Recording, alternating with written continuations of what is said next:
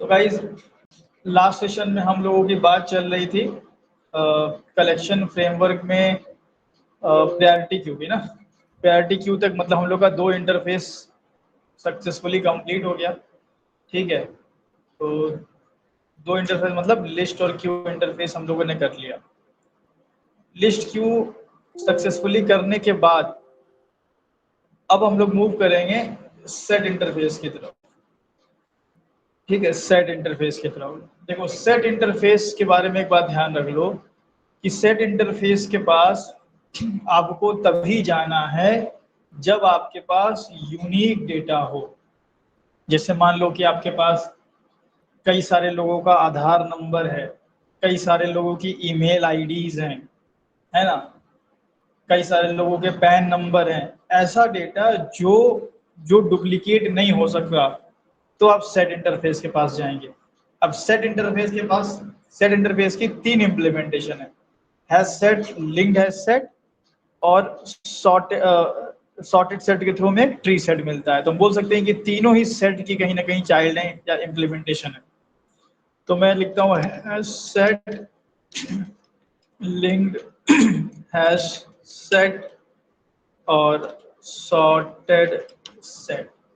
ठीक है, ये 3 हो गया, HashSet, linked HashSet and sorted set. और सॉर्टेड सेट की चाइल्ड सिर्फ चाइल्ड लिखते हैं implementation tree set.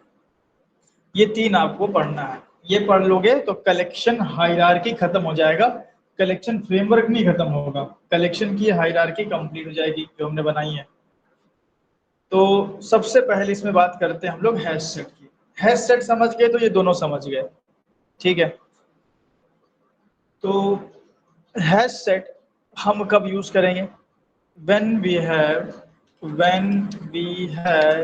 unique data. ठीक है, जब आपके पास यूनिक डेटा हो, डुप्लीकेट डेटा नहीं है, यूनिक डेटा है, तब आप हैश सेट को यूज कर सकते हैं। ठीक है, हैश सेट में जब आप डेटा को इंसर्ट करोगे, ठीक है, तो जो इंसर्शन ऑर्डर होगा वो प्रिजर्व नहीं होगा, है ना। इंसर्शन ऑर्डर, अभी तक हम जितना भी कलेक्शन देख रहे थे उसमें इंसर्शन ऑर्डर प्रिजर्व था, पर इसमें इंसर्शन ऑर्डर प्रिजर्व नहीं होता है। इसमें इंसर्शन ऑर्डर आपको रैंडम मिलेगा, रैंडम ऑर्डर मिलेगा जिसको आप ट्रेस नहीं कर सकते। ये इंटरनली एक हैश फंक्शन होता है, हैश फंक्शन, उसके द्वारा ऑर्डर सेट किया जाता है। और ये हैश फंक्शन हमसे एब्स्ट्रैक्ट होता है, तो हम ट्रेस नहीं कर सकते कि मेरा ये वाला एलिमेंट यहाँ आएगा, यहाँ आएगा, इधर आएगा, हम उसको ट्रेस नहीं कर सकते, नॉट ट्रेसेबल। इंटरनली बहुत सारा कुछ होता है जिसके इंटरनल इम्प्लीमेंटेशन में जानने की कोई नीड नहीं है और कहीं इंटरव्यू में पूछता भी नहीं है। हमें कलेक्शन को यूज करना आना चाहिए, और जब कलेक्शन को यूज करने की बारी आएगी तो हम देखेंगे कि भाई मेरे पास डेटा किस नेचर का है। हम देख रहे हैं कि भाई मेरे पास डेटा डुप्लीकेट डेटा है, हमें स्टोर करना मैरे लिस्ट यूज करेंगे। मेरे पास डुप्लीकेट डेटा है, नल भी है, लेकिन मेरे को डेटा मैनिपुलेशन करना है, हम लिंक लिस्ट यूज करेंगे। मेरे पास बहुत सारा डेटा है, नल नहीं है पर बहुत सारा डेटा है, डुप्लीकेट भी है, मुझे सबसे मिनिमम वैल्यू को सबसे पहले ऑपरेशन परफॉर्म करना है, हम प्रायोरिटी की यूज कर लेंगे। मुझे फर्स्ट इन फर्स्ट आउट चाहिए, क्यू यूज कर लेंगे। मुझे फर्स्ट इन लास्ट आउट चाहिए, स्टैक यूज कर लेंगे। मेरे को मल्टी थ्रेडिंग एनवायरनमेंट में काम करना है, लेगेसी क्लास तो वेक्टर यूज कर लेंगे। ठीक है, तो हर एक कलेक्शन का अलग अलग यूज हमने आपको बताया है। अब एक नया यूज समझ लो। मान लो आपके पास डेटा ऐसा है जो एकदम यूनिक है, डुप्लीकेट होने की कोई संभावना ही नहीं है, डुप्लीकेट होने की कोई संभावना ही नहीं है, तो यूनिक डेटा को स्टोर करने में जो सबसे एफिशिएंट आपके लिए होगा वो होगा सेट। यूनिक डेटा पे ऑपरेशन परफॉर्म करना है आपको, स्टोर वगैरह करना है, तो सबसे जो एफिशिएंट आपको परफॉर्मेंस देगा वो सेट इंटरफेस देगा। सेट की कौन सी चाइल्ड? कोई भी तीनों में यूज कर सकते हो, डिपेंड्स ऑन यूज। तो हैश सेट पहले हम समझते हैं। तो हैश सेट कब यूज करेंगे? When you have unique data. और हाँ, यूनिक डेटा के साथ साथ आपको इंसर्शन ऑर्डर प्रिजर्व अगर नहीं चाहिए, आपको नो मैटर भाई ऑर्डर क्या आता आने दो, बस मेरा डेटा स्टोर होना चाहिए, तो आप हैश सेट यूज कर सकते हो। इसके अंदर index based index based operation आप नहीं कर सकते। अब ऐसा नहीं कि आप सेकेंड इंडेक्स पे कोई डेटा ऐड कर दें या थर्ड इंडेक्स पे इंसर्ट कर दें, है ना, मतलब क्योंकि ऑर्डर मेंटेन कर रहा है hash function, so hash function will decide कि आपके कौन से इंडेक्स पे कौन सा डेटा जाएगा। सो इसलिए यहाँ पे इंडेक्स बेस पे ऑपरेशन परफॉर्म नहीं होता, ठीक है। इसी तरह डुप्लीकेट्स की बात करें जो सबसे इंपॉर्टेंट है इसके लिए, डुप्लीकेट्स डुप्लीकेट्स नॉट अलाउड। अभी तक कोई भी ऐसा कलेक्शन हम लोगों ने नहीं पढ़ा था जहां पे डुप्लीकेट अलाउड नहीं था, हर जगह डुप्लीकेट अलाउड था। और नल की अगर बात कर रहे हैं तो भाई डेटा आपस में कंपेयर तो नहीं हो रहा, इसलिए नल यहाँ पे अलाउड होता है, ठीक है। तो अगर आपके पास डुप्लीकेट डेटा नहीं है तो अब हैश सेट के पास जाएंगे, ठीक है, जब आपके पास डुप्लीकेट डेटा नहीं है, ठीक है, समझ में आई इतनी बात? यस अब सर। हाँ, अब इसी में अगर हम ऐसा कर लें कि इसी को कॉपी करके पेस्ट कर दें यहाँ पे, तो पता है क्या बदलेगा? लिंक्ड हैश सेट बिल्कुल हैश सेट जैसा ही रहेगा, बस यहाँ पे इंसर्शन ऑर्डर आपका प्रिजर्व करके दे दिया जाएगा। इंसर्शन ऑर्डर क्या हो जाएगा? प्रिजर्व हो जाएगा, ये आपको ध्यान रखना है। इंसर्शन ऑर्डर प्रिजर्व हो जाएगा। इंटरनल इंप्लीमेंटेशन की बात करें तो रेड ब्लैक ट्री इसको यूज होता है, कॉम्प्लेक्सिटी वो लॉग एन होता है, बट अगेन वो सब चीजें डेटा स्ट्रक्चर का पार्ट है। किसी बैच में हम बोल भी देते हैं, किसी बैच में छोड़ भी देते हैं। इंटरव्यू में आपसे ये सब नहीं पूछने वाला। डीएसए का पार्ट अगर कलेक्शन पूछ रहा है तो कलेक्शन के मेथड पूछेगा, कलेक्शन को क्रिएट करना पूछेगा, ये पूछेगा कि कौन से टाइम पे कौन सा कलेक्शन यूज करना है, मुझे बना के दिखाओ। तो ये आपको पता होना चाहिए कि लिंक्ड हैश सेट हम कब यूज करेंगे? जब मेरे पास यूनिक डेटा तो है बट मेरे को साथ में इंसर्शन ऑर्डर भी मेंटेन करना है। तो अगर इंसर्शन ऑर्डर अगर आपको मेंटेन करना है तब, ठीक है, लिंक्ड हैश सेट के पास जाएंगे। तो एक मिनट, ये इंटरनली रेड ब्लैक ट्री को नहीं, ट्री सेट यूज करेगा, मैंने गलत बोल दिया। ट्री सेट जो है रेड ब्लैक ट्री को यूज करेगा ना। लिंक्ड हैश सेट तो नॉर्मल हैश फंक्शन वगैरह इंटरनली यूज करता है, और भी ऑपरेशन होते हैं। तो फर्क क्या हुआ हैश सेट और लिंक्ड हैश सेट में? यहाँ पे आपको रैंडम ऑर्डर मिलेगा, यहाँ पे आपको प्रिजर्व्ड ऑर्डर मिलेगा। अब आप दिमाग लगा के बताइए कि मेरे पास एक डेटा है, मान लो कुछ ऐसे नंबर है ना, थोड़ा दिमाग लगा के बताइएगा। ये मेरे पास नंबर है कुछ, अब मैंने ये नंबर स्टोर किया हैश सेट में और ये नंबर स्टोर किया लिंक्ड हैश सेट में। दोनों में से अच्छा परफॉर्मेंस किस में मिलेगा मुझे? नंबर सारे यूनिक हैं, हैश सेट में। नंबर सारे यूनिक है, 11, 88, 99, 55, 34। हैश सेट में हमें ज्यादा अच्छा परफॉर्मेंस मिलेगा। क्यों? क्योंकि हैश सेट मेरे लिए कम काम कर रहा है, ये हमारे हमारे ऑर्डर को मेंटेन नहीं करता, ये हमारे ऑर्डर को मेंटेन करता है। तो इंटरनली ऑर्डर मेंटेन करने के लिए कुछ ना कुछ प्रोसेसिंग करनी पड़ेगी, और यस जब सर। वो एक्स्ट्रा प्रोसेसिंग करनी पड़ेगी तो जाहिर सी बात है हैश सेट से ये थोड़ा सा लेस एफिशिएंट होगा। तो एक्स्ट्रा ऑपरेशन इसको करना पड़ता है, एक्स्ट्रा ऑपरेशन करना पड़ता है, किस लिए? To maintain order. तो ये बड़ा ध्यान दीजिएगा कि अगर आपके पास यूनिक डेटा है तो आप लिंक्ड हैश सेट आप तभी यूज करेंगे, लिंक्ड हैश सेट आप तभी यूज करेंगे जब आपका कंसर्न है डेटा प्रिजर्वेशन का।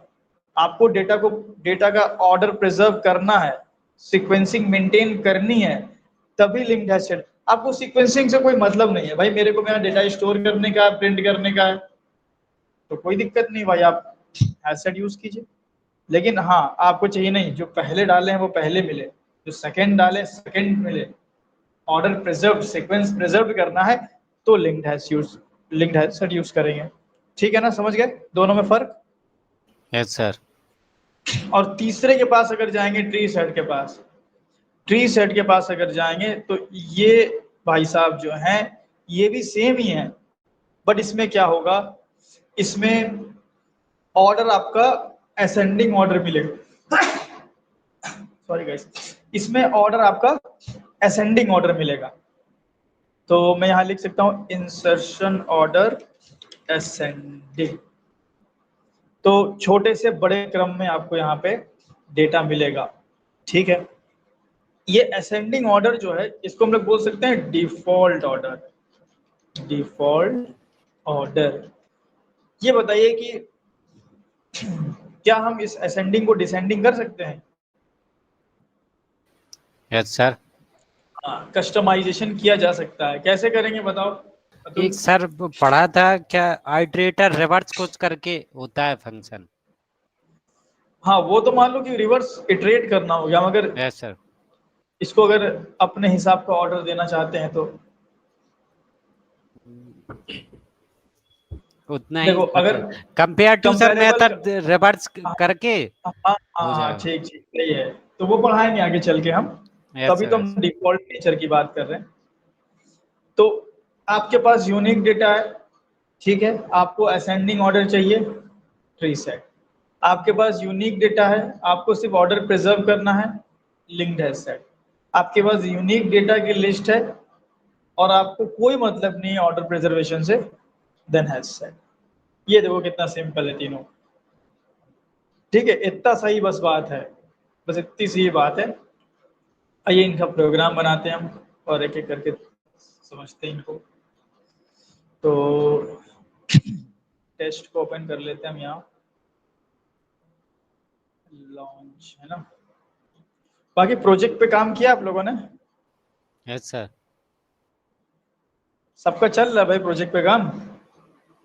सर हाँ हमारा तो चल रहा है। उस दिन सर आपने सही बोला था, उधर लिस्ट वही लास्ट में प्रॉब्लम कर रहे थे। हाँ, वो जो रिटर्न यस सर हम यस गलत सर। नाम कर रहे थे नल आ रिटर्न। रहा था वहाँ, रिटर्न गलत कर देते हमने। हाँ हाँ, तो ये हटाए इसको और हम बनाते हैं न्यू हैश सेट। ठीक है, न्यू हैश सेट। और हैश सेट में हम क्या करते हैं, स्ट्रिंग टाइप का बना लेते हैं। ठीक है, hash set H S. YouTube पे अभी मेरा ये स्प्रिंग सिक्योरिटी और ये हो जाए ना, माइक्रो सर्विसेज, तो सर अलग से कलेक्शन फ्रेमवर्क की एक प्लेलिस्ट लेकर के आ रहे हैं। पब्लिक प्लेलिस्ट ही होगी, उसमें हम सोच रहे हैं कि कलेक्शन ही करा दिया जाए 70-80 वीडियो में। 70-80 वीडियो में सर? हाँ, 70-80 तो जाएगा ही, तो सर पूरा प्रैक्टिस एकदम भी डेटा होगी ना स्ट्रक्चर। उसमें? हाँ, प्रैक्टिस टाइप क्वेश्चन होंगे क्या? नहीं, उसमें डीएसए इंक्लूड करते हुए कि इंटरनली ये किस कलेक्शन को यूज कर, इंटरनली कौन सा डेटा स्ट्रक्चर यूज कर रहा है, कॉम्प्लेक्सिटी क्या आएगी, टाइम कॉम्प्लेक्सिटी, वो सब इंक्लूड करते हुए। यस सर, ले आइए। और हर एक कलेक्शन में कितने मेथड हैं, हर एक कलेक्शन के कितने कंस्ट्रक्टर हैं, मतलब एकदम अंदर घुस के। Yes sir yes sir. उतनी नीड तो नहीं रहेगी लेकिन बना देते हैं। Yes sir. अब खाली है भाई, जिसको अभी तुरंत जॉब नहीं चाहिए, 1 साल बाद चाहिए, कॉलेज स्टूडेंट है या फिर पढ़ते रहे भाई बैठ के। तो पहली बार सर हम लोग वही देखने में लगे हैं, स्प्रिंग सिक्योरिटी आपका देखते हैं लेक्चर। हाँ, स्प्रिंग सिक्योरिटी तो हम बस ये संडे को कर देंगे खत्म। तो ये हैश सेट हो गया हमारा। ठीक है, अब हैश सेट में हम डेटा ऐड करें, क्या कौन सा मेथड लगेगा, ऐड ना? यस सर ऐड लगेगा। पुट, इसमें ऐड लगेगा। तो ऐड हो गया, एक डेटा ऐड कर लेते हैं, डेटा 1। ठीक है, डेटा 1, डेटा 2, डेटा 3, 5 तक कर लेते हैं, 2, 3, 4, 5। अब ये 5 डेटा होने के बाद क्या किया जाए भाई, इसको प्रिंट कर लिया जाए, सिस आउट हैश सेट। अब देखिएगा ऑर्डर इधर का उधर फेंका आएगा। ये देखिए 5, 4, 3, अरे यार ये तो एकदम उल्टा दे दिया। Yes sir. ये तो तुक्का लग गया, उल्टा दे दिया इसने, थोड़ा सा और देखा जाए तो करके। 5 6 7 रिवर्स तो नहीं देता ये। 7 6 5 4 3 2 1। रिवर्स चल रहा। अरे यार ये क्या हो रहा है? अभी इसको पकड़ते हैं ना।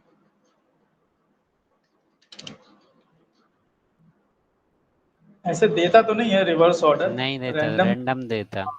रैंडम देता है, देखते हैं। 8 9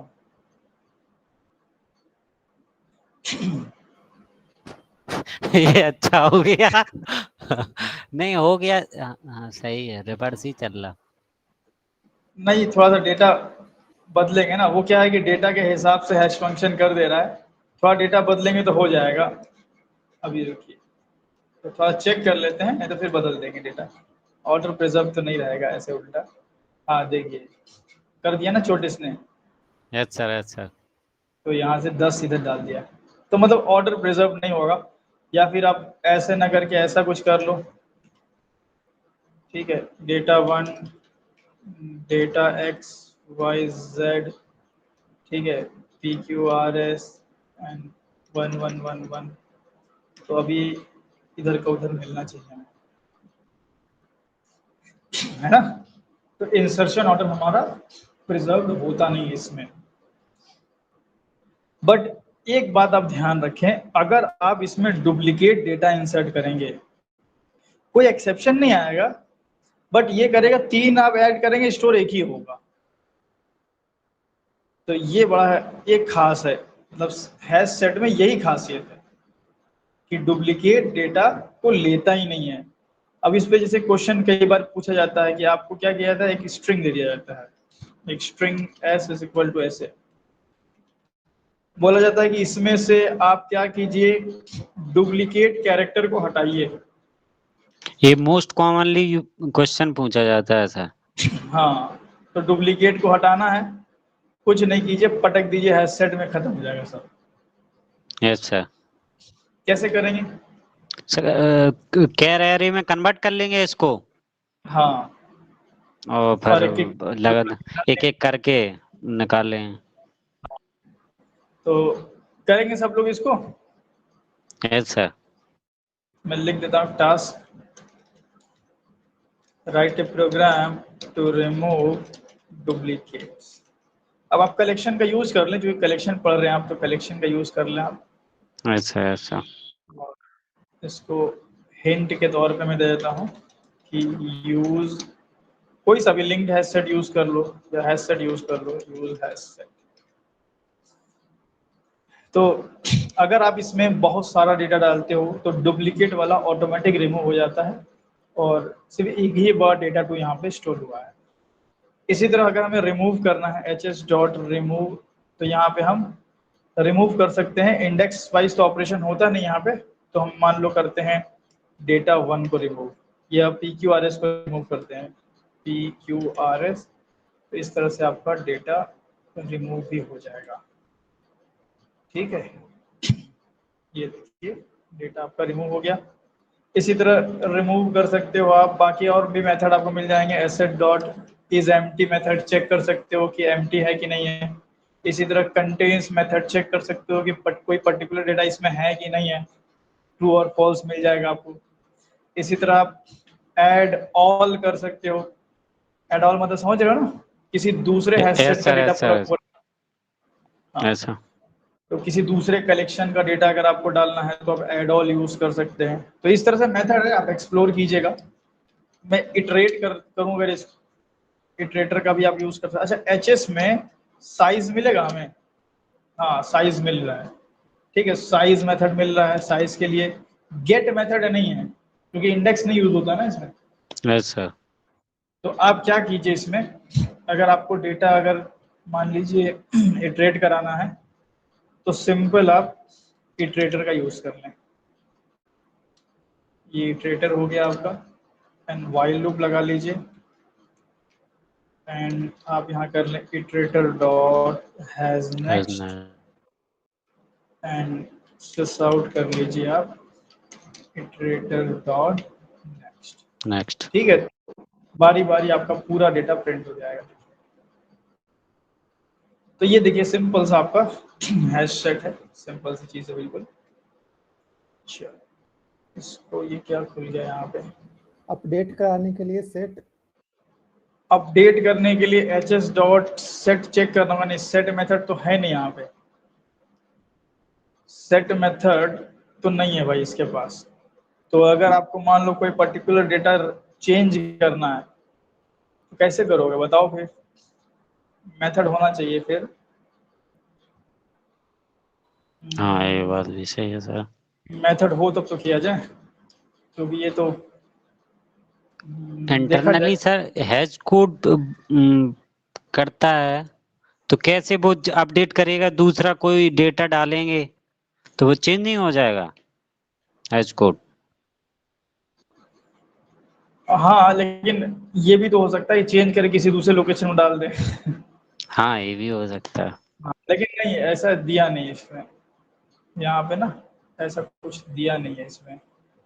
कंटेन्स फॉर ईच हैश, इसमें होता क्या है ना कि हैश कोड यूज होता है।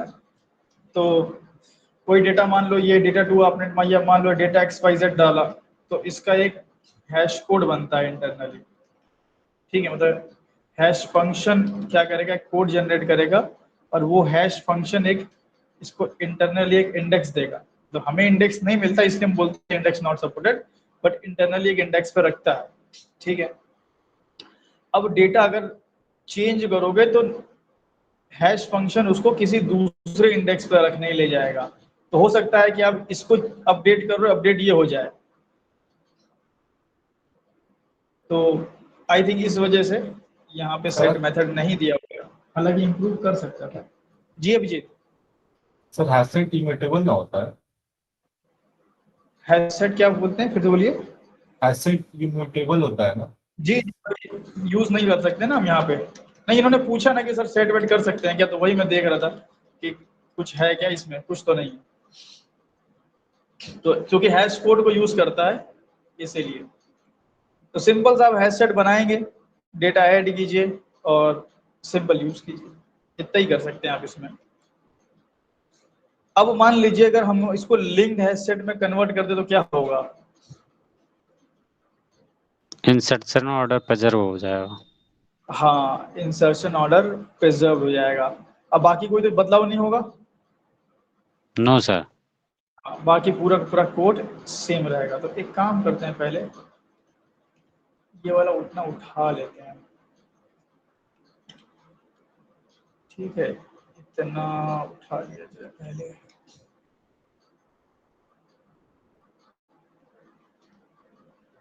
आप लोगों की कितना बड़े बड़े टॉपिक तो हम लोग के हो ही गए। मल्टी थ्रेडिंग बचा है, फाइल आयो बचा है, जावा 8 बचा है। कितना दिन लगेगा, हार्डली 20 दिन। Yes sir. 20 दिन में जब फाइल आयो में तो ज्यादा कुछ है रहता नहीं, मल्टी थ्रेडिंग में थोड़ा टाइम लगेगा। जावा 8 में भी 3 दिन 4 दिन का खेल है। तो 15-20 दिन में लगभग एडवांस जब हम लोग शुरू करेंगे तो टाइमिंग आप लोग का 7:30 बजे रहेगा। ठीक है, यस सर। एडवांस जावा से 1 तारीख से शुरू कर दें क्या एकदम, यस सर। बढ़िया डन। रहेगा ना।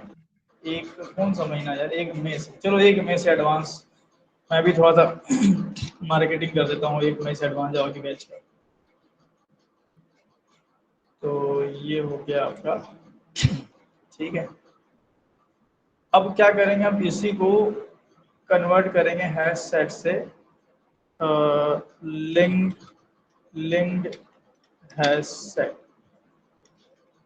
ठीक है, लिंक्ड हैश सेट, और यहाँ पे हम कर लेंगे लिंक्ड हैश सेट। अब जैसे ही आपने ये किया, देखो पुराना आउटपुट देखो, डेटा इधर का उधर आया है, लेकिन अब ये एकदम प्रॉपरली प्रिजर्व्ड होगा। देखो 1 2 XYZ, PQRS क्यों नहीं आया। वो रिमूव कर दिया था ना सर। अच्छा हाँ, ये हमने यहाँ पे रिमूव किया हुआ है।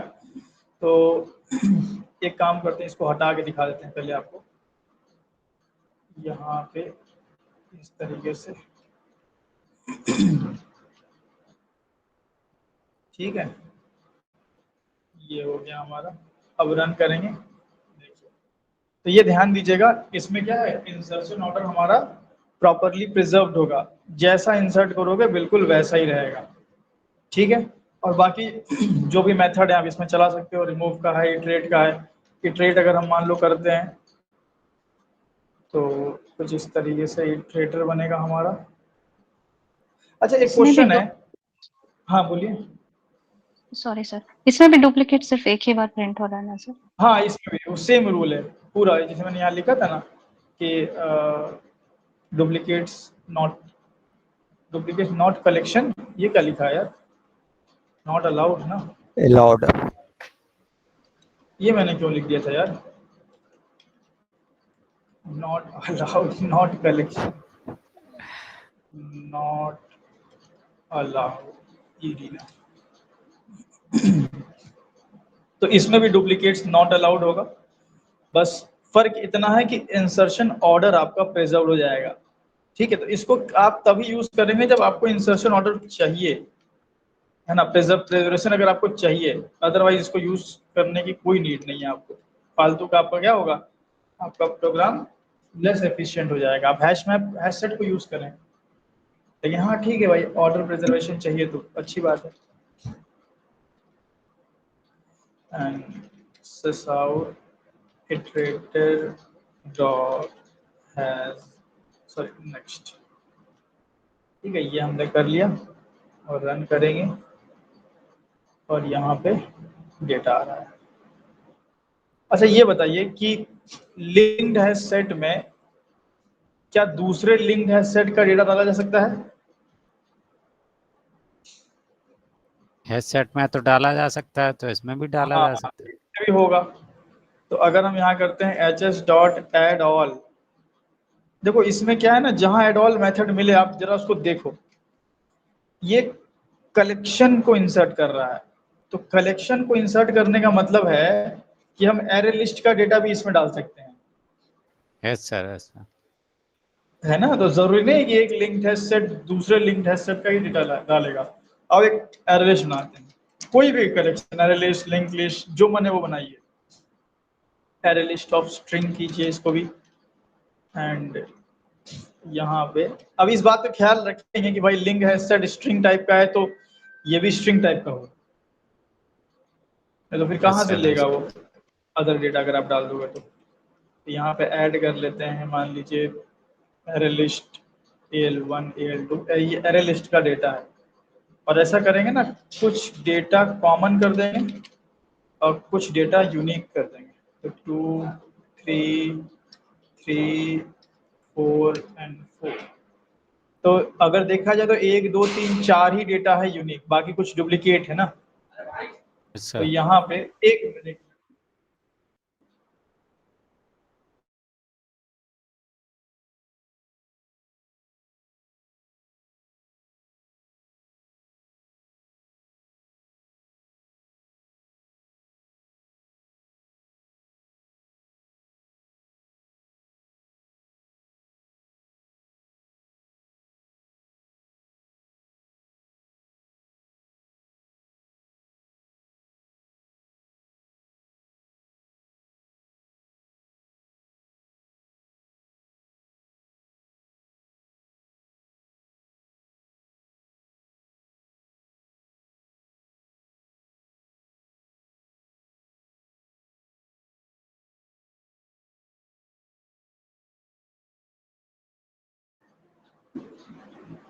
हेलो, आवाज आ रही है? Yes sir. तो ये हमने एरे लिस्ट बना दिया जिसमें 1 2 3 4 हो गया, और इसमें हम लोग क्या कर लेते हैं, एरे लिस्ट। अब होगा क्या, ये पूरे के पूरे एरे लिस्ट का डेटा लिंक्ड हैश सेट में आ जाएगा, बट आते समय इस बात का ख्याल किया जाएगा कि डेटा नल नहीं होगा, डुप्लीकेट नहीं होगा। हाँ डुप्लीकेट ना हो। देखा जाए भाई, तो देखिए AL1 2 3 4 प्रॉपर तरीके से आया है। तो जहां यस भी सर। आप एड ऑन मेथड देखे होगे अभी तक, हर जगह कलेक्शन लिखा होगा, है ना। ये एड ऑल में ना कलेक्शन लिखा होगा। तो अब जैसे एरे लिस्ट है, तो एरे लिस्ट का जो एड ऑल मेथड था उसमें आप लिंक लिस्ट भी डाल सकते हो, स्टैक भी डाल सकते हो, कोई सा भी कलेक्शन। तो ये आप ध्यान रखिएगा, ये भी एक इम्पोर्टेंट चीज़ है। बाकी इटरेट वगैरह कर लिए, बाकी मेथड तो कॉमन ही रहता है। चलिए, ये भी सिंपल सिंपल सी चीज़ें हैं सब।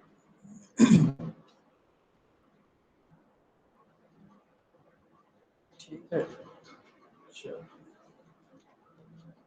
इसको थोड़ा सा जूम कर लोगे ना आप लोग तो दिखेगा।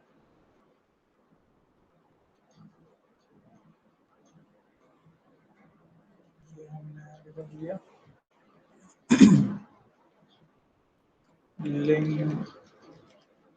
Linked hash set.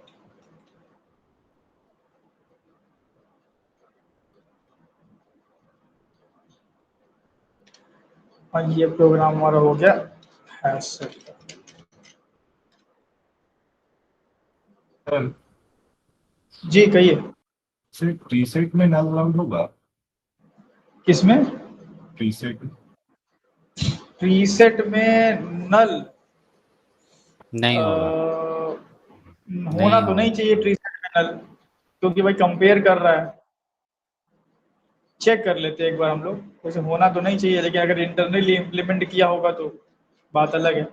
आज जो बनाते हैं हम लोग, इसी को ट्री सेट में कन्वर्ट करते हैं, यस सर।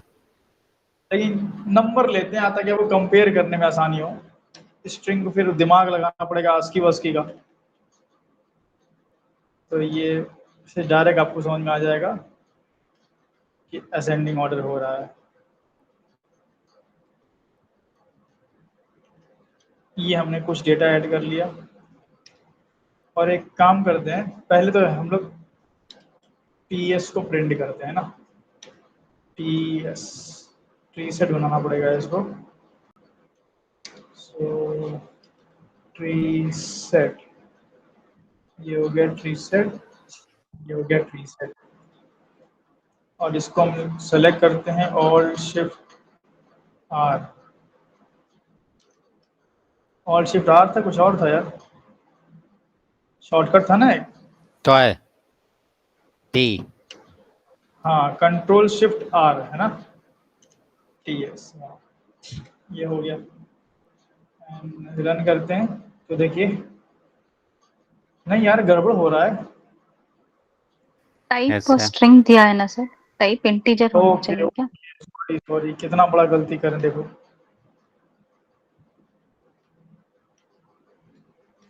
ये सब हटाना पड़ेगा, और यहाँ पे कर लेते हैं इंटीजर।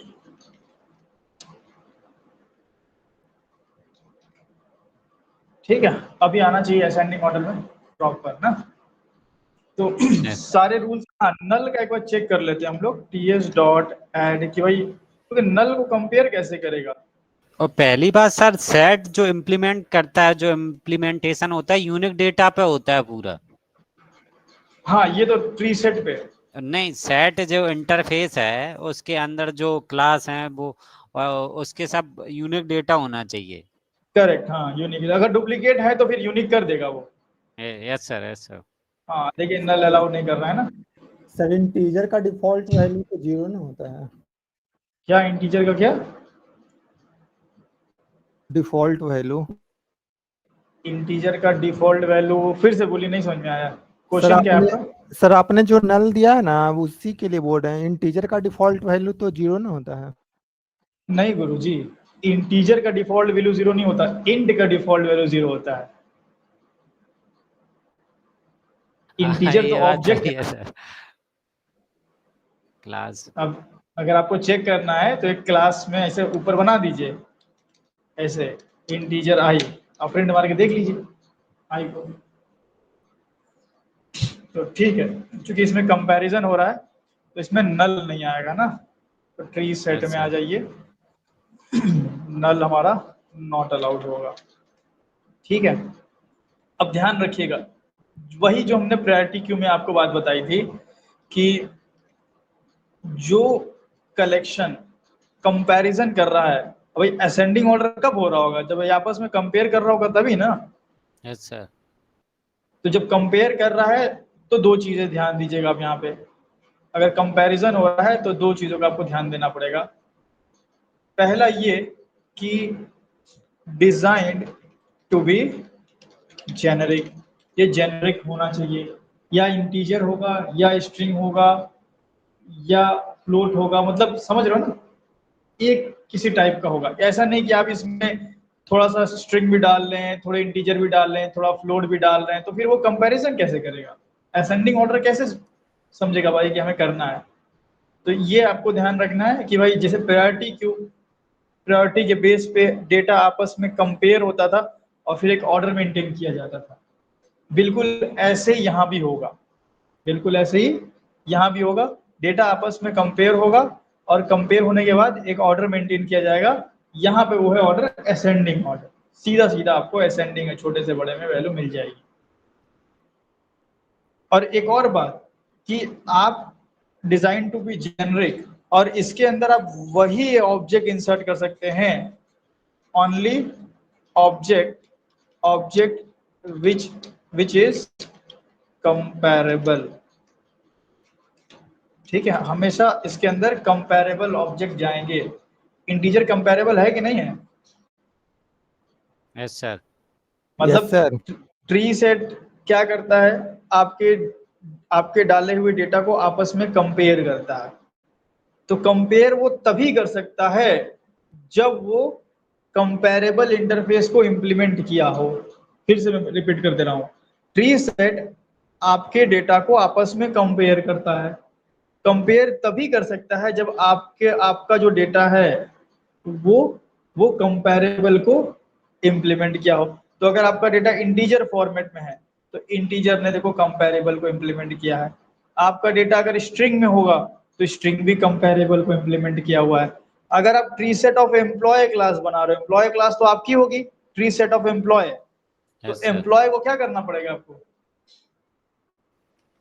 कंपैरेबल से इंप्लीमेंट कंपेयर। करवाना पड़ेगा। Yes sir. हाँ, तो ये जो प्रायोरिटी क्यू में हमने बात बताई थी सेम वही है, design to be generic, object should be comparable लिख देते हैं, object should be comparable, comparable होना चाहिए।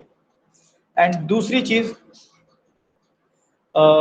एक तो कंपैरेबल वाली हो गई, और क्या बात थी दूसरी, एक और बताना था यार बात, देखो दिमाग स्लिप कर रहा है। एक तो कंपैरेबल हो गया, डुप्लीकेट नल। हाँ क्या बोल रहे हैं, हाँ नल शुड नॉट बी अलाउड। नल क्यों अलाउड नहीं ऊपर होगा ये बताइए? कंपेयर नहीं होगा, तो ये लिखा भी हम होगा यहीं ऊपर लिख सर। देते हैं, हाँ लिखा यहाँ होगा। ऊपर लिख देते हैं, because data, because one data is comparing with another. ठीक है, एक डेटा दूसरे से कंपेयर कर रहा है तो भाई नल कैसे कंपेयर हो सकता है, तो सर नल तो कंपेयर होगा जी। Collection dot reverse order use कर सकते हैं ट्री में। अब ये इसके कंस्ट्रक्टर को देखना पड़ेगा कि ये सपोर्ट करता है कि नहीं है। अगर आप मान लो यहाँ पे देखोगे, देखो जब भी आपको चेक करना हो ना, यहाँ चेक कर लो, देखो यहाँ पे कलेक्शन सपोर्ट तो कर रहा है, कलेक्शंस होना चाहिए ना, यस सर। तो कलेक्शंस टाइप का अगर मैं इसको यूज करूं and collections dot reverse order करूं, ठीक है, तो कलेक्शंस चुकी है, इधर क्यों नहीं जा रहा है, ये हो गया है ना, तो ये कलेक्शन टाइप यस का ले सर। रहा है। जब भी आपको चेक करना है कि भाई हम ऐसा कर सकते हैं कि नहीं कर सकते हैं, तो आप सीधा उसके कंस्ट्रक्टर देख लीजिए, एंड अब उल्टा आना चाहिए बिल्कुल ना, ये देखो।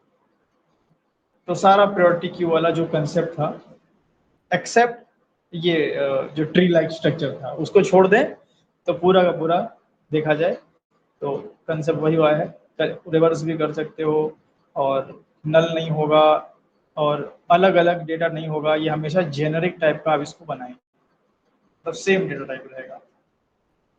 समझ गया ना ट्री सेट का गेम? Yes sir. बाकी इसको आपके हाथ में हम छोड़ते हैं, ये ट्रेड वगैरह कीजिए, इसके मेथड वगैरह टेस्ट कीजिए, एंड बाकी हम लोग आगे देखते हैं क्या है सीन। सर जो प्रायोरिटी की और ट्री का स्ट्रक्चर तो सेम ही नहीं रहेगा, tree like priority unique Q और डेटा। नहीं नहीं नहीं सेम नहीं रहेगा। प्रायोरिटी क्यू और इसमें बहुत बड़ा फर्क है। क्या प्रायोरिटी क्यू में हमें असेंडिंग डिसेंडिंग मिलता था आउटपुट में? No sir. बताइए कौन, ऋषु पूछे थे? सूरज। प्रायोरिटी में जो आउटपुट मिलता था क्या वो प्रॉपर तरीके से डिसेंडिंग या असेंडिंग होता था? No no sir. सर। नहीं होता था ना। तो प्रायोरिटी क्यू का डेटा इंटरनली ट्री में स्टोर हो रहा है, बट इसका कहाँ हो रहा है पता है आपको? अब वो बहुत अंदर की बात हो जाएगी, रेड ब्लैक रेड ट्री में ब्लैक। हो रहा है। अच्छा। तो ये इसका सीन बिल्कुल अलग है, उसका सीन बिल्कुल अलग है, इसलिए आप उसको कंपेयर नहीं कर सकते। हाँ, कुछ चीजें याद करने के लिए कंपेयर कर सकते हो आप, जैसे कि प्रायोरिटी क्यू में जो सीन है जेनरिक का नल ना अलाउ होने का, वैसा यहाँ भी होगा। सीन क्यों ऐसा हो रहा है? क्योंकि यहाँ भी एक डेटा दूसरे डेटा से कंपेयर हो रहा है। जहां एक डेटा दूसरे डेटा से कंपेयर होगा तो दोनों डेटा सेम टाइप के होने चाहिए, है ना। अब एल्बर्ट आइंस्टीन को आप उसेन बोल्ट से थोड़ी कंपेयर करोगे, सेम कैटेगरी के होने चाहिए ना दोनों। मछली को अच्छा। बंदर से कंपेयर कर रहे हो, तो इसीलिए यहाँ पे सारा का सारा सेम टाइप का आप लेंगे। बाकी तो चलिए मैं इसको ऐड कर दिया ना, ट्री सेट हो गया आपका। अब जैसा हम लोगों ने ये पढ़ा ना, hash set, linked hash set, tree set, बिल्कुल ऐसे ही आपका मैप रहेगा, ठीक है। तो हेडिंग डालते हैं हम, मैप इंटरफेस। इंटरव्यू में मैं आपको बता दूं, पूरा कलेक्शन छोड़ के मैप ही पूछ देता है, कुछ नहीं पूछा। पूरा कलेक्शन हायरार्की आपने इतना पढ़ा, इतना पूरा पढ़ा, एक भी क्वेश्चन नहीं पूछा। पूछ दिया कि मैप में डेटा ऐड करने के लिए कौन सा मेथड यूज किया जाता है। अब आपके दिमाग में चल रहा है ऐड है कि पुश है पुट। कि क्या है, और मैथ आंसर रहता है पुट। तो मैप को मत छोड़िएगा ना, पूछ देता है। बहुत बार मैं देखा हूँ, बताते हैं स्टूडेंट्स की सर मैप से क्वेश्चन पूछ लिया, और क्वेश्चन बिल्कुल बेसिक ऐसा डेप्थ का, ऐड रिमूव करना सिंपल।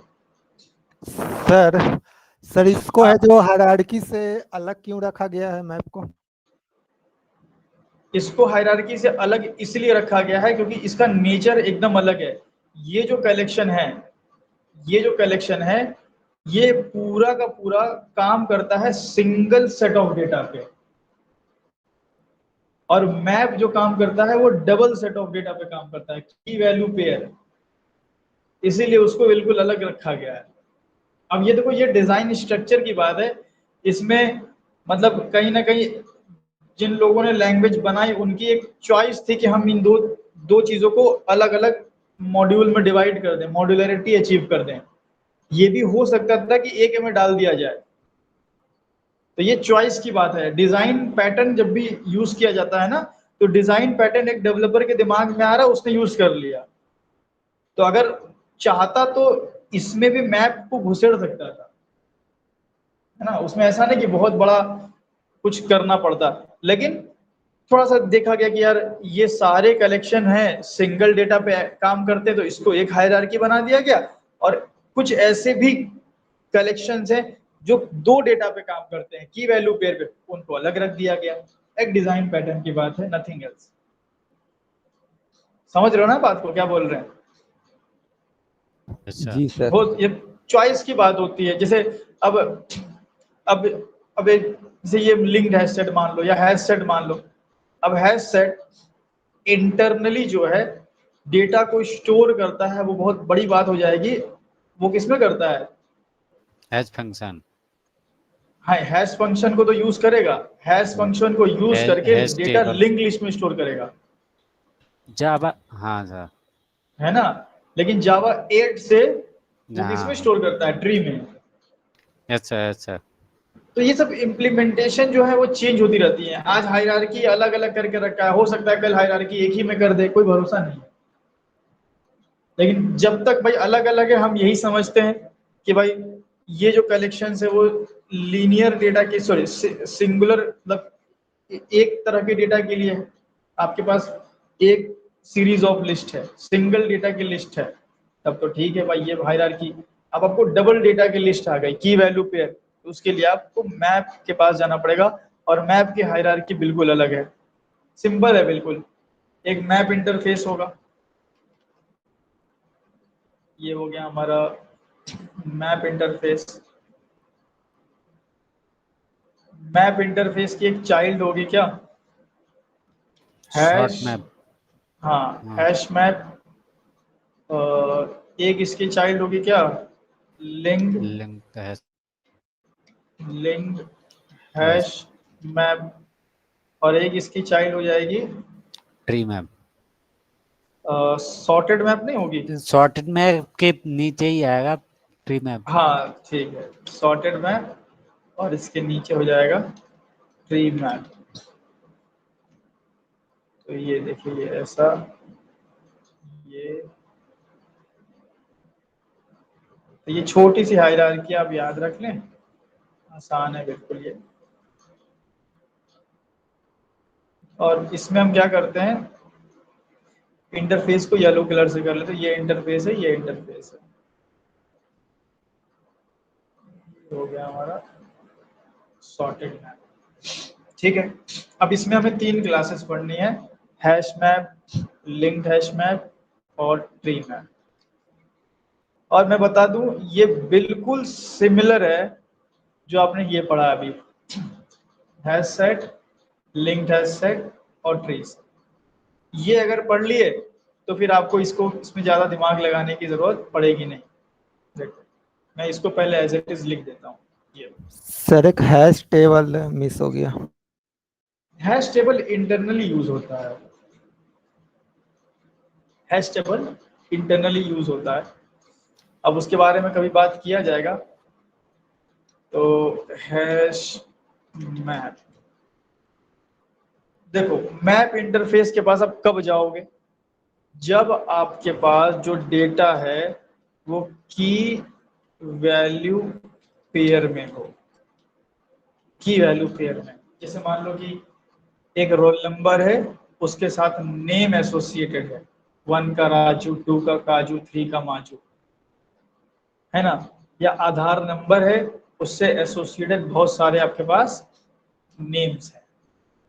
ठीक है, जहां डेटा 2 की वैल्यू पेयर के फॉर्म में होगा तो आप सारा पुराना कलेक्शन छोड़ देंगे, ये पूरा छोड़ के आप सीधा कहाँ आएंगे, मैप के पास।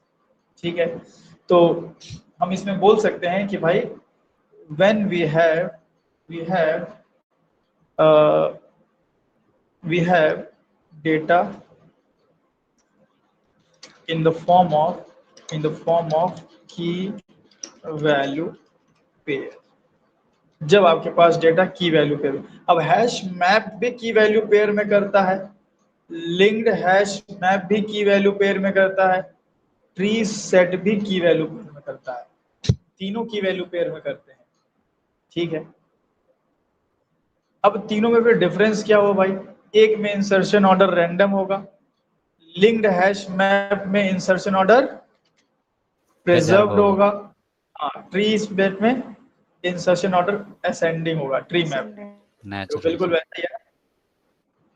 अच्छा। बाकी रैंडम एक्सेस की बात करें, इंडेक्स बेस पे ऑपरेशन यहाँ भी नहीं होता, यहाँ भी नहीं होता, यहाँ भी नहीं होता, तो इंडेक्स बेस पे ऑपरेशन तो होता ही नहीं है। ये सब पूरा यहाँ से हटा लेते हैं अभी फिलहाल के लिए। ठीक है, एंड डुप्लीकेट्स, डुप्लीकेट्स, हाँ इसकी बात करते हैं डुप्लीकेट्स की। अब यहाँ पे ध्यान दीजिए कि चूंकि आप की वैल्यू पेयर में डेटा स्टोर कर रहे हो, है ना, तो आपकी जो की होगी वो डुप्लीकेट नहीं होनी चाहिए। की शुड बी यूनिक, की आपकी यूनिक होना चाहिए, but value can be duplicate. और ये रूल हर जगह होगा, इसमें लिंक्ड हैश मैप में भी की should be unique but value can be duplicate, tree map में भी सेम सीन रहेगा, की should be unique but value can be duplicate. ठीक है, ये चारों बात हो गई। आइए पहले इसको यूज करके हम लोग देखा जाए।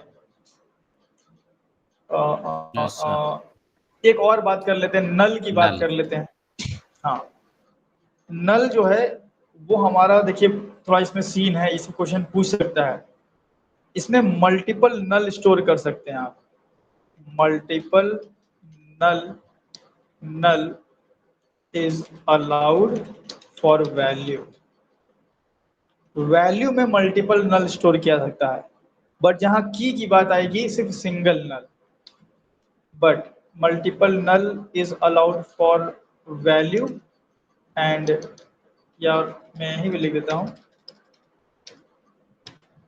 And single null is allowed for key में सिंगल नल, और इधर अगर आप जाएंगे वैल्यू में तो मल्टीपल नल। ठीक है, एंड ये बात इसके लिए भी सेम रहेगी। ठीक है, इसके लिए भी। और ट्री मैप में क्या होना चाहिए, नल अलाउड होना चाहिए, असेंडिंग ऑर्डर देगा। Yes sir. तो इसको हम लोग चेक कर लेते हैं, अलाउड तो नहीं होना चाहिए। चलो, तो ये नल की बात हो गई। ठीक है, डुप्लीकेट्स की बात हो गई, बाकी तो ठीक है। तो वैल्यू तो सर नल हो सकती है ट्री मैप में। हाँ, वैल्यू की में डाउट है, वैल्यू तो हो सकती है, की में डाउट है, अभी चेक कर लेंगे हम की लोग शायद उसको। एक ही हो सकती है नल। तो आइए चेक कर लेते हैं, अभी क्लियर हो जाएगा।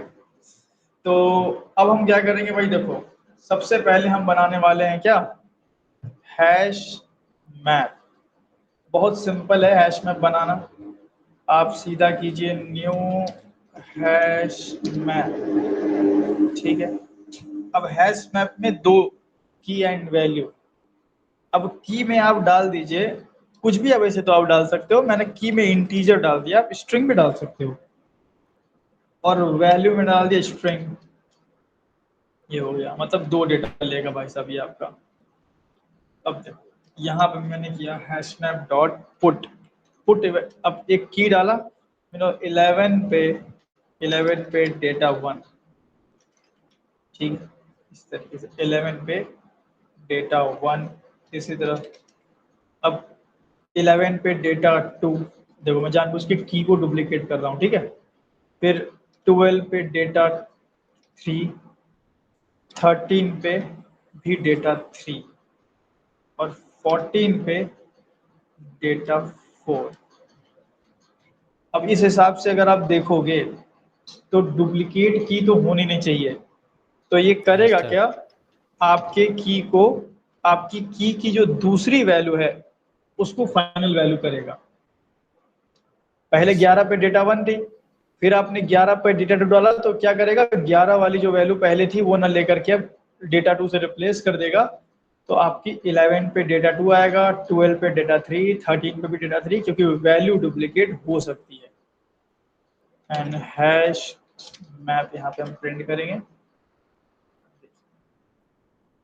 तो 11, 12, 13, 14 आ रहा है ना सही प्रॉपर। Yes sir.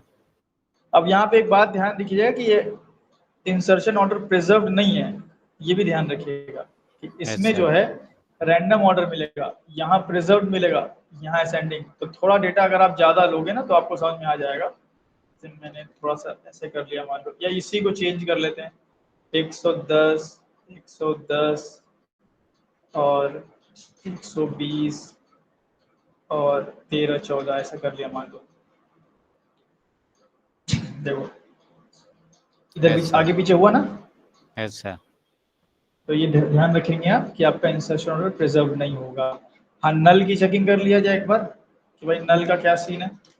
तो अगर मैं एक नल लेता हूं एज अ की, ठीक है, और रन करता हूं तो कोई दिक्कत नहीं हुआ। अगर मैं दो नल लेता हूं एज अ की, ठीक है, तो यहाँ पे देखिए एक ही नल आ रहा है ना, यस सर। तो दो नल तो वही सेम बात हो गई जैसे 110 110 की है, तो सिंगल नल आप ले सकते हैं। और वहीं अगर मैं वैल्यू को चेक करूं, एक नल यहाँ ले लें और एक नल यहाँ ले लें, और इसको नल न लेकर के मैं कुछ कर लेता हूँ 67 और 90, तो यहाँ पे नल नल आ जाएगा, कोई दिक्कत नहीं होगी। ठीक है, नल यहाँ भी आ गया, यहाँ भी आ गया। तो सिंगल नल की में ले लें, और वैल्यू में तो अब नल नल कितना भी आप ले सकते हैं। ठीक है, यस सर। तो हैश मैप में पता ये चला कि भाई डुप्लीकेट अलाउड नहीं है एज अ की कांट बी डुप्लीकेट। हाँ, वैल्यू डुप्लीकेट हो रहा है, देखिए यहाँ पे आप दो नल भी अलग अलग हैं, डेटा 3 को भी लिया है, बट की कोई भी आप देखेंगे सब यूनिक रहेगी, डुप्लीकेट की आपको एक भी यहाँ पे देखने को। अब अगर आपको डेटा रिमूव करना है, ठीक है, तो आप क्या करेंगे, की के बेस पे कर सकते हो, hash map dot remove and यहाँ पे की डाल दीजिए। आप की और वैल्यू दोनों भी डाल सकते हो आप, कि भाई 110 का डेटा टू रिमूव करो, या सिर्फ 110 भी डाल सकते हो। ये भी कर सकते हो आप कि भाई की 110 को रिमूव कर दिया जाए, तो 110 को रिमूव कर देगा। या आप ऐसा भी कर सकते हो कि 110 और आपको डेटा पता है तो आप डेटा को भी मेंशन कर सकते हो इस तरीके से, है ना, कि 110 पे अगर डेटा 2 हो तभी रिमूव करो। ये दोनों भी कर सकते हो, मैं ये वाला कर लेता हूँ की के बेस पे, एंड यहाँ पे हम रिमूव करते हैं हैश मैप। तो ये देखिए यहाँ से 110 हमारा गायब हो गया, ठीक है ना। इस तरह से आप रिमूव कर अच्छा सकते हैं। बाकी सर इस, हाँ बोलिए। सर यहाँ पे जो की है वो किस ऑर्डर में मतलब कि ये प्रिंट हो रहा है? ये ऑर्डर आपका रैंडम ऑर्डर, इसको आप ट्रेस नहीं कर सकते। ये इंटरनली क्या है, इंटरनली ये हैश फंक्शन वगैरह जो है वो काम करता है और आपके डेटा को स्टोर करता है। सो एकदम बिल्कुल ये एब्स्ट्रैक्ट चीज है, इसलिए ट्रेसेबल नहीं होती। अब इसी को अगर मान लो कि आपको भाई कहिए कि नहीं मेरे को डेटा प्रिजर्व ऑर्डर में चाहिए, तो उसके लिए बनाया गया नेक्स्ट ये वाला। आप लिंक्ड हैश मैप यूज कर लेंगे तो आपको ऑर्डर प्रिजर्व हो जाएगा, ठीक है। तो बाकी और मेथड अगर आप देखोगे इसमें, हैश मैप डॉट जैसे इज एम्प्टी चेक कर सकते हो, कंटेन्स देख लिया जाए, कंटेन्स वैल्यू, कोई की डाल के ये चेक कर सकते हो कि वो वैल्यू एग्जिस्ट करती है कि नहीं करती है। जैसे मैं करूँ 110, ठीक है, बूलियन वैल्यू मिलनी चाहिए, एंड कंटेन्स वैल्यू को मैं प्रिंट करता हूँ अगर, तो देखिए 1 मिनट यार, 110 अच्छा रिमूव कर दिया था हमने इसीलिए फॉल्स आ रहा है ना। चलो बढ़िया, वो भी चेक हो गया। 120, क्या दिक्कत हो रहा है यार। अच्छा, कंटेन्स वैल्यू, की कंटेन्स वैल्यू में वैल्यू डालना पड़ेगा क्या? अच्छा की भी हाँ तो आ यार, रहा वैल्यू डालना पड़ेगा, इसकी ये मेथड है। हाँ, तो ये की को हम कंटेन्स की चेक कर सकते हो और वैल्यू भी चेक कर सकते हो, तो हम उल्टा डाल रहे थे, कंटेन्स की होना चाहिए था 120, ये ट्रू मिलना चाहिए, है ना। और 1200 अगर डाल दोगे तब तो जान ही रहे हो फॉल्स आएगा। इसी तरह कंटेन्स वैल्यू भी आप चेक करना चाहते हैं कि हैश मैप में आपके ये पर्टिकुलर डेटा है कि नहीं है, ये पर्टिकुलर वैल्यू है कि नहीं है, तो कंटेन्स वैल्यू मेथड भी आपके पास है। सबसे इंपॉर्टेंट चीज यहाँ पे, ये मेथड तो चलो आप ठीक है एक्सप्लोर कर सकते हो, बहुत सारे मेथड आपको सिमिलर ही रहेंगे। इसको इटरेट कैसे किया जाए, क्योंकि आप देखोगे अगर हैश मैप के पास, तो इसके पास इटरेटर ही नहीं है, देयर इज नो इटरेटर। तो इटरेट करने का तरीका जान लो कैसे होगा। हैश मैप में वो हमें पहले सेट में कन्वर्ट करना पड़ेगा इटरेट करने के लिए, तो हम मेथड चलाते हैं एंट्री सेट, ठीक है। मेथड हमने चलाया hash map dot entry set. Entry set जो मेथड है इसका रिटर्न टाइप होगा entry object, set of entry object. देखिए सेट, तो आपका जो हैश मैप है वो किसमें कन्वर्ट हुआ, सेट में। सेट में कन्वर्ट हुआ। मैं तो टाइम बिंग ना ये दोनों कमेंट करके इसको नीचे कर देता हूँ ताकि आपका फोकस इतने पे ही रहे जितना मैं बता रहा हूँ,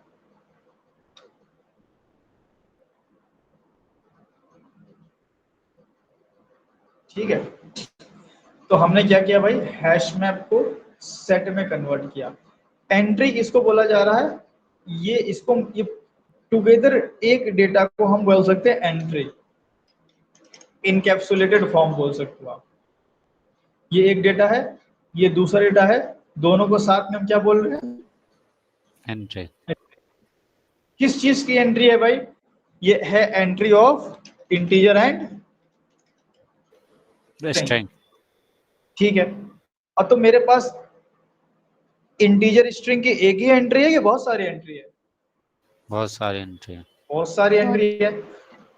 तो यही एंट्री सेट मेथड क्या करता है, आपके मैप को सेट में कन्वर्ट करता है, सेट ऑफ एंट्रीज में कन्वर्ट करता है। मैं नल हटा देता हूं, सेट ऑफ एंट्रीज में कन्वर्ट करता है। देखिए सेट ऑफ एंट्री मिल गया।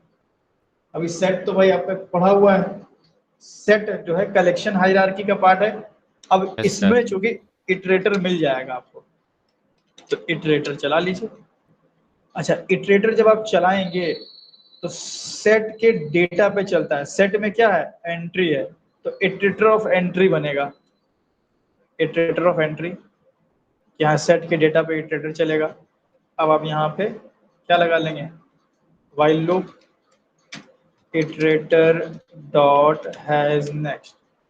ये हैज नेक्स्ट मेथड चेक क्या करेगा? ये चेक करेगा कि भाई पहली एंट्री अवेलेबल है कि नहीं है सेट में। तो पहली एंट्री है ना सेट में, ये मैप है, लेकिन मान लो सेट में घुसेगा तो ये एंट्री जाएगी ना सेट में। Yes sir. तो सेट में चेक करेगा पहली एंट्री है, हैज नेक्स्ट यस है, तो व्हाइल लूप चल जाएगा। अब मुझे वो एंट्री नहीं प्रिंट करनी है, एंट्री तो ऑब्जेक्ट के फॉर्म में है, अब मेरा डेटा उसके अंदर इनकैप्सुलेटेड है। तो मैं क्या करूंगा, मुझे वो एंट्री ऑब्जेक्ट चाहिए। वो कैसे मिलेगा? नेक्स्ट मेथड से। मतलब ऐसा हुआ कि सेट में क्या पहली एंट्री है? Iterator dot has next, yes entry है। तो मेरा ठीक है तो दे दो। तो नेक्स्ट मेथड हम प्रिंट नहीं कर रहे हैं इस बार, हम नेक्स्ट मेथड से अपनी एंट्री निकाल ली है। लो भाई एंट्री मिल गई। अब पहली एंट्री आपको मिली, पहली एंट्री में क्या होगा? 110 और data 1, data sorry data 2, data 2 ये हटा ही देते हैं यार। चलो ये होगा ना, अब डेटा 2 होगा। अब यही एंट्री ऑब्जेक्ट के फॉर्म में आपको ये दोनों डेटा मिला। इसके मेथड से आप दोनों वैल्यू निकाल सकते हो। कैसे? एंट्री ऑब्जेक्ट का एक मेथड मिलेगा गेट की, एंड दूसरा मिलेगा आपको get value, entry dot get value. ये सिंपल सी कहानी है इटरेट करने की। समझ में आया इटरेट कैसे हुआ? Yes sir. ये पूछता है इंटरव्यू में भाई साहब। तो आप क्या बोलेंगे भाई? Since map is not the part of collection hierarchy, so there is no iterator available inside the hash map. So what we will do? We will convert our hash map into set through entry set method. ठीक है, simple. And हाँ बोलिए। अरे यहाँ पे entry क्या था method? फिर से बोलिए। यहाँ पे एंट्री क्या था? एंट्री एक ऑब्जेक्ट है जो आपके इस दोनों डेटा को इनकैप्सुलेट करके रखेगा। एंट्री एक क्लास है, ऑब्जेक्ट है। तो ये दो डेटा का एक एंट्री ऑब्जेक्ट, ये दो का एक एंट्री ऑब्जेक्ट, ये दो का एक एंट्री ऑब्जेक्ट, ये दो का एक एंट्री, टोटल कितने एंट्री ऑब्जेक्ट हो गए? 4। चारों एंट्री ऑब्जेक्ट को सेट में कन्वर्ट करके दे देगा सेट ऑफ एंट्री। कौन? Entry set method. अब सेट ऑफ ऑब्जेक्ट अगर आपके पास है तो उसमें से डेटा निकालना कौन सी बड़ी बात है? सेट ऑफ कोई सा भी और सेट ऑफ स्ट्रिंग होता तो दिक्कत नहीं होती थी, तो सेट ऑफ एंट्री में क्या दिक्कत है भाई? इटरेटर चलाओ, इटरेटर चलेगा सेट के डेटा पे, हैज नेक्स्ट करोगे, चेक करेगा क्या पहला एंट्री है, हाँ है, तो वो एंट्री ले लो। वो एंट्री मिल गई, निकाल लो उसमें से गेट की गेट वैल्यू गेटर की मदद से। समझे अभी सूरज? Yes sir. तो ये सिंपल कहानी थी हमारी। इसको भी हम सर लोग ये सब मेथड है जो सब याद करना होगा पूरा। देखो मेथड है ना, कुछ कुछ तो याद, देखो ऐड करना, रिमूव करना और इटरेट करना, ये तो याद ही करना पड़ेगा। ये तो कॉमन है सर। हाँ तो यही कॉमन ही, बस ज्यादा मेथड नहीं आपको याद करना पड़ेगा। बहुत से मेथड तो ऐसे ही हैं जो बाय नेम ही आपको समझ में आ जाएंगे। जब हम आपसे बोलें कि भाई चेक हैश मैप में की कोई पर्टिकुलर है कि नहीं है, कैसे, तो कंटेन है ना, कंटेन की वगैरह। तो सारे मेथड ऐसे याद नहीं करना है आपको, आपको सिर्फ ऐड करना, रिमूव करना, इटरेट करना, ये 3 मेथड आपको पता होना चाहिए। जैसे फॉर एग्जांपल अगर मैं आपसे पूछूं कि बताओ क्यू में रिमूव करने के लिए कौन सा मेथड यूज होता है? पॉल, हाँ, Poll, call yes. Sorry method. Paul, Paul मत। हाँ, तो ये ध्यान रखना चाहिए आपको कि भाई कब कॉल होगा, कब पॉप होगा, कब रिमूव होगा, है ना, ये ध्यान रखना है। ऐड में कब ऐड होगा, कब पुश होगा, कब पुट होगा, ये आपको ध्यान रखना है। हैश मैप,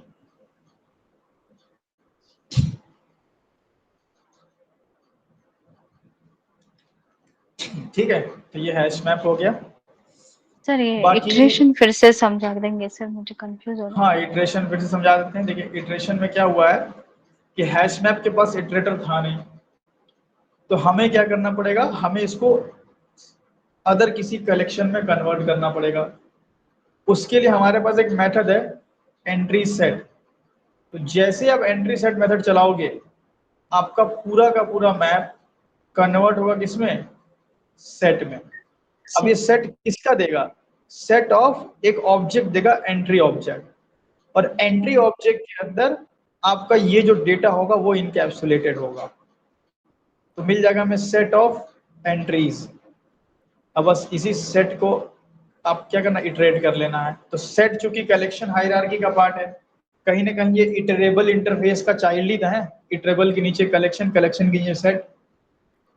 तो सर ये सेट पे हमें इटरेटर मिल जाएगा। इटरेटर किस पे चलेगा, इस सेट के डेटा पे, मतलब इटरेटर ऑफ एंट्री। फिर हम चेक करेंगे कि भाई इटरेटर से चेक करेंगे क्या एंट्री अवेलेबल है, while iterator dot has next. तो यस, चार चार एंट्री है भाई, तो बोलेगा यस अवेलेबल है। तो नेक्स्ट मेथड से वो एंट्री ले लेंगे कि अगर अवेलेबल है तो मुझे दे दो, तो आपको एंट्री मिल गई। और जब एंट्री, अगर एंट्री ऑब्जेक्ट आपको मिल गया, इसी में आपका ये दोनों डेटा है, वो निकालेंगे with the help of get key and get value. And इस तरह से फिर अगली एंट्री आएगी, उसका निकाल लेंगे, फिर अगली एंट्री, जब तक एंट्री मिलती रहेगी तब तक वो प्रिंट करता रहेगा। ठीक है सर। ठीक है ना, तो इस यस तरीके सर। से, हाँ, सिंपल। बाकी अब रही बात लिंक्ड हैश मैप और ट्री मैप की, तो आप लोग ट्राई कीजिएगा। हम लोग इसको कवर कर लेते हैं नेक्स्ट सेशन में, क्योंकि अभी 7:30 बजे क्लास है और 10 मिनट में हो नहीं पाएगा। ठीक है, चलो। So guys, in the last session we were talking about hashtag HashMap. Although I had told you about all three, HashMap, LinkedMap and TreeMap, their programs were left. So come on, now let's start with LinkedMap. It is simple, I had told you to make it.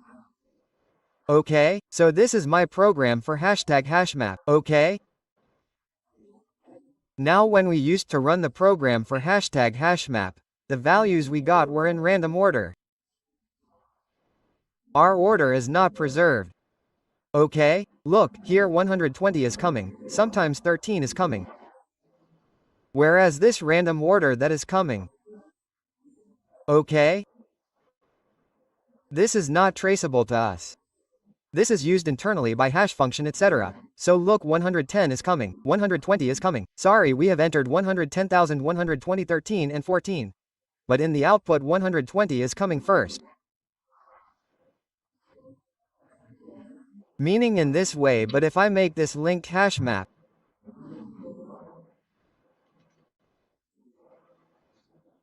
what will it do for us? It will preserve the order. Now see, the order in which we have inserted, it will be available in the same order, right? So all other things will remain the same. So the difference between HashMap and linked HashMap is the same as between HashSet and linked HashSet. Right? Order is preserved in linked HashMap. Order is not preserved in HashMap. That is why somewhere linked HashMap will be a little less efficient than HashMap. Because to preserve the order, extra operation will be done internally. Okay?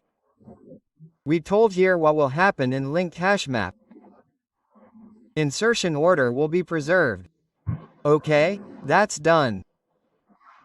Let's add this one.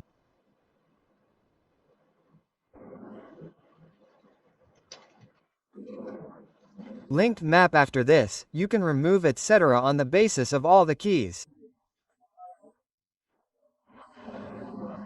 Okay, you are knowing all those things. Then comes the turn of TreeMap. What will happen in TreeMap?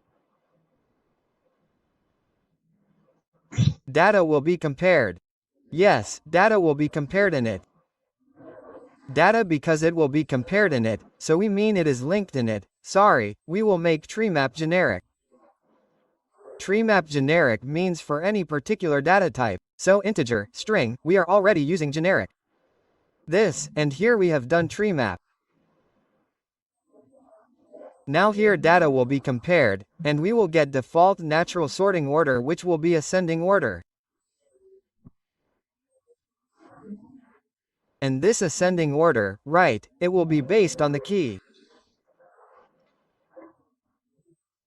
We will get ascending order. Okay, we got it.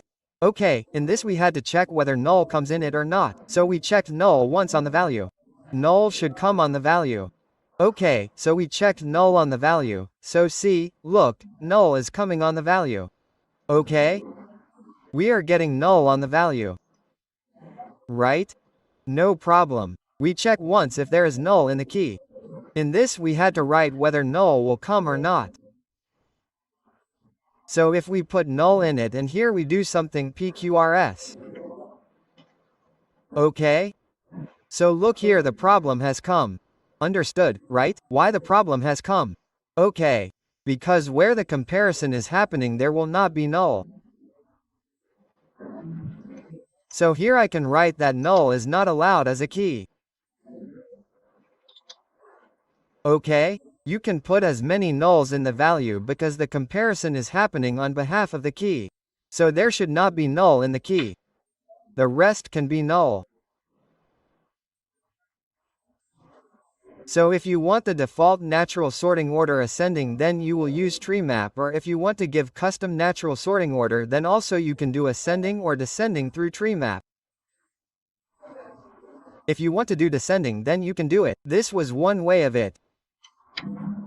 Sections.reverse right. So this will be our descending order. This is okay, right? So this is how we can do it. So these are 3 and your tree map is also here. Okay? So whatever we have read about hierarchy, you should be very clear about it. You should remember which method is used in which collection. Which collection is used when? Which actions have we done? Array list is a linked list, then vector is a child of this list.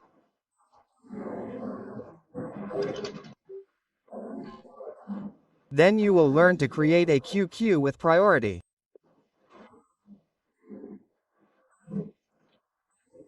Or should I say? Array DQ is directly array DQ. From array DQ you should also know how to create Q, and you should know how to create DQ. Okay?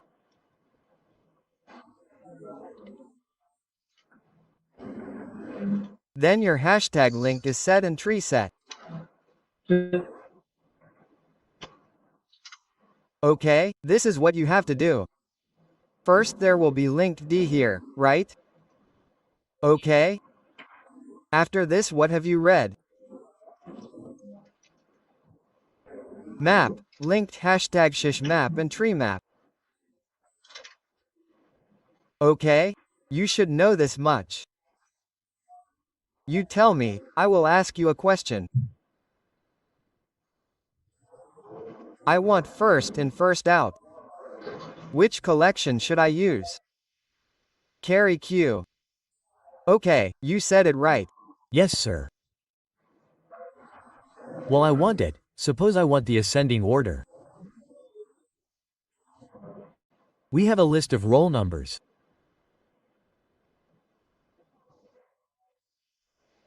Why list priority?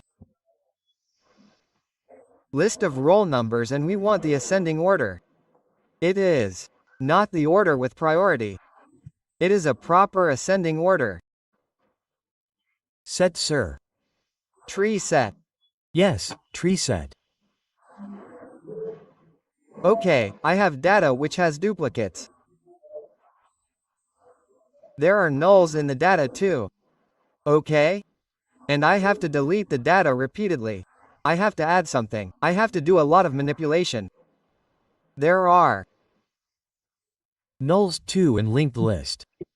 yes, links. Right? So in this way, you mean you should read all that we have told you and make notes. Write it down in this way and write it side by side, so that your revision can be done quickly. Well, this is a big thing that we have covered up. Sir, you had said that hash table will come inside this. You have not seen it. Hash table is an internal implementation. It is used in our hash set. It is not a collection. If you go internally, then W linked list will be used, red black tree will be used, hash function will be used, hash table will be used. Then many more things will come. Those things are abstract. That is why no one will even ask you about them.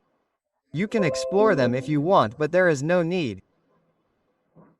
Well, tell me which collection has the poll method in it?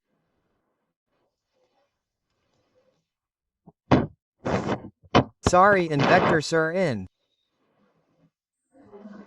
Poll sir in K. Sir in K. Yes, in K there is Paul. Okay, in which we have push method in stack which is such collection which does not have iterator. What would you say yesterday you taught all these? 3 yes all. In maths. Okay, so in this way which is such collection which is used for unique data. Set has set. Yes, you can say set okay correct, so in this way you can practice in proper way after this today. There is a very important topic from interview point of view, how is set which is used for unique. Yes, sir. How is set which is used for unique? Please define it once. Set is used for unique, right? When we have unique data, then we put it in set. Duplicate gets removed automatically. Okay. Okay. If there is duplicate, then it will get removed automatically. Let's start with big question from interview point of view. Comparable comparator versus comparator. This is a very important question, and this question has been asked many times in interviews about collections. Sir, like where else can we use generics apart from collections? Siraj G, first let us teach you. See, there will be many questions in core Java. So if you ask questions again and again, you will confuse yourself. Let the session continue comfortably. So when it is over, then ask questions comfortably. Now if we interrupt in between, how will we teach? Are you understanding? So comparable versus comparator is very important. Comparable comparator. First of all, what is comparable and comparator? This has to be understood. So both are interfaces in Java. Comparable is also an interface. Comparator is also an interface. What is the use of both, brother? Does anyone know anything? Tell me. Comparer compares objects on the basis of natural sorting. Yes. Then this is the comparator. Which does custom sorting?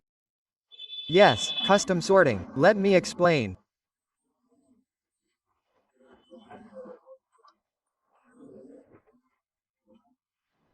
Comparable, the comparable interface, is used to perform, or I should say for the default natural sorting order.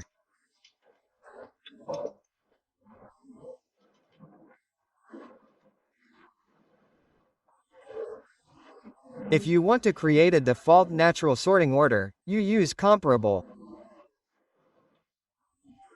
But if you want to create a custom order, then you use comparator.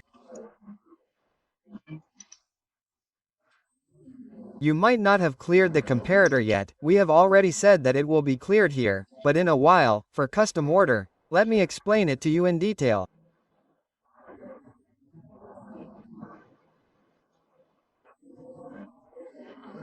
Come, here we will create a collection, new set, and this is ours, let's say TreeSet of integers.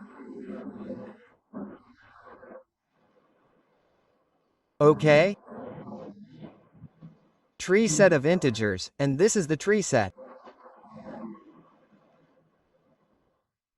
And we will add to the TreeSet. Let's say 1000, okay? We added 2000 to the TreeSet.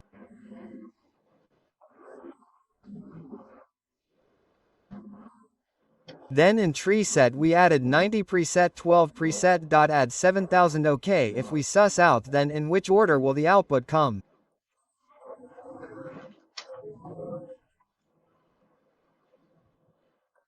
Default natural.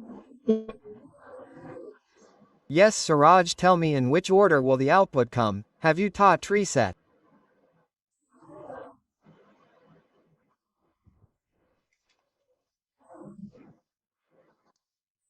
Yes sir, Atul ji. Yes, ascending ascending ascending. Now we have to understand how this ascending order came. See, we are creating TreeSet of integers.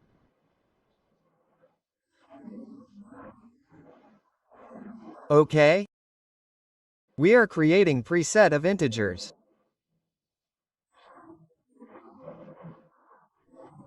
In the class of integer it is written inside it that brother when we compare integer objects then how the comparison should happen.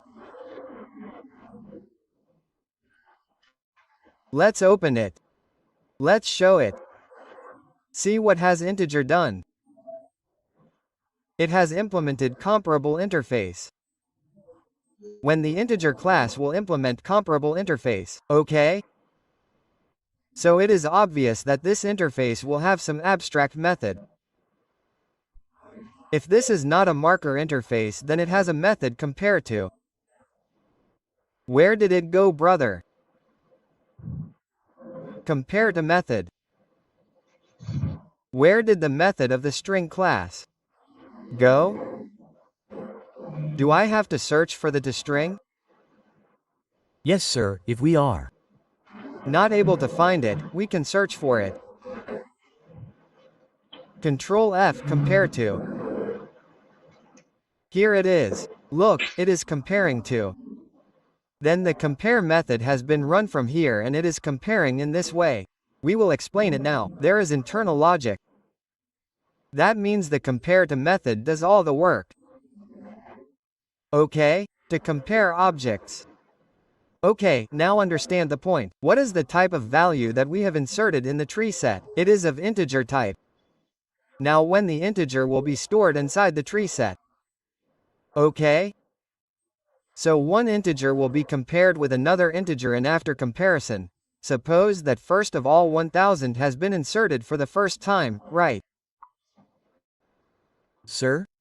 Now when 2000 will be added, will it go to the right of 1000 or will it go to the left? How will this be known? So this will be known from the compare to method.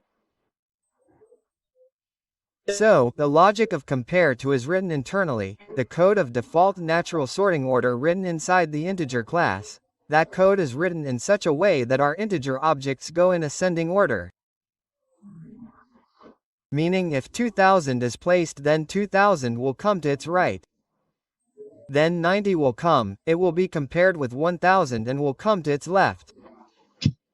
Then 12,000 is always compared with the first value. So tell me where will it go when compared with 12, right or left? Left will come to the left. Then it will be compared with 90. It will also come to the left of 90. So 12 will come here.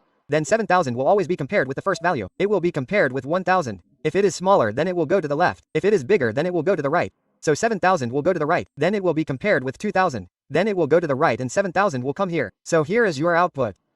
Look. So this comparison that is happening is called default natural sorting order. Where is the code of default natural sorting order written? In the integer class, yes sir. This work is done with the help of Comparator by implementing compare_to inside the integer class. Okay, this work is done with the help of compare_to, which is their internal logic. We got to know that the default natural sorting order that we get in the tree set is ascending. It is a simple thing. Now assume that this is a very simple thing. We get ascending order. But suppose we are not creating a tree set of integers. We are creating a tree set of employee objects. So we should have an employee class.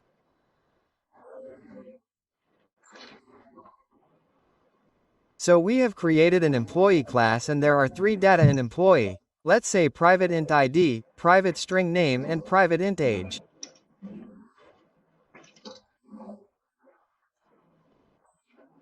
Okay, this is done. We have created its constructor. What do we create a constructor for? To Initialize, yes, and setter for. Updating. So, set and update are the same thing, right? yes sir, don't. Get confused in this. This is done, okay. And let's create it to string. Why do we create it to string? Why don't we create an object to convert it to string? Question mark, to print our object. Yes sir. Okay. This is done. Now, if I didn't want tree set of integers. I want tree set of employees. So I will do tree set of employees. Then I have done tree set of employees here. And I create 4 objects of employee above. I gave new employee 11 ID. I gave name anything. Name 1, okay. And I gave 1 age. Suppose 18, okay. That's it. Employee 1. Let me create 4 employees. Let's create 1, 2 or 3. That's enough. Employee 1, employee 2, employee 3. Let's create 1 more. And employee 4 is okay.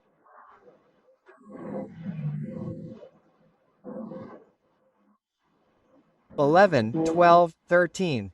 Name 2, name 3, name 4, and 19, 20, 21. Now what do we do?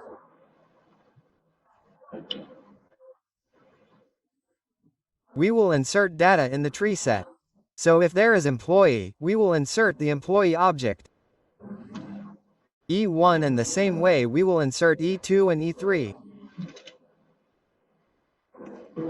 T2, T3 and E4. Now imagine if I run this, what will the tree set try to do? To compare our employee objects with each other and give an order.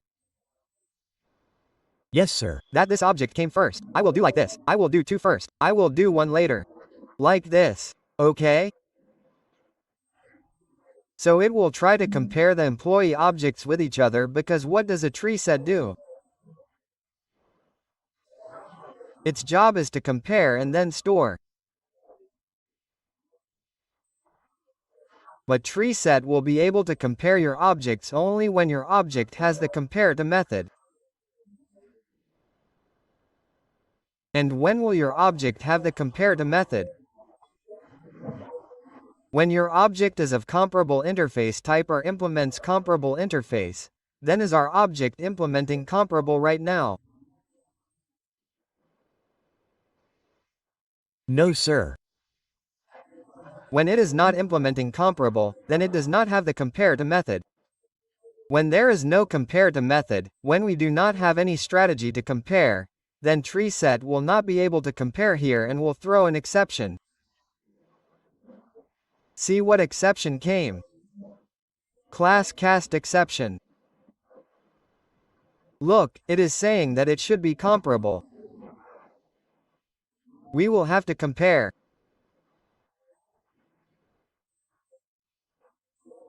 because TreeSet or priority queue or TreeMap are such collections that compare your data with each other.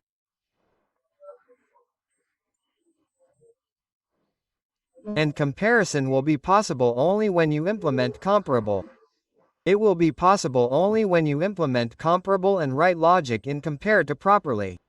Comparable interface itself has an abstract method. Compare to, when we used to insert integer, then integer implements comparable.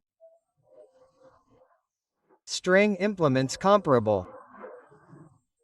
All the wrapper classes that we have told you, character, byte, long, integer, flow, double, boolean, all of them implement comparable. Okay? Comparable may not be called boolean, right? Let's check boolean once. I have a doubt about boolean. It does. Boolean also does. Okay, so it means it does everything. Okay. But does our employee class do it? No. No, sir. So this is the problem here. So you cannot insert employee class in TreeSet unless it is of comparable type. Why are we making it of comparable type? What is the compulsion? Data has to be compared. To compare the date, we will implement comp b here, and which object do we want to compare? Employee. So now we will put employee in comparable. Now it has a method. You will implement it. Add unimplemented method. This implemented method has come. Okay? And what will we do from here? We will write the code of comparison here. Now you have to understand this very carefully. This is the whole game.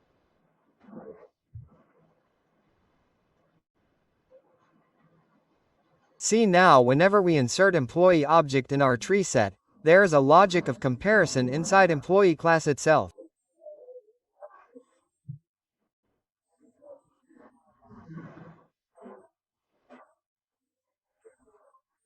So if the logic is retained inside the class or object which is being inserted, that on what basis the comparison has to be done, then what do we call it?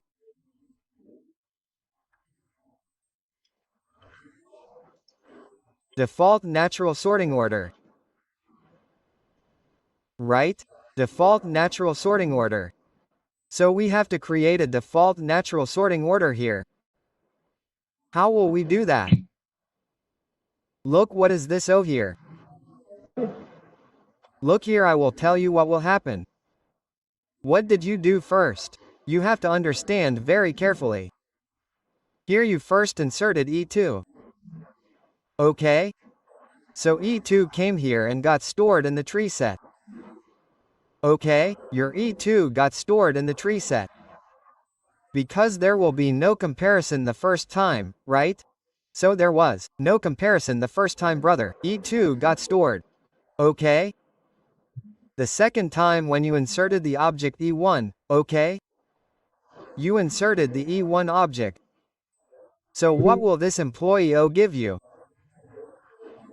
This employee O will show the previously placed object. Okay? And this keyword will show the current object. Okay? Now you tell me, on which basis should we maintain the order? Should it be done on the basis of ID or on the basis of age? Let's do one thing. We will do this.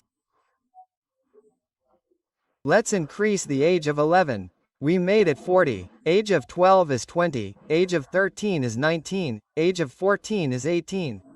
Okay? Now see, suppose I want to do it on the basis of ID. Okay, suppose I want to do it on the basis of ID.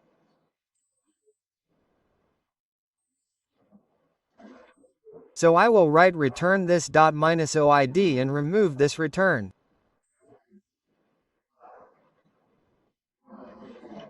Now what does this mean? Understand carefully. Which object did you insert first? E2 will go and be stored as it is. There will be no comparison in the first time. Yes, sir. Okay.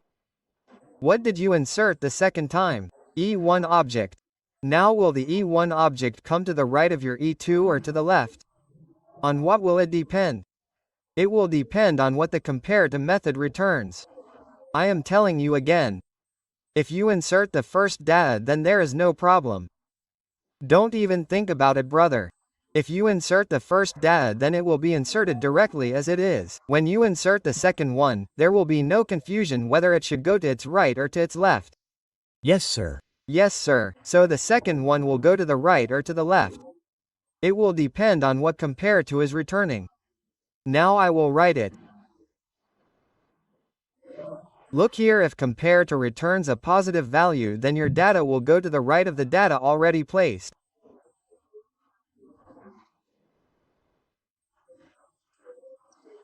If the compare-to method returns negative, then your current data will go to the left of the data already placed.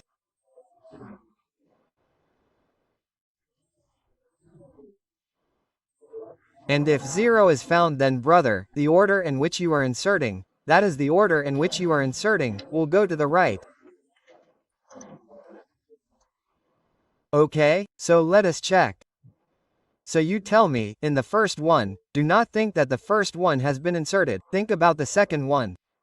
In the second type, when we added the data, then tell me which is the current object and which is the pre-existing object. The Current object is 12. No, it is 11. It is E1. It is E1. Yes, it is E1. Yes, the current object is E1 and the pre-existing object Is E2.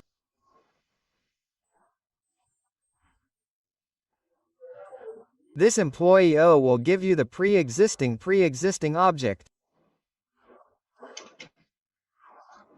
This pre-existing object will give you the pre-existing object. So how much will we get in OID? 12. How much is the pre-existing object in O.ID? Which one is it, brother? What is the ID of E2, E2, E2? 12. So here we will get 12 in O.ID.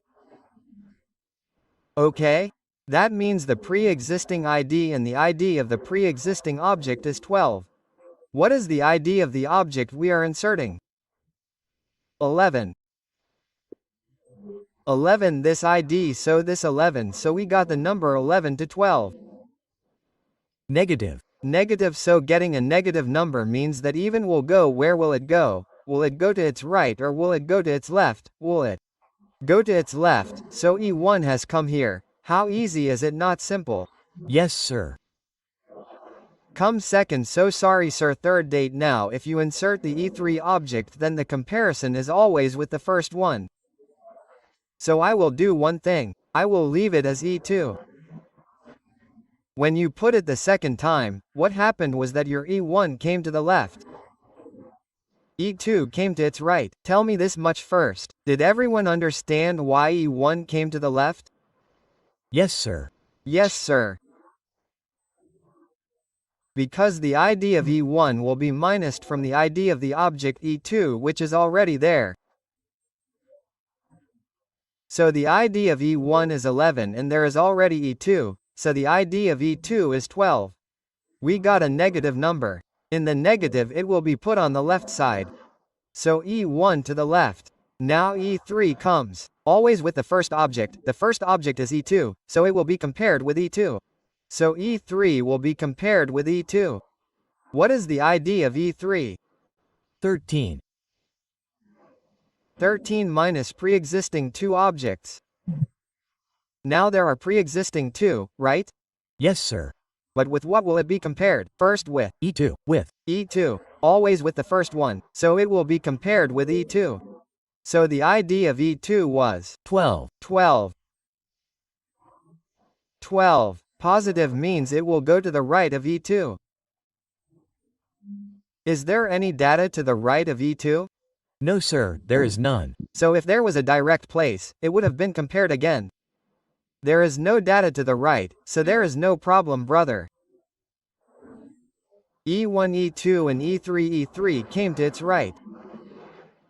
Okay? Now look at E4. In the case of E4, with what should E4 be compared first?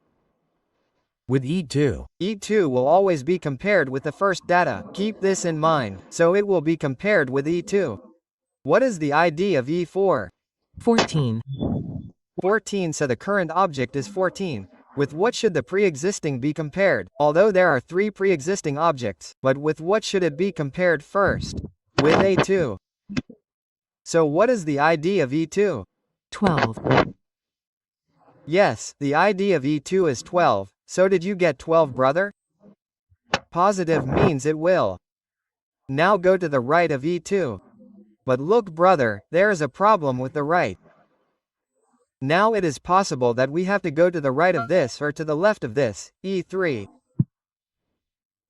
So whenever you go to the left or right of a data, if again any data is found there, then comparison will be done with that as well. So when E2 was compared with E4, it was found that we have to go to the right. Another data was found on the right, E3, so now comparison will be done with E3. So when comparison will be done with E3, the current ID 14 and E3's ID 13. 13 again positive got shifted to the right of this as well. There is no data on its right. It means your work is done. E1, E2, E3, E4, this is your output. Let us see, is this what is coming? Is there an error anywhere? C, 1, 1, 1, 2, 1, 3, 1, 4, E1, E2, E3, E4 is coming. Yes, sir, so. What will we call this, brother? Can't we call this the default natural sorting order? Yes, sir. Right? We have created a sorting order in our application. So, if there is any logic written inside the class, the object that you are inserting, for sorting, then it is called default natural sorting order, which is done through comparison. If I reverse it, I do O dot. Id minus this dot. Id, what will happen? Do you know? The output will change, it will be reversed, it will come in descending order. See 1, 4, 1, 3, 1, 2, 1, 1 if I do O this. Dot edge. Now tell me on whose basis and what will be the output. Comparison will be done on the basis of edge. Comparison will be done on the basis Of edge. And what should we get in the comparison based on edge? O dot edge minus this dot edge. Okay. So if you see the first object, then the edge it is will be stored. The second object that comes, what is the second? What is the first, brother? 20. Yes, sir. And what is coming second? The Second one is 40. So if O is there, then it will be 20 to 40, right? Yes, sir. So O201 will go to the left, which means descending order will be based on age. C, edge 40, edge 20, edge 19, edge 18, and if we want to ascend on the basis of age, then This dot edge minus. yes O dot, so we have seen that the ascending order on the basis of age will be 18192040, so this is how we do the default natural sorting order. Remember that the default natural sorting order can be done on the basis of only one value. Either age, name or ID. For example, if it is best on the basis of ID, then I do this .id minus O.id, which we had calculated. Did you understand this much? How to use comparable? Yes, sir. Siraj, is there any doubt? Sir? Sir, when did the class cast exception come? When you will not use comparable in employee. If we don't make the employee of comparable type, if you put any object which is not comparable, then TreeSet will give you exception.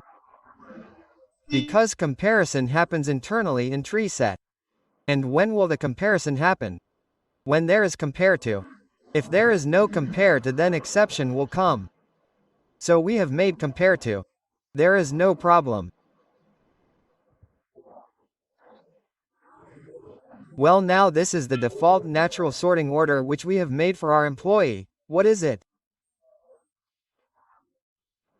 Ascending. It is ascending, and what is based on? ID. It is ID. This is the default natural sorting order. Now I want that no friend I have to order on the basis of age. So what should be done now, brother? Because the default natural sorting order is based on what? Based on ID, it is. Based on ID. Now that is also ascending. Now what is my requirement? Understand, default natural sorting order is done. Now my requirement is. My requirement is that I want to create a descending order in my collection based on the edge.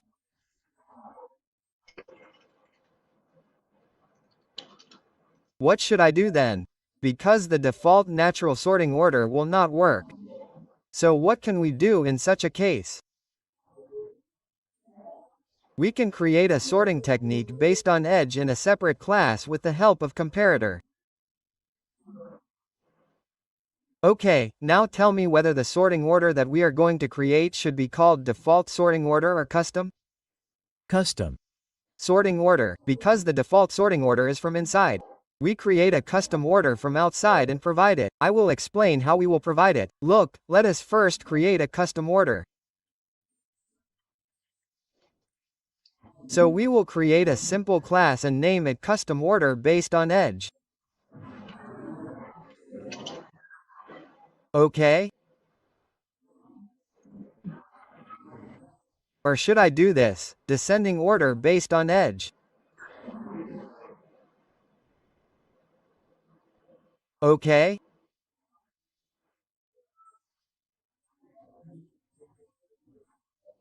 Now see, when you have a default natural sorting order, but apart from this, if there is a need for a different order might be based on name, based on age or any other field, then leaving the default natural sorting order, you create a separate sorting order, and the separate sorting order that you create, we call it custom order, which is with the help of Comparator.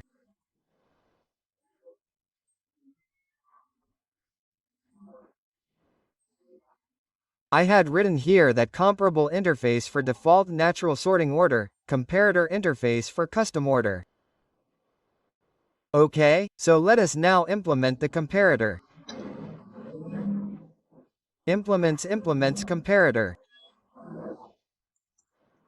And what do we do here, brother? On what do we have to do it, brother?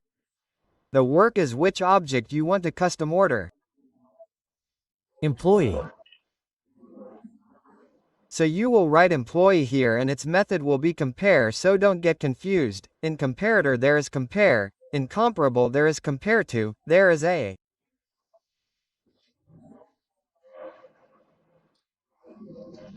Little difference. Okay, here you go. Now there are two, employee 1 and employee 02, employee 01. This will denote your current object.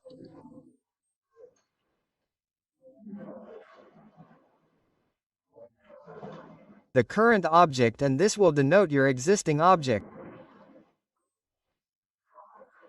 Pay attention to this. So now I will explain you. Look, employee is 01. 01 is. This is the current object. This is the existing object. Okay? We write a logic here. We write the logic here. 01 object 1 okay? 02 as this we have minused. Am I making some mistake? I have written 0, so let's do one thing, we can do E1 and E2 here.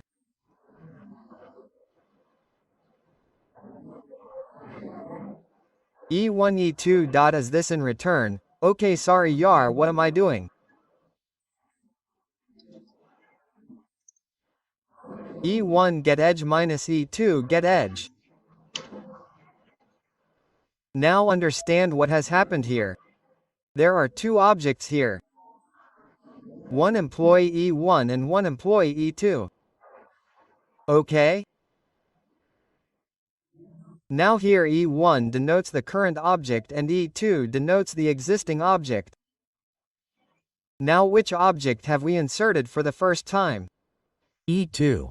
Here, tell me E2, there is no question in E2 brother. E2 went and got stored.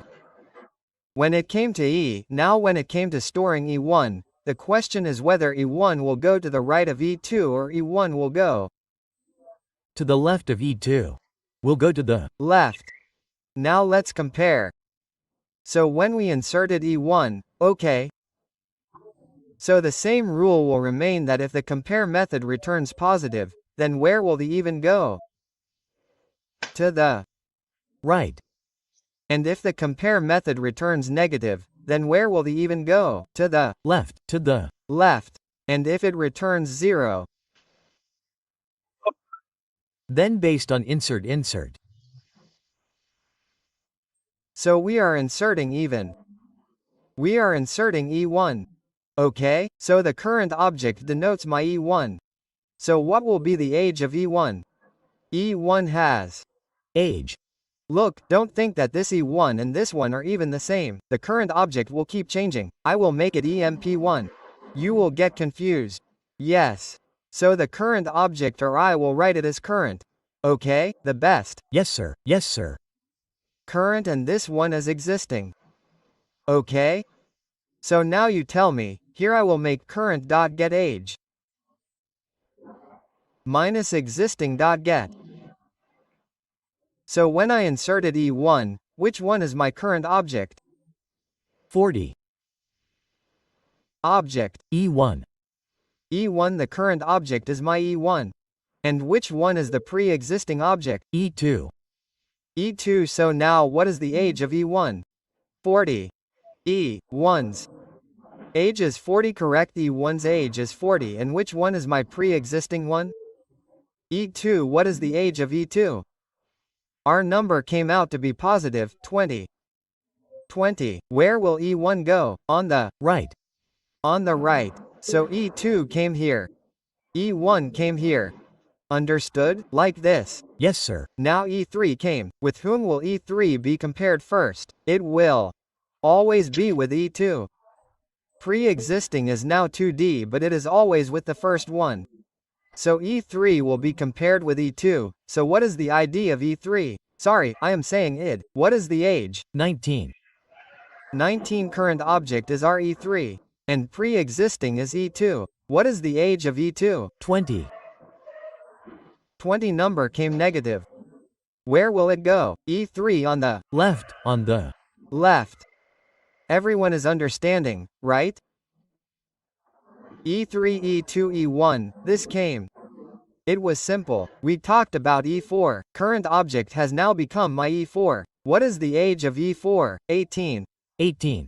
Minus existing. First of all, existing is 3, but with whom will we compare first? E2. With E2. The age of E2 is 40 18 minus 40. 20 sir E2's 0. Sorry 20 yes so how much did our Negative. Negative. come so if it came negative then where will it slide to the left look to the left oh friend there is one more problem then there will be comparison with E3 again so with E3 my current object again is 18 only. E4 is the current object and the age of E3 is 19 so what will 18 to 19 come? Negative. Stable to the left so this is ours E4 E3 E2 E1 this should become our sorting.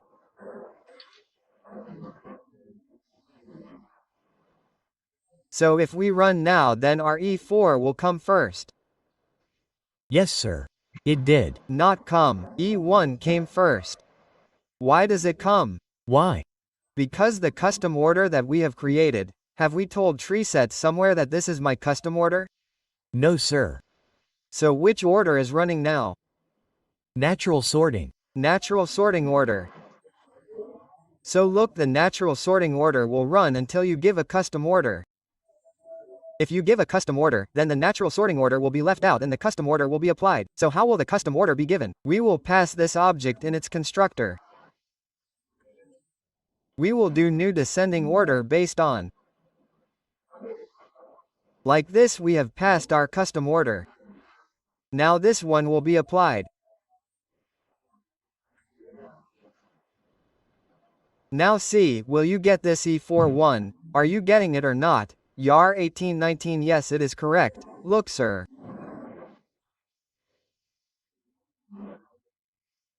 Yes, 1819 E4. Okay, you are getting it correct. So in this way, did you understand? See everyone, it has changed, right? The E4 object is coming first.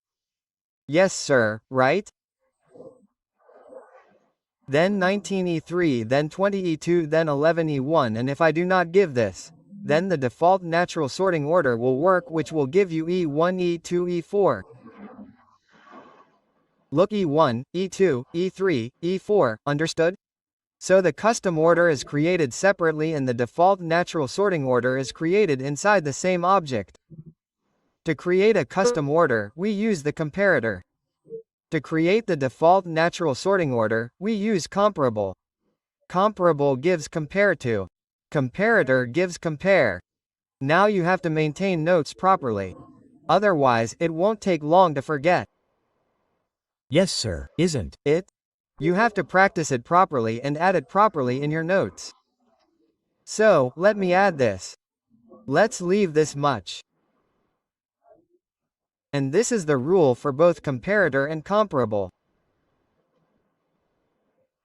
So this is our launch. This is employee in which we have done the default natural sorting order here. And this is our custom order which we have done with comparator.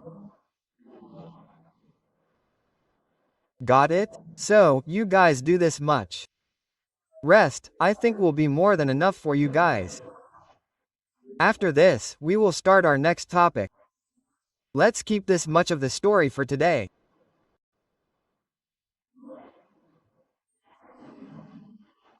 So guys, in the last session we completed our collection framework, and from today we are starting a completely new topic called multithreading.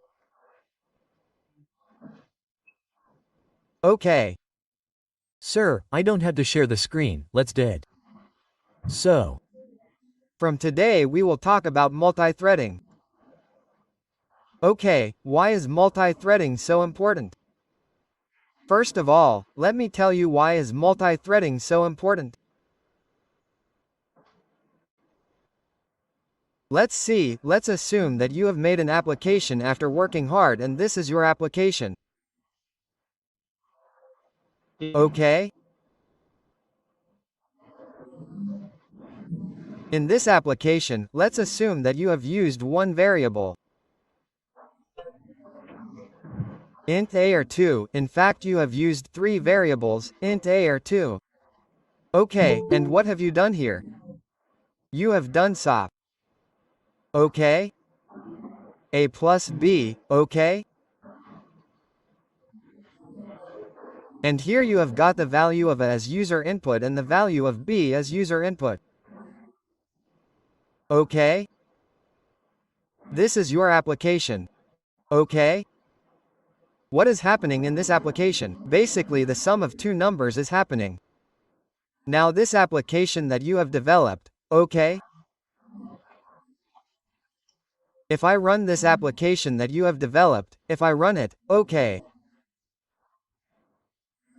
So what will happen is that an application will start, then variables A and B will be declared, then I will be asked for the value of A, right? Suppose this code is in a launch, then it will be like this, the value of A will be asked from us. yes, Sir.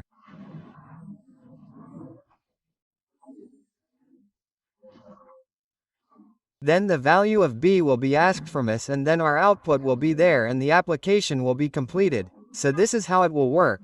Suppose I run this application and the control goes to A and it is telling me to enter the number A and I am not entering the number.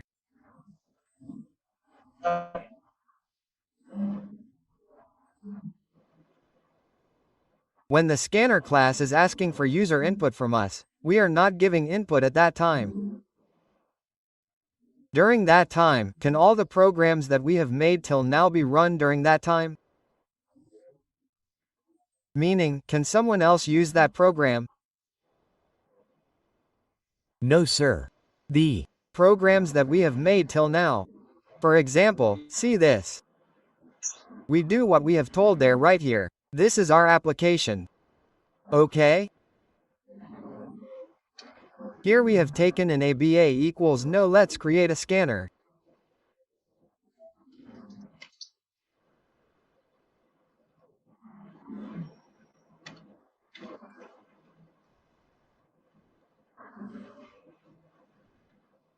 New scanner system in OK. This is done, and we said case out enter number 1. OK, enter number 1, and here 10 to equal dot next extend.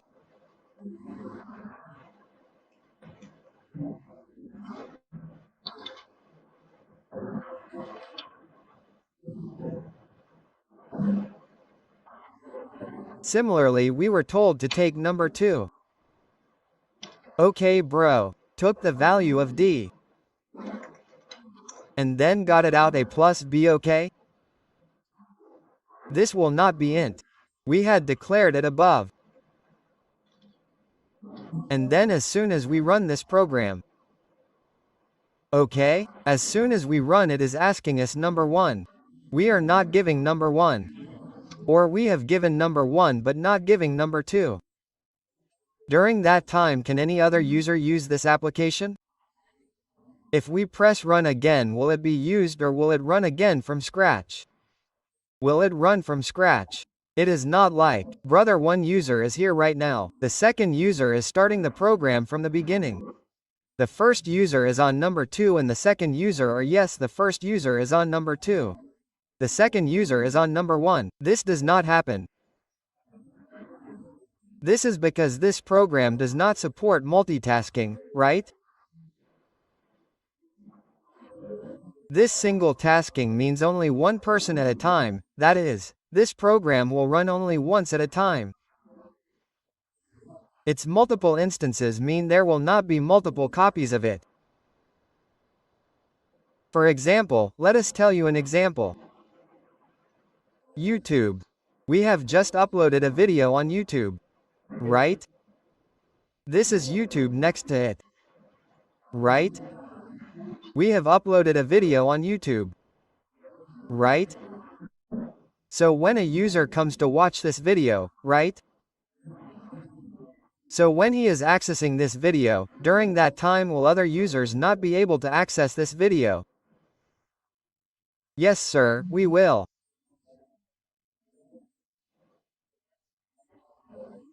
Suppose the first user is at 0 minutes or 5 minutes 3 seconds, right? So the second user cannot be at 1 minute 15 seconds. It is possible. It is possible. Meaning the execution flow of both is completely separate. It is not like if the first person is at 5 minutes 3 seconds and the second person comes, he will also be shown from 5 minutes 3 seconds. This does not happen. This means that for user 1, the entire application is acting as if YouTube has been made for this.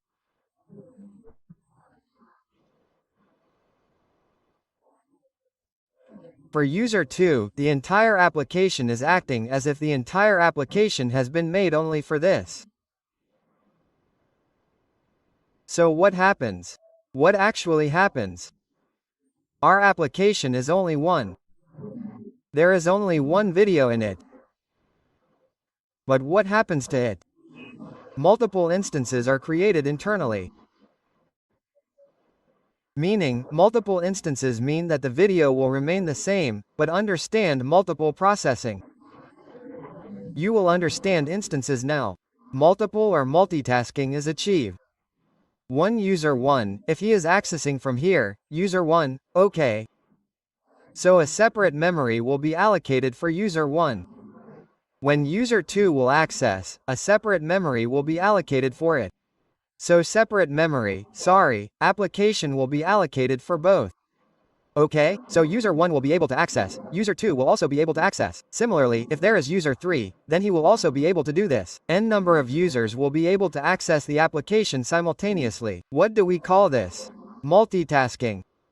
Similarly, you understand multitasking on YouTube. Similarly, if we talk about our application, if we sum the number of 2, then for user 1, A and B will be allocated in memory, it will be at a different place. Okay? It is at a different place. Okay?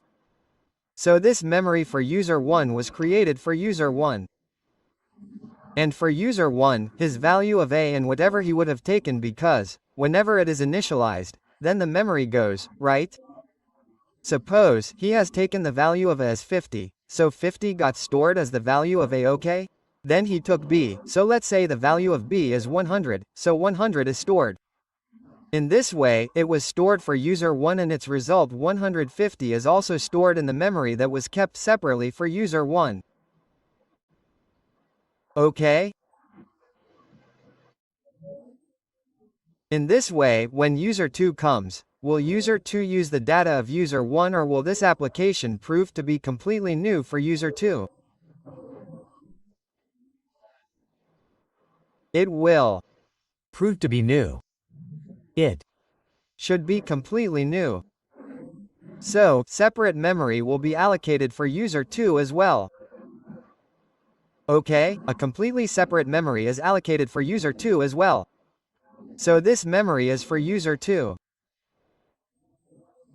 Let's say the value of user 2A is 20. Let's say the value of B is 30. So the result will be 50. Do you understand? So we want the same application to be accessed by multiple users. When the same application is accessed by multiple users, then the memory that was to be allocated for that application will be separately for each user. They will be completely different. Did you understand this? Okay. Okay, here you must have created the scanner object as well. So one object of the scanner must have been created for this one. One must have been created for that one. This scanner object must have been created separately for both of them. So what do we call this? Multitasking. This is called multitasking. And if we don't learn this, we will not be able to create web applications. If you have to create a web application, then the websites, the web applications, like your college portal, etc., many users go there. Multiple users are going, looking at their data, entering roll numbers, doing this and that. So the application that is hosted on the internet is not for a single user, it is for multiple users only. So if you want to create an application that supports multitasking, that is why we study multithreading. The program that we have written right now, there is no multithreading in it. The thing about this is that only one person can use this program at a time. But something should be done in such a way that multiple users can access this program simultaneously. For that we will have to study multithreading. Okay, so what is multithreading?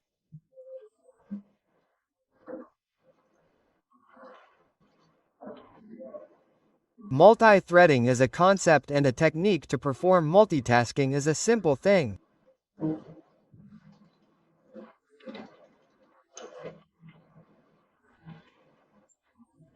If you want to achieve multitasking, then you will study multithreading. Okay? And a software developer will have to achieve multitasking. Because no client will come to you who wants an application made only for himself. A single user application will not be made. Multi-user applications are always made. In very rare cases, single-threaded applications will be made. In most cases, multiple users can access your application. You have to make such an application, and for that it is very important to study multithreading. Let me give you an example. You must have seen in college websites etc. that when the results come, the website becomes slow on that day. Well, this Happens because this is an application. This application will be hosted on a computer. It will be hosted on a computer, which we also call hosting service. Some RAM and space will be provided in the system on which it will be hosted. Okay? So generally, colleges use less RAM and less hard disk space to save money. So they use less RAM and also take very less SSD space. Both are also less for them. So when a lot of users come, RAM will also be consumed more and memory will also be consumed more. Because for every user, whatever variable etc. the application is using, whatever things he is using, different data will start getting stored for each user. When different data will start getting stored, the situation will be bad at that time, right? So, that is why, when a lot of users come, that is why the college website works slow, it shuts down. Because this is the reason, technically we call it server error. They don't say that if you buy a cheap one, then there will be no error. So they say that there is a server error. So generally server error is a thing to say. The main thing is that your server is not able to respond. Why? Because you have not used RAM and SSD according to your capacity. If you had used it, if you had a good hosting server, then such a problem would not have come. Brother, Facebook does not fail anywhere. Isn't it? These are the reasons. So we have to study multi-threading to achieve multitasking. Acha. There is a term called multi-threading. Isn't it? And there is another term called multiprocessing. Know that too. Multi-threading and another term called multiprocessing. We say multi-threading when we work on an application. Well, let's break it down like this. First, let me explain multi-threading to you properly. What is multithreading? It is a technique to perform multitasking. Does everyone understand what multitasking is? Yes, sir. If more than one task is being done at the same time, then we call it multitasking. Multitasking, yes sir. There are 2 words in multithreading thread. Yes, it is very important to understand what is a thread. Multithreading. So, we explain this in the page. Look, first we have to understand how this application is able to handle 2 users.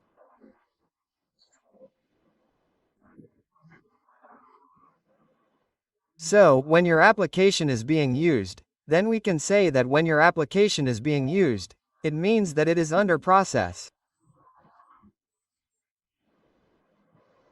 Yes, sir. If one user is using it, then we can say that yes, there is one process. If 2 users are using it, then we will say that there are 2 processes. Isn't it? Brother, it is in process. If there is no user, then my application is not in process. It is lying idle. So, we also call the execution of the application as in process or processing, that yes, all this is being processed. So, how can an application be accessed by multiple users? When we enable small sub-processes in that application. So we enable the process here. We created 2 processes on our application. Okay, basically this is called a sub-process. So we created 1 sub-process. Okay? We created 1 sub-process here and 1 sub-process here. Okay? We created 1 sub-process. Okay, we created 1 sub-process here. Now user 1 will process the application with the help of this process. User 2 will process this application with the help of this sub-process. So what is a sub-process? A small part of the process processing. Okay? So in Java language we call a sub-process a thread. Simple thread. So if a single person can use an application, then we will say that in this application there is only 1 sub-process or 1 thread. If an application can be used by more than 1 person at a time, then we will say that this application has the capability to create more than 1 sub-processes. And we can say that this application can create more than 1 thread. And we can also say that this application supports multi-threading. So what is a thread? Know this too. Thread is simply a lightweight process. What do we call a lightweight process? We call it a thread. So, by default, when we create an application in Java, there is a thread above the application. Our application runs with the help of this thread. Let me show you. Look, this thread that we have created has a thread in it. How do I show you? Look, we ran it. Instead of enter number 1, we got a TEN exception. Where did the exception come? Exception thread. Main. Main. It means that understand carefully what is main. Absolutely. We remove it. It means that how does this main method run? Now understand a little about the inside. How is this main method running? So, to run this main method will have to be put in a process. Yes, sir. If we don't put it in a process, then how will it run? It is very important to have a process. To run anything, we will have to process. So when will the process be created? When we enable a process or create a process on it. So Java by default creates a sub-process on the main method. A sub-process. We will call this a sub-process. The name of this sub-process is main and we call this sub-process a thread. So the thread which is created on the main method is called the main thread. And with the help of this thread or with the help of this sub-process, JVM executes our main method. Are you getting it? Yes, sir. So by default, how many threads are there in our program? There is one thread. One thread, yes, with the help of this thread, JVM entered inside. With the help of this thread, thread inside JVM means process sub-process. So brother, there is a sub-process, so we can put main in the process. Brother, JVM used this sub-process and started running the main method. If any exception comes, it will tell. See exception in thread main means that exception came in the main thread. That means the main processing, all the processes had problems. Okay? So there will always be one thread. Make any Java program. Even if you are printing hello, there is always one thread which we call what? Main thread. Okay, keep this in mind. So what is a thread? If someone asks what is a thread, then we will say nothing friend, thread is just a lightweight process. What is a thread? Simply it is a lightweight process. Okay? You have understood this much. What is a thread? It is a simple lightweight process. And whatever program we make, there is always one thread in every program of mine. Okay? With the help of that thread, the execution of my program starts. And there is only one thread. So now if there is only one thread, then suppose with the help of this thread, this application is running right now, then there is no other thread. No, sir. There are. Only processes that it should be processed separately at another place. Then it should be processed separately at another place. Then there is nothing like this separately. So we call it a single-threaded application. So this one of ours we can call it a single-threaded application. And one disadvantage of a single-threaded application is that multitasking is not possible in it. This is a big disadvantage. Where did it go here? Let's make it soft edge.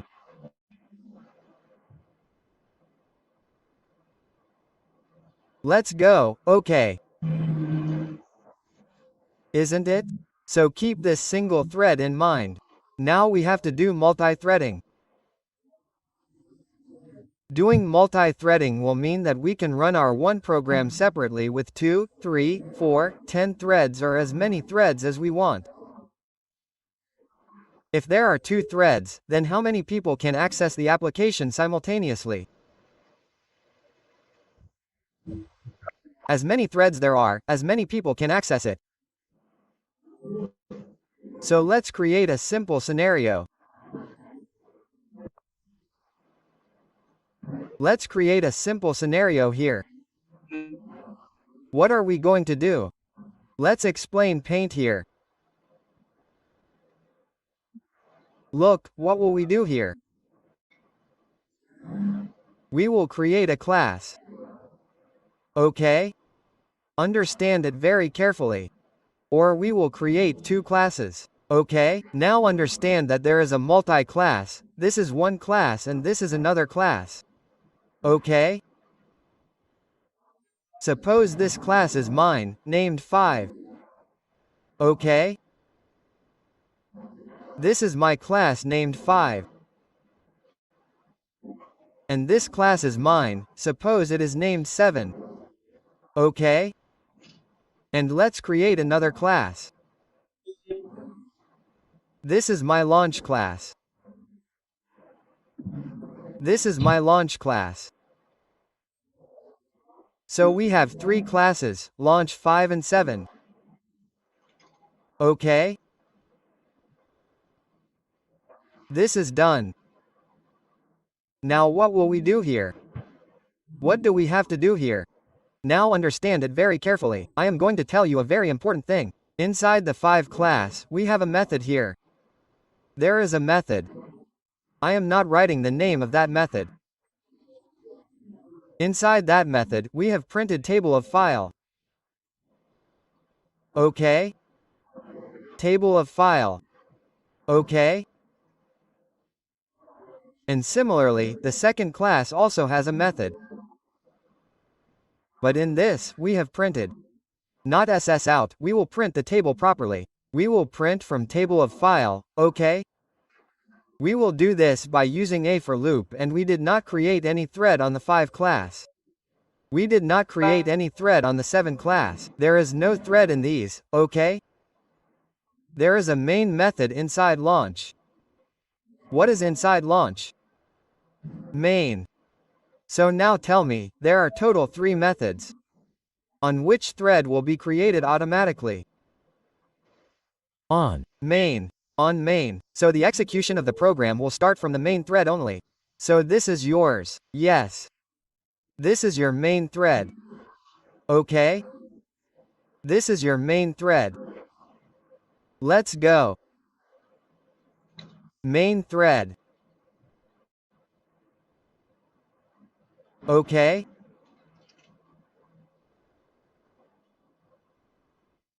So our program execution started from the main thread. Now what did we do in this? From here we called the method of table of 5.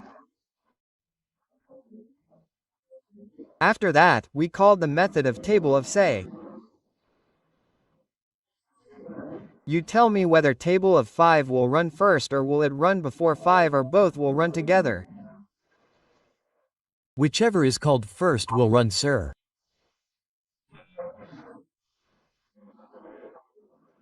Correct. First this has been done and second this has been done. Now understand, suppose we have taken user input here on table of 5.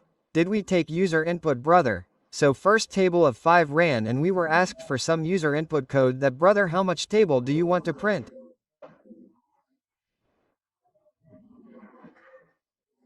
Suppose we want to print 5 but we can also make it dynamic so that the table of the given number is printed. We can do this. Yes, sir. So even if we have done this, is there any transaction between this logic and this logic that both are completely separate? Separate. Completely separate. But if we do not take user input here, will this method of mine ever run? It will run. We will not enter the input guru. We will go to have t. It will Not run. It will not run. It will run. We have gone to have t. Brother, we are not entering the user input at all. This one is not entering the user input at all. So unnecessary. This one is not running.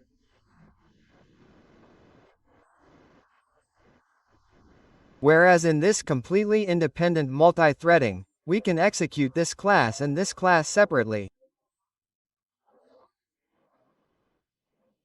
We can execute them together.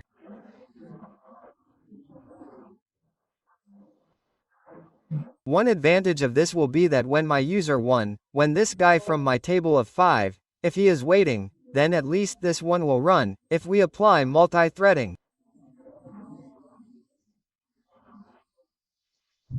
Yes, sir. So from this we Understand that by achieving multi-threading we are utilizing the time of CPU properly. We cannot say this. Because somewhere or the other, where are we running this application of ours? By Sahib, we are running it in our laptop. We are running it in the system. So somewhere inside, the processor is working. Okay, the processor is working. Now what is happening internally is that Java is being processed. Chrome is also running along with it. PT is also running along with it. Many applications are running simultaneously. We will not go into details of the operating system. So when our Java is running, okay. And what happened is that your program in Java is not taking user input at all. Your user in your program is not taking input from the programmer, so during that time if this one runs, then we cannot say that at least we have used CPU time. Yes sir. Other people are able to understand. Yes sir. So if there are many classes and you want that one does not run, all the others should also run, whether one runs or not, but its effect should not fall on the others. So multi-threading is used for that also.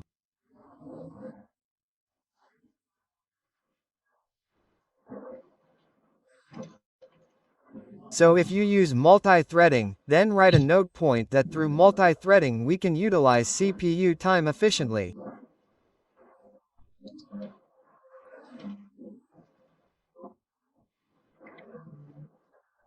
Okay? We can use CPU time efficiently. What is multi-threading? We will also write that multi-threading is a technique. Okay? Now if we make a definition in respect of threads, then you can say that multi-threading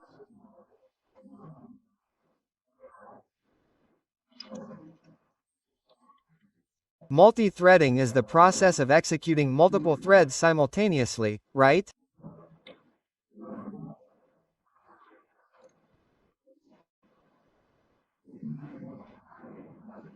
Simultaneously, multi-threading is a process in which we process multiple threads simultaneously. Now I will show you by doing it practically. So this program which I was telling you, brother, if 5 runs first, if 5 stops, then the control will never come to 7. Isn't it? So what will we do for that? We will create a thread on this. The main thread will start there. First of all, we will create a thread on this. And we will create a thread on this. Okay, we will tie both of them like puppets. We will tie its skull with a rope. We will tie its skull with a rope and we will make both of them dance together. Now what will happen? Sometimes this will run, sometimes this will run, sometimes this will run, sometimes this will run. So do you know what kind of output you will get? Table of 5, table of 7, like this 5 times 2 equals 10, 7 times 2 equals 14, 5 times 3 equals 15, 7 times 3 equals 21, like this 5 times 10 equals 50, 7 times 10 equals 70. If this output comes, then it means you have understood that yes, both are running together. Yes, sir. We have never done this before, that 2 classes are being executed simultaneously. It always used to happen one by one. Well, earlier 5 used to run, then it used to run again, but now it will happen for the first time that we are running 2 classes simultaneously. Why do we need this multitasking there? Because brother, this is the era of multitasking, brother. We would like that if we have multiple classes, if they are independent of each other, then they should run simultaneously. We have many things, you will understand gradually. If we explain all at once, more confusion will be created, so let us first try to achieve multi-threading. So after talking so much, we will try to understand how to create a thread. Isn't it?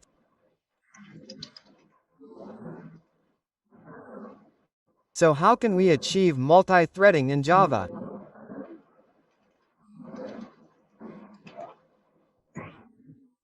How to achieve multi-threading in Java? Okay. So if you want to achieve multi-threading in Java, then there is no problem. Everything is ready-made. You just use it. So, there is a class in Java, there is an interface. You can achieve multi-threading with both of them.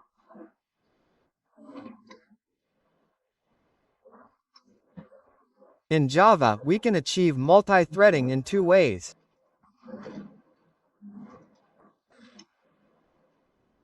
It can be achieved in 2 ways. First, thread class, and second, runnable interface.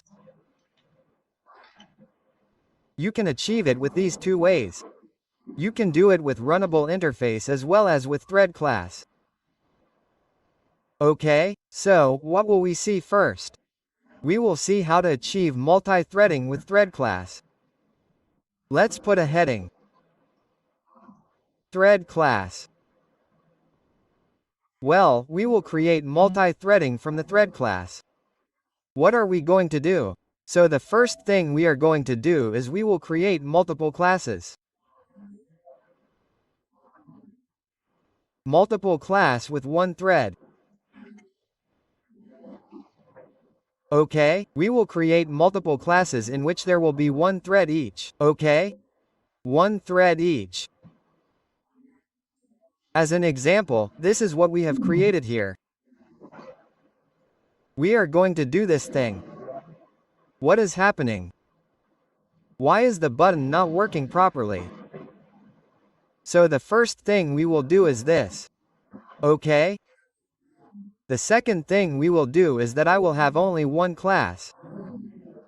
Single class, right? Here multiple class means 5 and 7. The thread will definitely be created as 5 and 7. We can also do this that single class with multiple threads means more than 1 thread can be created on a single class and 1 thread can also be created on each class. As per your use, I will explain the scenario to you. For now, keep this scenario in mind. This will be seen later. So what are you thinking about this scenario that brother I have a launch class? There is a class named 5. There is a class named 7. First I needed a table of 5, then I needed a table of 7, so I did it like this. But if we do multi-threading, then what will be the benefit? Both will be executed simultaneously. Both CPU utilization will be used simultaneously and CPU time will be utilized well. So let us achieve this first. We will complete the rest of the story gradually. Let us make this soft-edged a little bit of this also. We have also learnt all 3-5 gradually. Come on, you are making attract notes. Yes, a little. Let us go here. So this is our launch by Sahib. Let us make one here. Before this, the first batch. 3-4 batches ago we had studied multi-threading, in which we had studied the entire operating system. yes sir, isn't it? So how is it made, processing, but there was no point in it. We had taught it in the next batch too, sir. No, we did not upload the recording of the middle batch on YouTube, so you think that it is the next batch. If we upload so much core Java now, my channel will die, friend. What is it? You just teach Java, Sarah's. You upload any batch. There is another batch going on with you right now, we are not uploading that. Now, contact switching, sir, we had taught a lot of things in it. What is memory sharing? We explained about the process. Contact switching, then we explained by making a complete diagram inside, but what was the benefit? The boys forgot everything. And in the interview, Spring Boot, multi-threading, it just means, yes. To achieve multi-threading, yes, sir, it comes. Using thread and enabling, a little join, wine will ask, a little notify, and finished. So there was no point. We wasted a lot of unnecessary time. I had even explained about memory sharing, how communication happens, a little bit about that. You can say that there is one, we deviated from the right direction. In the excitement, so now we should do it properly in such a way that yes brother, we should focus on the main area. The Main use. The one that is being asked in the interview, we should focus more on that, and if you want, you can research on the useless things. If we have time, we can create a class named 5 and another named 7. Okay? We have created 3, 5, 7 and launch. They come in 5. And now see, I have to achieve multi-threading. You can create a single thread, friend. If I say this by creating a method here, you will not make it. Yes, sir, we will make it. Yes, sir. One class, one method, one class, then both the methods have to be called. There is no need to create this thread. It gets created automatically. So you will definitely create that. So we are achieving multi-threading. Now what do I have to do? Look, forget this main thread. If you remember the main thread, there will be a problem. Forget the main thread that there is something in the main thread. It runs automatically. So there will be a thread on it. There is no thread on 5. There is no thread on 7. What will we do? We will create a thread on a class named 5. And we will create another thread on a class named 7. We will have to create a thread on it. Well, there are two ways to create a thread. Either you use the thread class or you use the runnable interface. It is not that both are efficient or inefficient, both work equally. The only difference will be that if you extend the thread class, then multiple inheritance will not be possible. If you implement runnable, then there will be a possibility of multiple inheritance. So let's do it first with the thread class. So we did 5 extends thread. So what is the first rule of creating a thread? You extend the thread class. And let's move the 7 to the side. Let's do this as well. Extends thread. Okay? This is done. So the first thing to do is to play the extension. Okay? This is done. Now when you extend, it is obvious that the thread class will have some overdone methods. That means there will be some methods in the thread class, we can overwrite them. If there is, then the thread class has a method called run, you have to overwrite that. You have overwritten it. Okay? And similarly, overwrite the method called run here as well. Okay? Now whatever code you want to put in a multi-threading environment, that means sometimes this runs, sometimes this runs, sometimes this runs, sometimes this runs, that code should be in your run method. If it is not in the run method, it is in some other method, then that other method should be called from run. Because internally sometimes the run of class 5, sometimes the run of class 7, sometimes the run of class 5, sometimes the run of class 7, sometimes switching will happen in the run method. Sometimes this, sometimes this, sometimes this, sometimes this. This is called switching. So switching will happen between what? Between the run method. So that is why it is compulsory to run. That means table of 5 will be in a method named run. And this will also be in the method named run. And this run method will be an overridden method. And where did we find it? From the thread class. It will be in the thread class. If I tell you that it lives with the father of the thread class, its father is Runnable, so it must have overridden the thread somewhere. Now you will have to find it. Control F run. Let's find the run method, friend, okay? You will find it directly near Runnable. How much does Runnable write to its parent? Friend, look at its parent. Run is from Runnable, right, so now we will create the hierarchy. Runnable on the top, its child is thread and its child is our 5 class. Okay? So 5 extends thread. We have got the run method. In the run method, we write the logic of 5. So we put a for loop. For loop int I equals 1, I less than equals 10I, plus plus end ss out 5 asterisk I.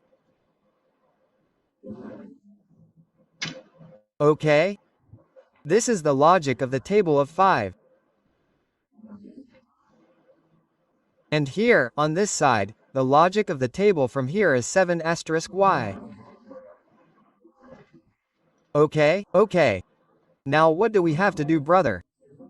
If we have to call this one first and then this one, then I will call the run method explicitly. But I will not do that. Tell us carefully, do we have to switch like this or call it sequentially? Switching is not to be called sequentially, rather we have to do switching. So to do switching, you have to create a thread. 5 class extends thread class. Thread will not be created by doing this much. Now you will create an object of 5 class. New 5. As soon as you created an object of your class, a thread was created here. Thread created. As soon as you created an object of 5 class, your thread was created. On which thread was created? On 5 class. And as soon as you create an object of 7 class, a thread was created on 7 class. From 7. Right? Creating a thread is very easy. Okay. Hit extend thread and create an object, the thread will be created. It's a simple story, brother. There is no complexity in this. Right? Okay, now we will talk to both the threads.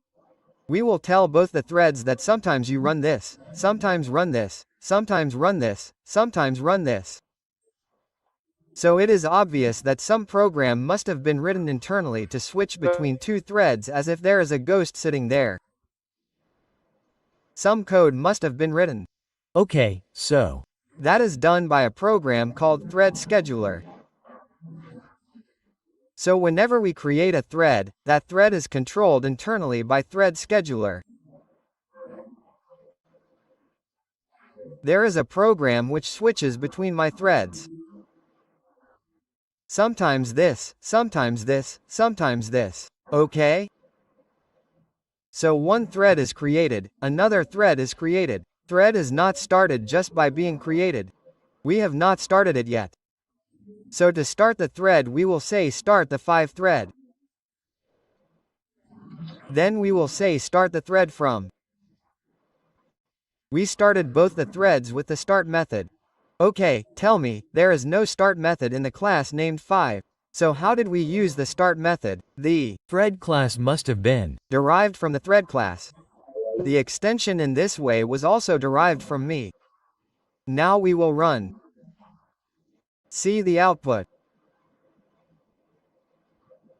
What do you think, brother? Did it run simultaneously, or did it mean sometimes this happened sometimes like this, or did it run sequentially? One ran, sir. in Jaga Jag.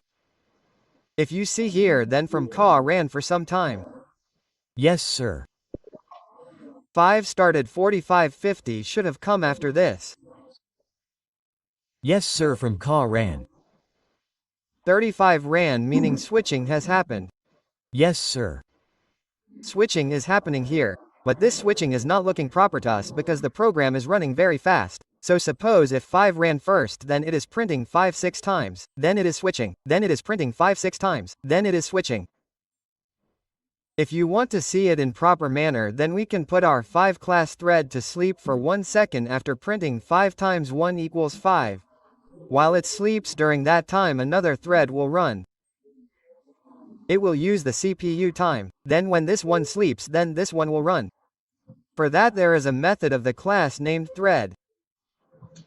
Sleep method. You can use this sleep. 1 second is 100 milliseconds, 1002 1 second. This is a checked exception, so try catch will be applied here. Use this sleep method here.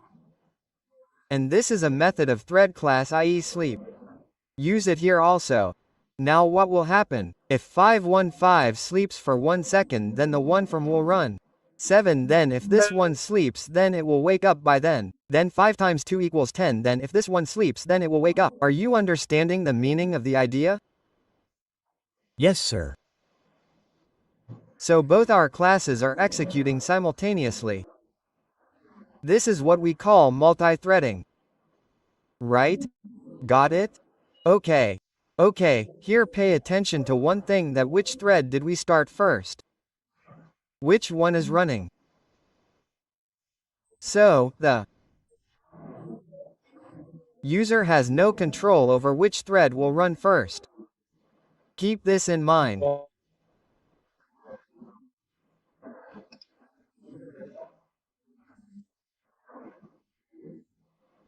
This is a very important point, that you cannot, or should I say that it is A or I can say that the thread scheduler will decide which thread will execute first.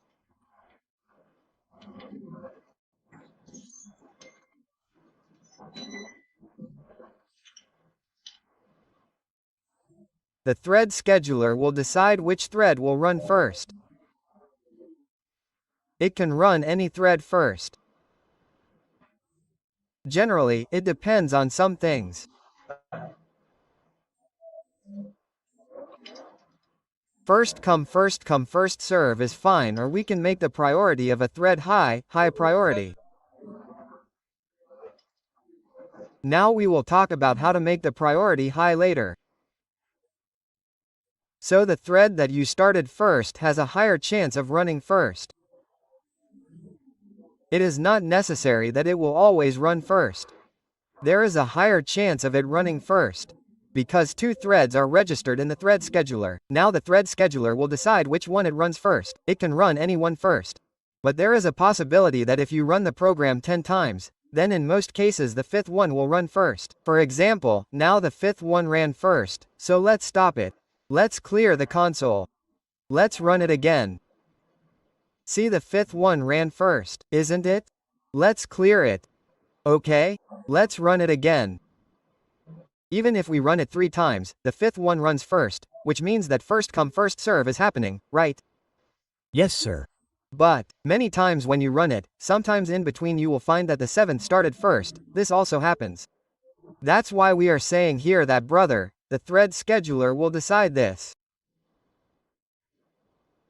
Yes, the thread that you started first will have the possibility to run first, and the thread with higher priority will have the possibility to run first.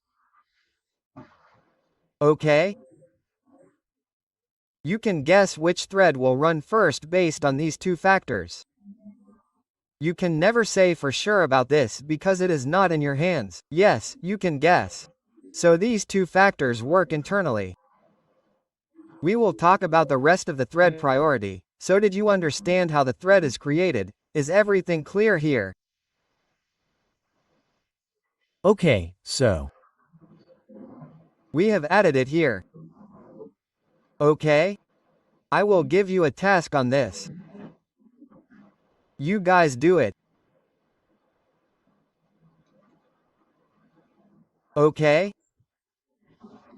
So the task is something like this. What do you have to do? You have to create 1, 2, 3 classes. Okay? You have to create 3 classes. 5 in one. Okay? One of them and 11 in the other. Because this is completely new for you guys, isn't it? This is happening for the first time. That's why I want you guys to practice a program exactly like this. In this you have to bring a method, the same run method, you will bring that by extending it. Okay? Bring run in this also by extending it, and bring run in this also by extending it. And here you have to print table of 5. Okay? Here you have to print table of. And here you have to print table of 11. Here at a delay of 1 second for each second. How to give a delay of 1 second? Sleep method was used. Okay, where did this sleep method come from? Here it is a Static method. yes, so we can use it directly, right? There is no problem. So this is done. Where did ours go? So table of 5, 1 second delay. Table of 7, 1 second delay. This is what you have to do, and on this you have to create 1 thread each. 1 thread, 2 threads, 3 threads. Okay? This thread scheduler will happen automatically, and one of our classes will also be launched. Latch. Okay, what will happen if we give user input here? Above the table of 5, just above the table for loop, should we give user input? Enter. Are you asking for any key to be entered? 1, 2, 3, anything like that. What will happen? Tell him. The Next one will wait.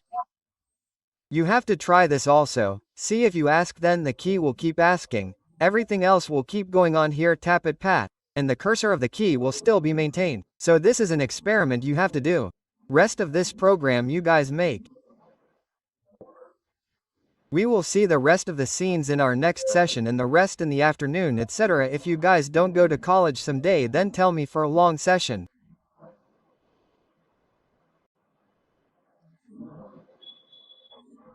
So guys, in the last session we talked about multi-threading, in which we taught you to create one thread on one class with the help of thread class. Right? This was the task given to you guys? Yes, sir. Okay. It was exactly like this one we got done. Okay? Now we first saw that there are multiple classes with one single thread. Okay, now we will see the opposite of this. There will be one class, but there will be many threads. One class, multiple threads. Okay?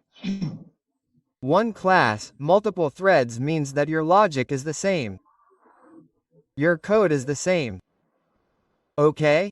You just want that code to be accessed by many people simultaneously. So, this is very important. One class, multiple threads. For example, here you have a class which has a method. Okay?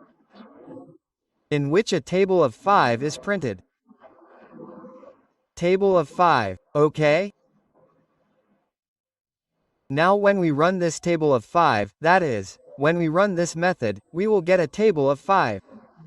But what do we have to do?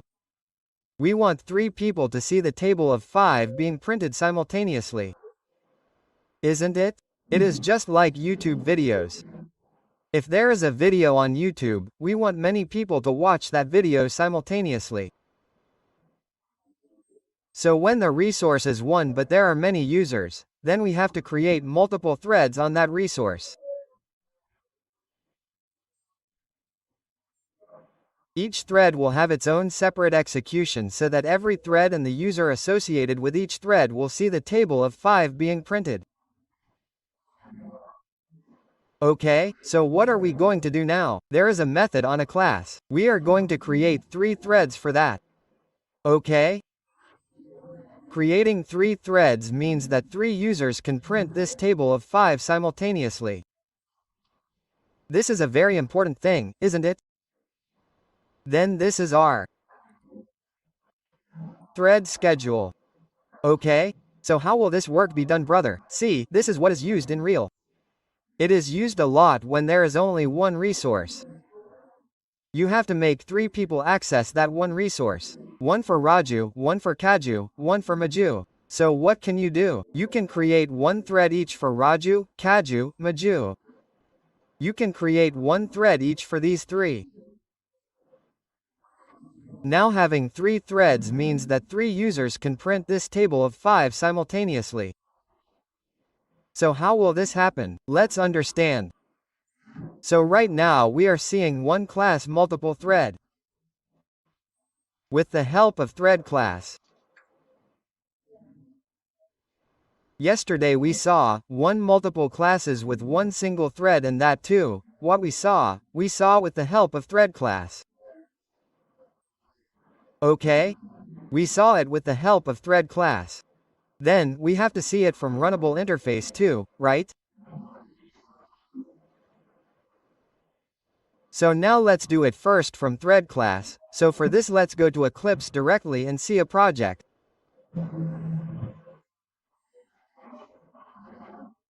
Here is 5, from. So I am deleting 7 now. Okay? We deleted 7. And we have a class named 5. And there is a Luch.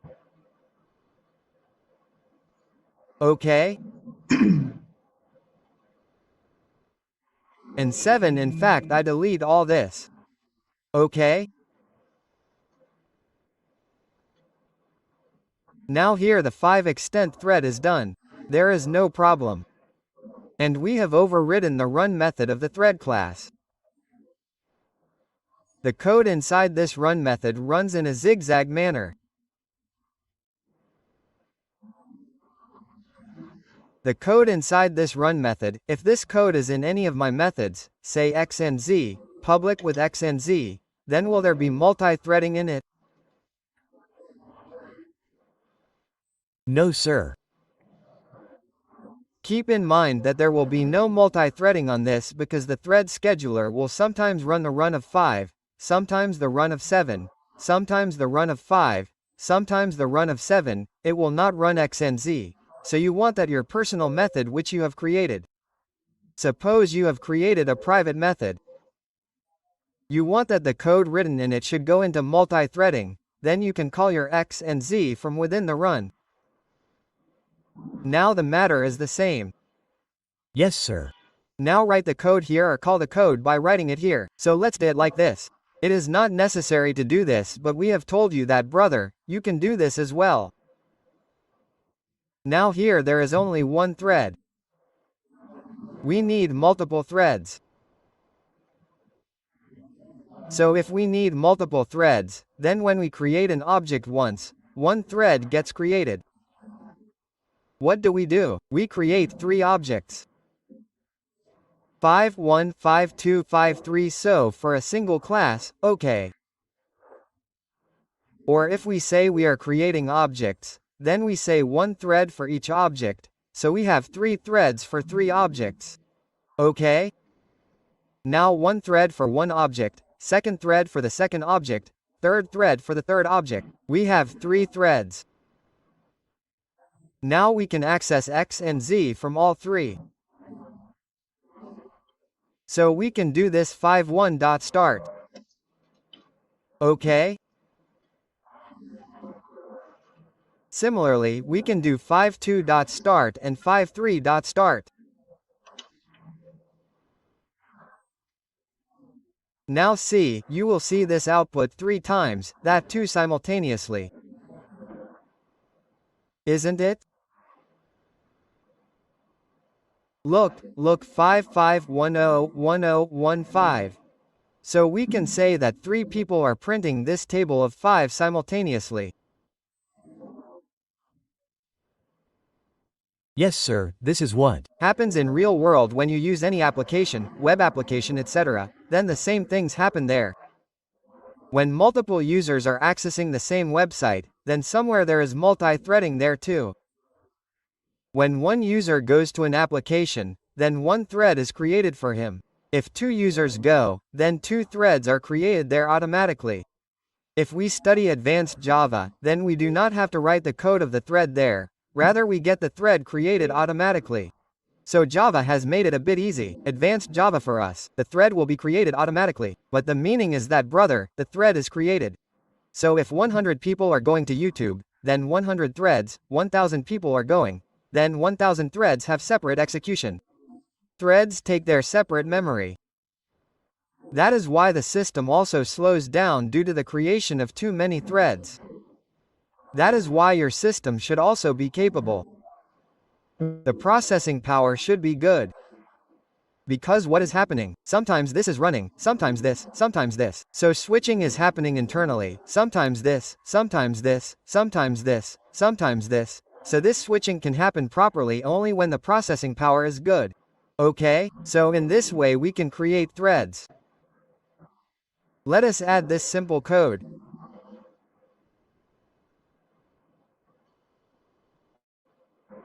Let us add this also from here.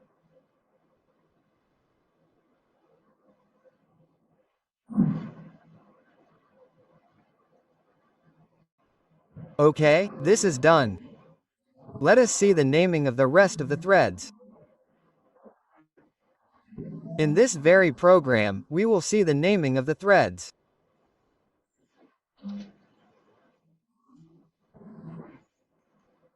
Thread naming, thread thrad naming.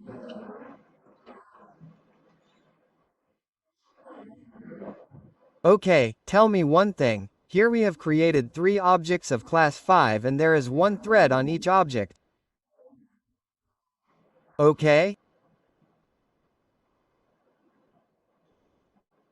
3 threads have been created on this side. 1 thread on each object of class 5. So 3 threads are here. What is the main thread running? Main method. Main method. Yes, main method. Main method. Understand a flow is very important that the scenario has been something like this. This is your main launch class in which you have this main. Okay? This has become main and this is your class with 5. Okay? The main thread of 5 started from here. This main thread started, okay? Let us name it. Main, its name is main thread. I will print it and show it to you. Main thread. Main thread brother started from here. Now when the main thread was running, then the main thread itself has created a thread on it somewhere. Tell me. Yes, sir. Because this code written for thread creation is being executed from the main thread itself. So we can say that the main thread came and the main thread itself created a thread. Whatever is the name of your class on this. Okay? There is a class named 5. Okay? Basically the thread is being created on the object. Then it moved forward after that. Then it moved forward after that. As it moved ahead, it saw that it needed to create one more thread. So it created one more thread. Okay? 2 threads. Then it moved ahead. Then it said, hey friend, one more object has been created. So it created a 3rd thread as well. It created 3 threads. Okay? And then it started all the 3 threads. It started all the 3 threads as well. But now when these 3 threads have started, the main thread will go straight to its end and wait for their work to finish. It We'll wait till their work is finished. So let us see. Here, if I print out hello, then what happens when hello comes? It should come according to us. Okay. So did the main thread wait or did it finish all its work? It Finished the work. Now see, the execution flow is not that of core Java. Core Java. First the method goes, then after that this, it is. Not that it will go like this, then it will come down, then it will go, then it will come, then it is not like that. We have started the third scheduler, you see, we will complete our work. Done, sir. Did you understand, right? Yes, sir. Yes, sir. So keep this in mind that the main thread should finish its work. Why will it wait for the other thread? Unless we make it wait intentionally. Yes, sir. So other threads have been created on the main thread itself. We have started the other thread. So the main thread will keep running and then all the threads will start. Then the main thread will move forward. It will not wait for them to finish their work, then we can move forward. But this can be done. Okay? We will learn that later. Okay, what will be the name of the 3 threads created on the main thread? The name of one of these will be, the first thread that is created is named thread half 0. The second thread that is created is named thread half 1. And the third thread that is created. Got it? Like this. Okay. This is naming. Now how will we know, brother? So I can get the name in the run method on top of the x and z method. How? There is a method named current thread. Current thread. This will tell you which thread is currently running the run method. Sometimes this one will run the run method, sometimes this one will run it, sometimes this one will run it. They will run it one after the other. Yes, sir. Print thread tells who is running the run method at this point of time. And we will also get a name from this thread. Thread.getName, this is the name of the thread.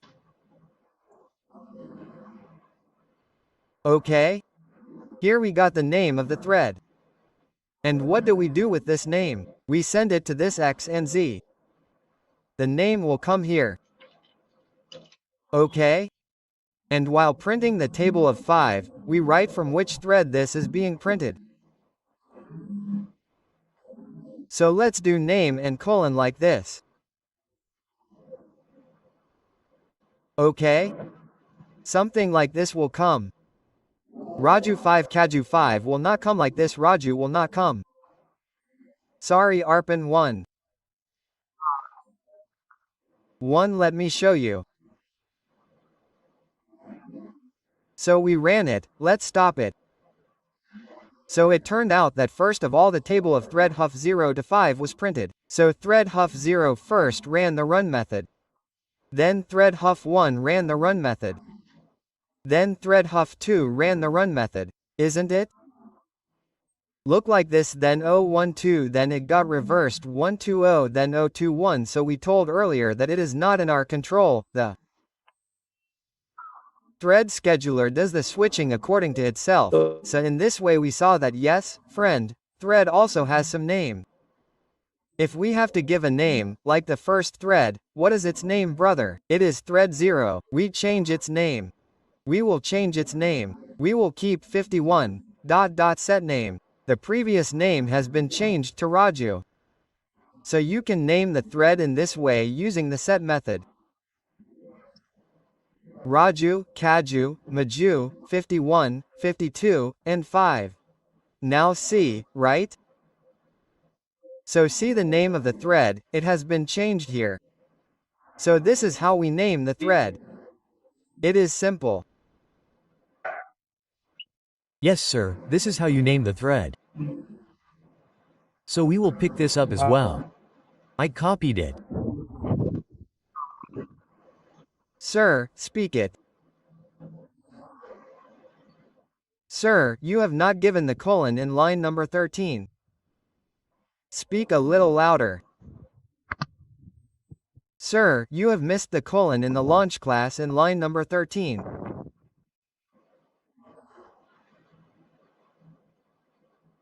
Yes. Sir, the colon you have missed there. Where have you used the colon? What is this semicolon? Say it, where is it written again in line 13?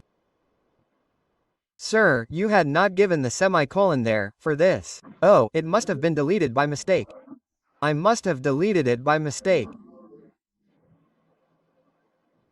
It is running, very good. So let's add this, let's add it here again. If something is missing, then 1 or 2, right? Yes. Well, this is the naming of the thread. It is simple.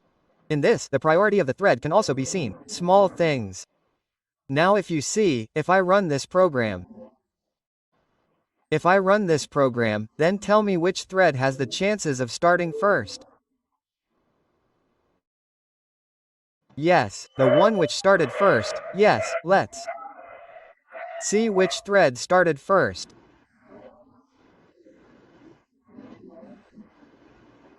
Yes, Raju Kaju Maju this time. Let's do it again. Again Raju Kaju Maju. It does not mean it is not necessary, but there is a high chance that our Raju will run first. Now we can set the priority of our thread. Well, let's do one more thing. The thread which is running the main method, so how will the name of that thread be found? So from here we can find it like this. Thread.currentThread.getName. We can directly suss it out. Now that you have studied Java so much, these things should not bother you. Isn't it good? Question mark. If the return type is string, it will print it. See what name came. Main. Well, you see, main has started and main has started everything and finished it. It has started and it has also finished. It means that everything has been touched and then left. You guys keep fighting among yourselves. So these people will keep doing their own thing. Sometimes this, sometimes this, sometimes this. So in this way you can find out the name of the main friend. Now the topic of thread priority has come. Okay? You have understood the naming of thread.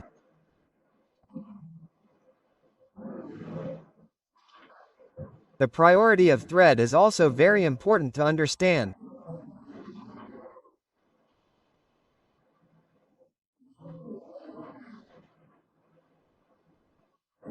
Thread priority means that if we make the priority of a thread very high, then there will be chances that the thread scheduler will pick that thread first, and that thread will also be given more CPU cycles internally. Okay? So thread priority means that the thread whose priority we make high, there will be chances of it being picked first, and it will also be given more time internally. So thread priority has a range of values. Its value is from 0 to 10. The value of thread priority is from 0 to 10. 0 is the lowest. Okay? And 10 is the highest. Okay? So if I make the priority of any thread 10, then the chances of that thread starting first will be high. Like if I do this, 5.3.set priority to 10. Okay? I made the priority of 3 the highest. Then I did 5.2 set priority. I did this. Let's say 5 and 5, 1. Set priority. I made it 0. Now which has the lowest priority? 1. The highest is 3, and the middle is 2. So it is not necessary that 3 will always start first, then 2 will be 2, then 1. No, yes, there will be chances that this may happen. Okay? If not, then do not assume that there is an error in the program. Because priority never says that if you increase the priority of any thread, it will run first. Yes, there is a possibility of that. Let's run and see. Now a legal argument exception. What is this, friend? Why did this come? On the 17th line. Did we do something wrong on the 17th line? The lowest priority is 1. I think, right? 1 to 10, not 0 to 10. Let's run. Look by Sob, see who started first. Maju, then Kaju and then Raju. Before this, we had run twice, so, who was starting first? Raju, remember? Yes sir, Raju thread was starting first. Yes, now, there will always be a high possibility that Maju starts first. Let's run again. Look, let's stop it. This time also Maju, Kaju, Raju, so this is the magic of priority. So, you assume that many threads are coming. Okay, many users are coming to you. Many threads means many users. Now you get the name from those users. Suppose there is a CEO or manager or VIP, then you make his priority high so that he is given the first chance. Such an application can be designed. An application with nepotism can be designed so that the VIP category, those who are known, their priority is made high and they are given the first chance and the rest are given later. So in this way we can also set priority. It is simple, in this someone just asks the priority of the thread. Yes, what will be the priority of the main thread? Enter asks. So the priority of the main thread is 5. This is by default. Okay, so we do not tamper with it, the priority of the main thread because we do not create the main thread, it is created automatically. Its name is also given to us automatically. We neither create the main thread nor name it nor give it priority. All that happens automatically. Okay? Let's add this code. There are no changes in those classes over there, so I am not adding them. There is a change here. Let's add this much. That's it, setting is done. The rest is fine. You have learned to create threads. You have also learned to create one thread on one class and multiple threads on one. Now what should we do, brother? Let's see with Runnable. Now the second method. Let's come back. And let's copy this heading. Not one class, not this. It will be number 2. We did number 1 yesterday. 1 multiple classes with 1 thread. So now we will learn to achieve multi-threading with the help of Runnable interface. I have told you in the beginning that whether you use Runnable or thread class, there is no change in efficiency, everything is same, both the threads will be created in the same way, it's just that if you do it with the help of interface, multiple inheritance can be achieved here. That's it. So multiple classes with 1 thread, we will take the same example of 5 and 6 which we took in our last session. Let's copy this example.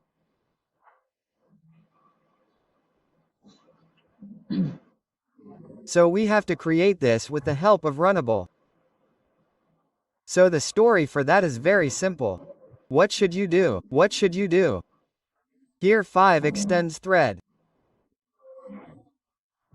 Instead of extending, you implement Runnable here. Okay? I will comment for a while so that I can explain to you. You tell me there is a ring ringing somewhere. So what did we do with 5? We implemented Runnable. See that Runnable is our interface. How is its hierarchy? Understand this as well. Its hierarchy will be useful for me now. I will keep this diagram. I told you this at the time of thread naming.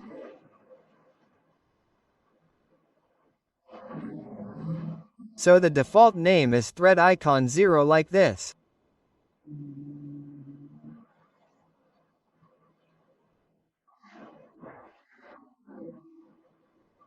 So what will we do now? Let's remove it completely here and come here in Runnable.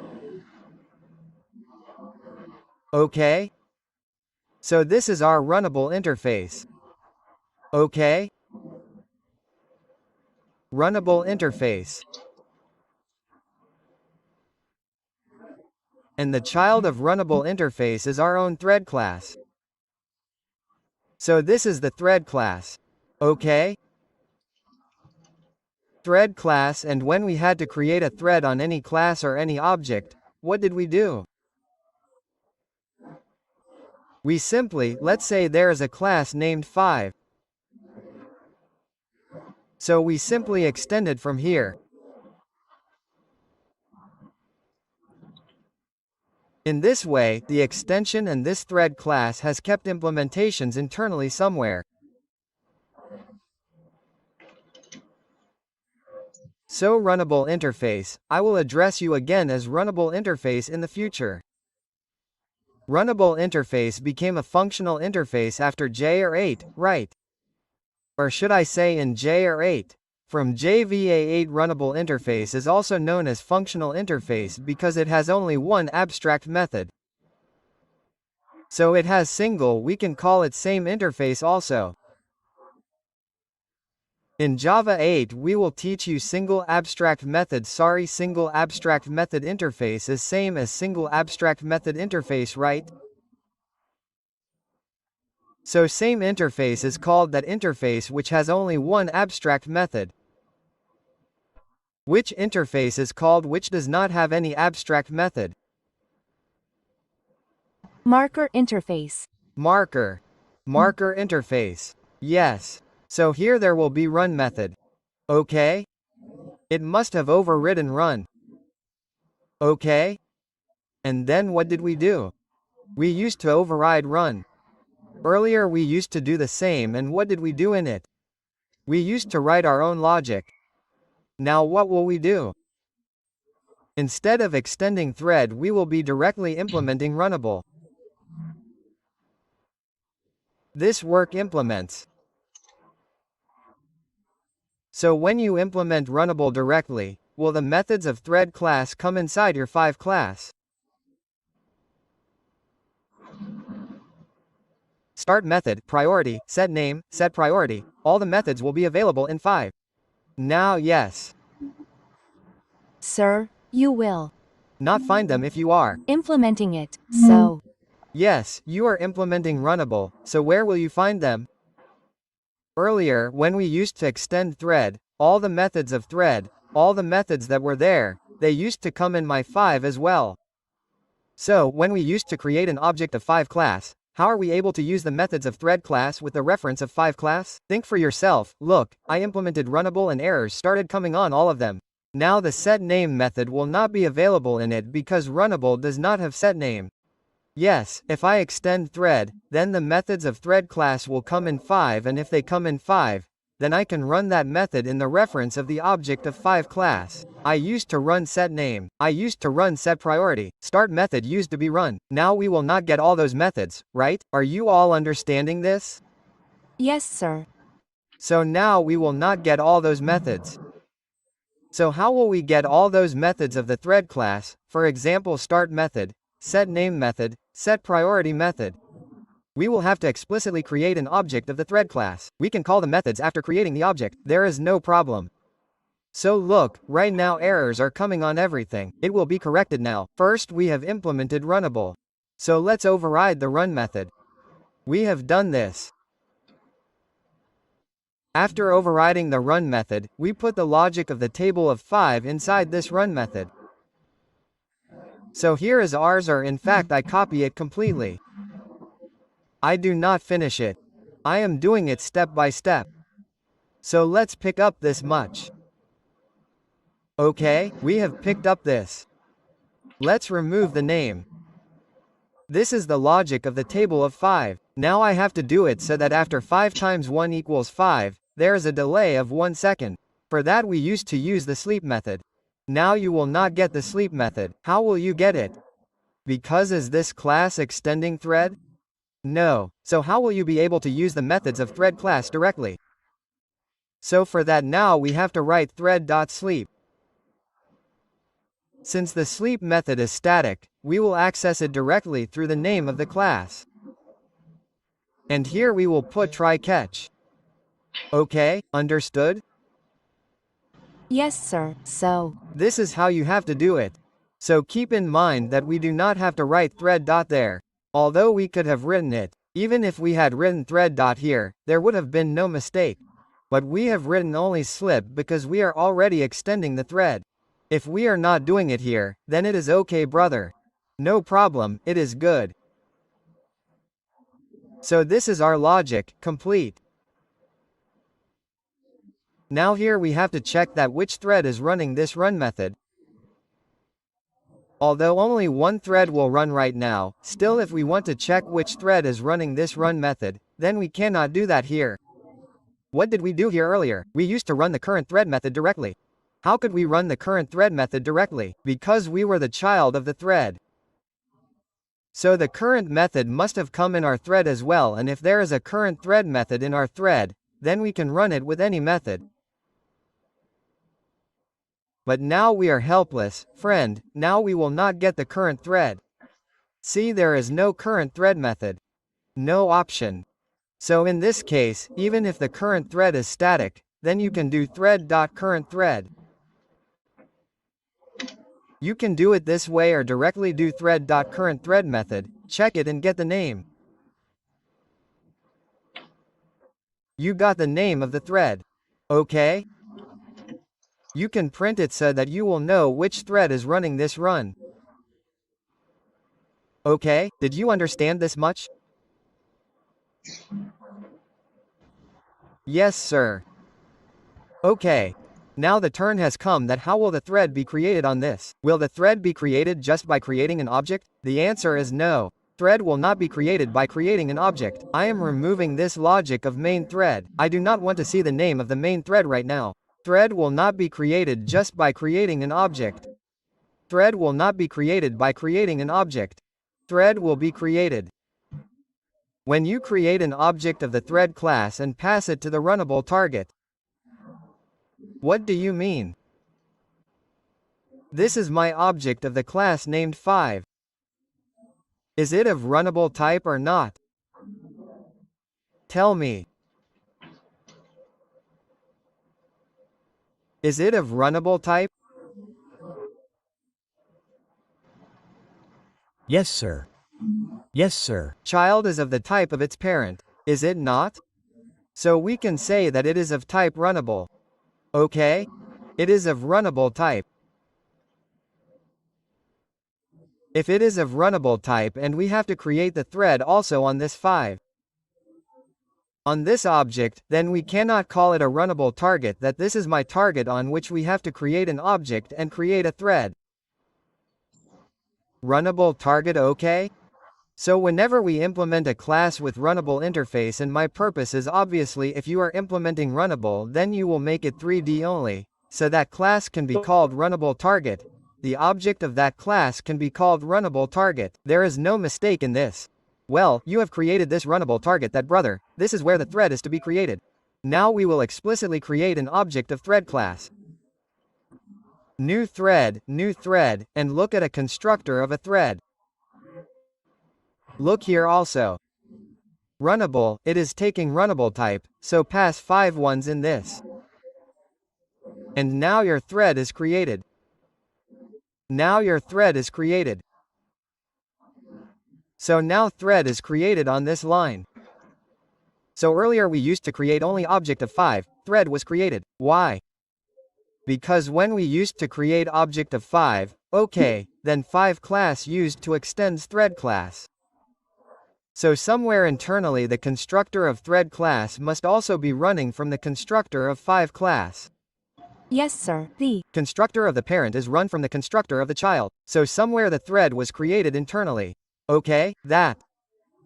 But right now we don't have any class named thread here. So explicitly we create an object of the thread class. And while creating the object we pass the reference of the object on which we want to create the thread. That's it. Okay. That's it. Only 3 people are left in the session, right? The rest of them have gone. yes, sir. Where have they gone? It seems that multi-threading is taking a toll. So okay, no problem. Yes, so just like you have done on this, you have to create a class named 7 exactly like this. So we have created a class named say here, okay? And let's move it a little to the side. And say implements Runnable just by 7.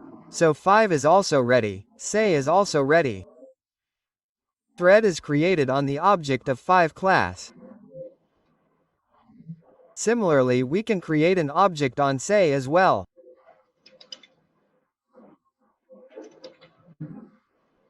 "77 equals from new and this thread 2 which we will pass from here.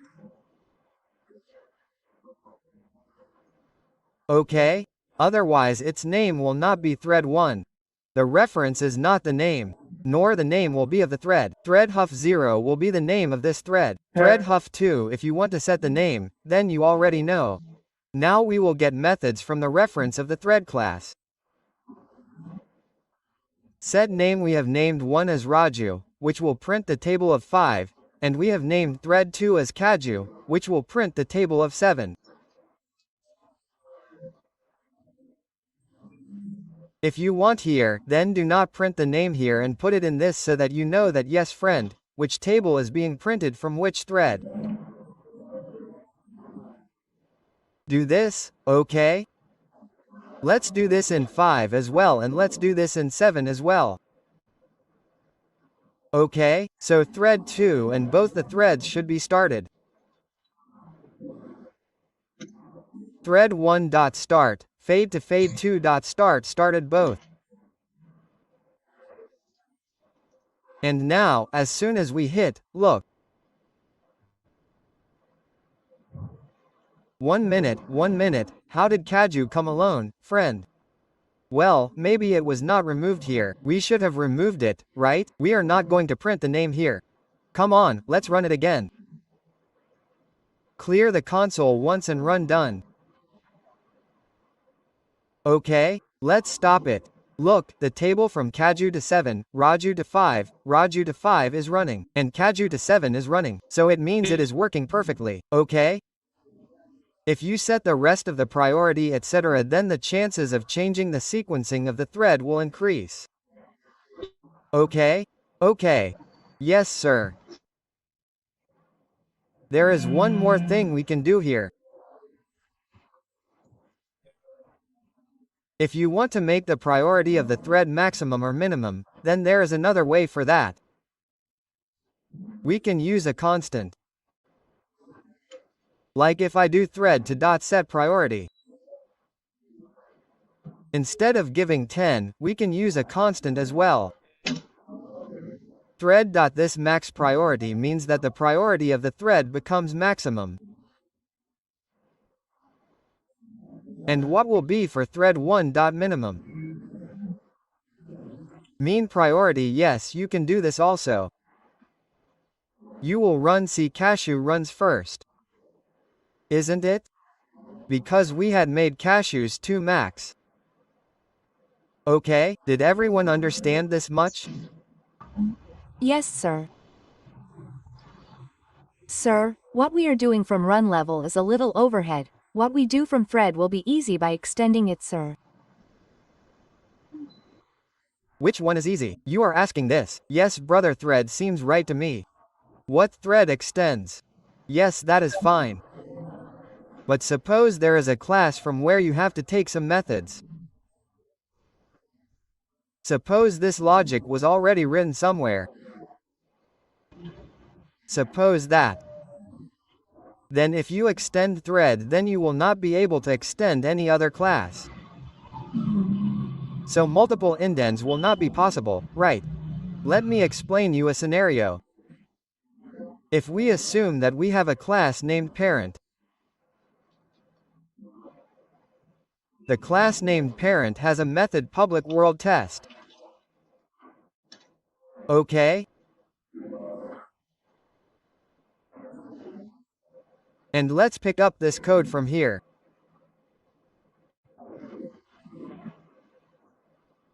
It is in this parent. Okay? It's okay here. Okay, sir. And now inside 7, if I want this code of the parent, then I can extend it. If I were doing this thread, it would not have been possible. Now I will get this test method as it is inside this. So I can call the test from here. This is beneficial. Understood? Yes, sir. So we told you that when you need multiple inheritance, then it will be beneficial. It can also happen that you will use it in this sense. The rest is fine. Okay? Let's add this. Okay, let me tell you one more thing in this. If I search out here, I do hello or exit. Okay? And here I take out start from here. So you will find that the main thread started and stopped after starting all the other threads. Sometimes it happens that we want the main thread to start, but as soon as it starts my threads, it should stop there. The code below should not run until and unless both these threads finish their work. Suppose there is some code written below to collect some data and both these classes are doing some operation on the data. So what would you want? Should the collection happen after the operation on the data is done, or should it be collected beforehand? Now after the operation on the data is done, yes, some operation is done. Whatever the operation is, you can assume anything like X or Z. So, if we want such a scenario that this thread of mine should finish its work first, then my main thread should move ahead. Meaning, what do I have to do? I have to pause the main thread. So, what can we do for that? We use the join method. How? We will join thread 1 to thread 1 here.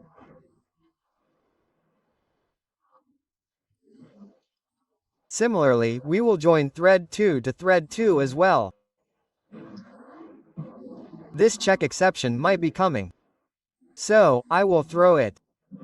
So, what will this join do? The join method says that which is the current thread, which will be the current thread inside the main. Main thread. Main thread. Complete diagram. You can see this diagram. What is this? By Sahab, it is here. Okay, this thread has become blurred. It has become bad. Okay, so this main thread that is coming, okay?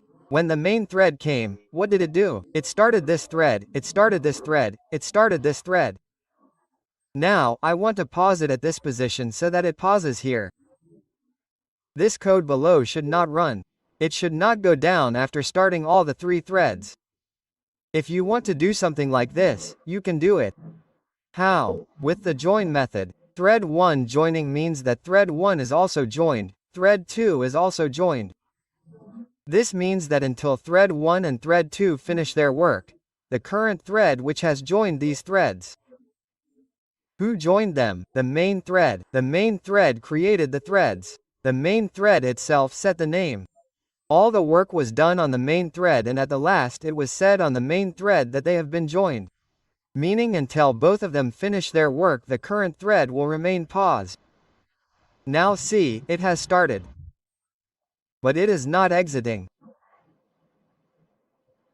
So now because we have joined both of them, till both of them do not finish their work, the exit will not happen.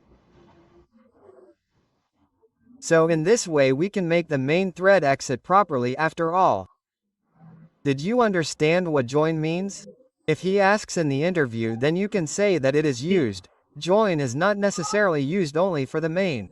If I will use join here for this current thread, then which thread is here? 5 threads. So the 5th thread will become the current thread for me. So what does join do?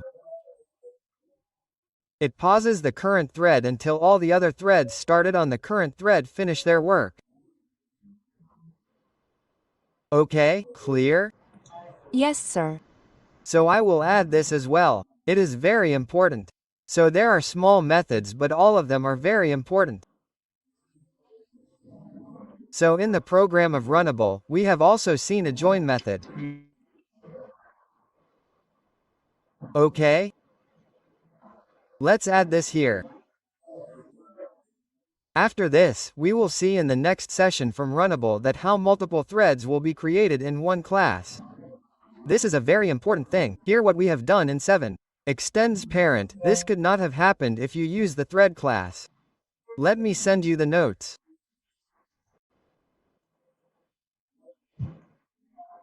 So guys, in the last session we talked about Runnable interface in multithreading. The last topic was our Runnable interface. We saw many things.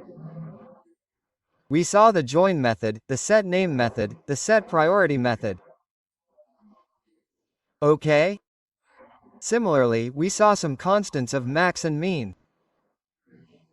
And in the Runnable interface also we saw a very important thing, that how the Runnable interface extends the parent, that is, when we use the Runnable interface, we can extend a parent. This is not possible in threads. All these things happened in our multithreading. So in today's session we will talk about how we can create multiple threads on a class with the Runnable interface. Okay? How to create multiple threads on a class. And you can also do this that you can get different tasks done from different threads. Like, I will explain you as an example. There is a class, an object.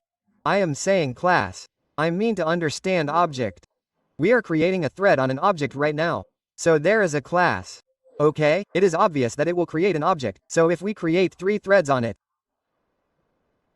1, 2 and 3. We have created 3 threads on it. Okay? And these threads will be attached to our thread scheduler. Okay? We can do this that within the same class, we can print a table of 5 from this thread. We can print a table of 7 from this thread. And we can print a table of 11 from this thread. So multiple threads can be created on one class and perform different tasks. So this is what we are doing now, okay? So if we want to create multiple threads on one class, then first of all we have only one class. Suppose any. So what do? We change the parent and from or in fact the parent. Let's change its name. We will name it table.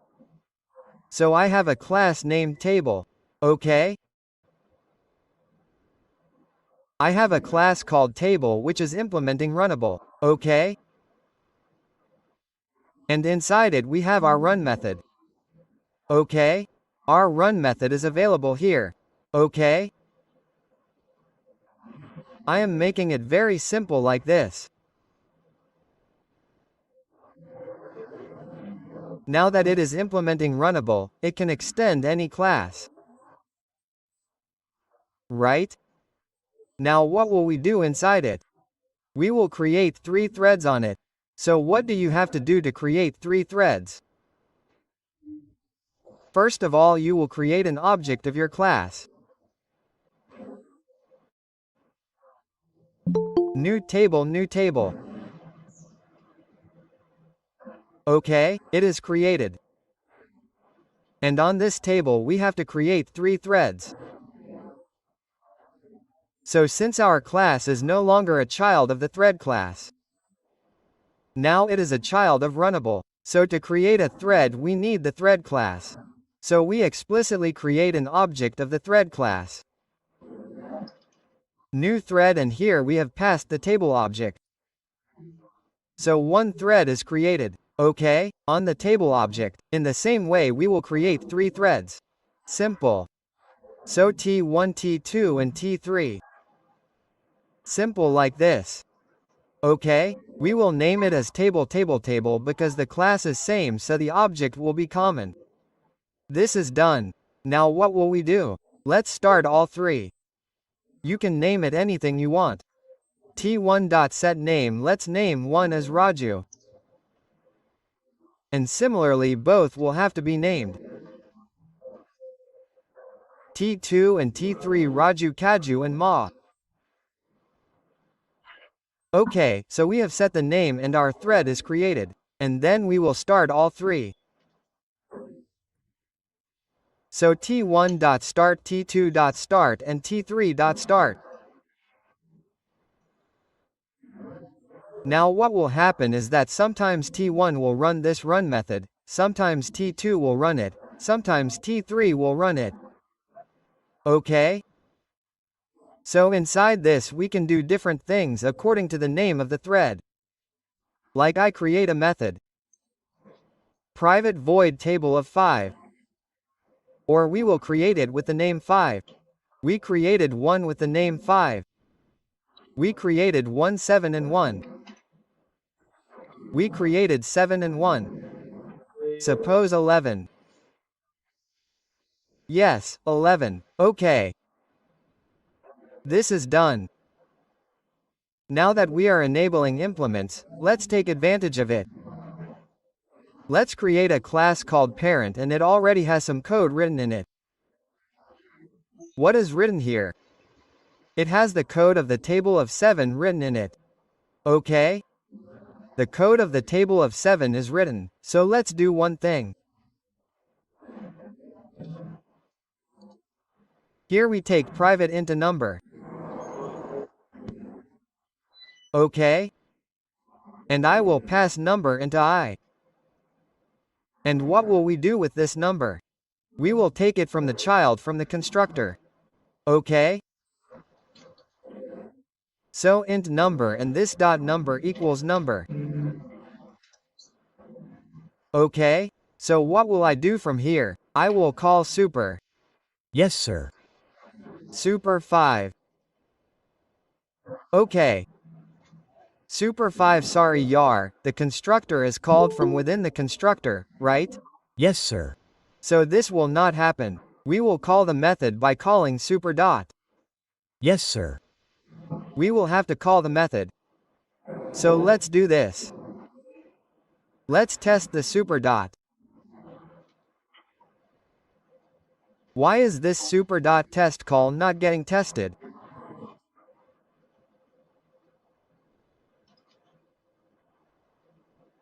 Why is the test of super not getting called brother?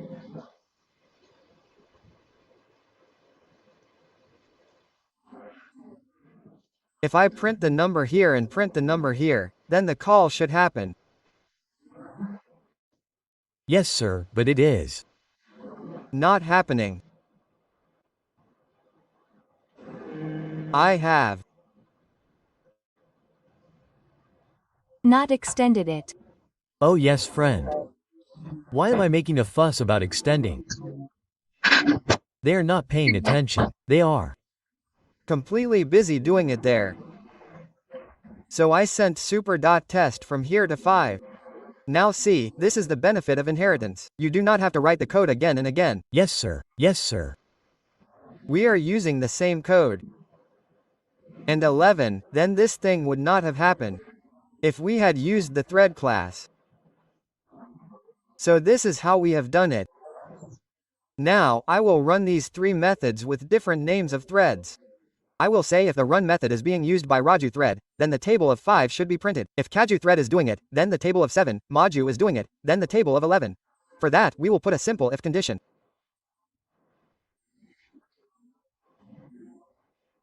So if a thread.currentThread.getName.equal Raju or we don't do this. We should have taken out the name separately because we have to check again and again. It would have been fine if we had to check once. We have to check again and again. Sorry, we will take out the name separately and keep it. And I will do this that if name.equal is Raju then I will run the method of 5 from here. Okay. Fine.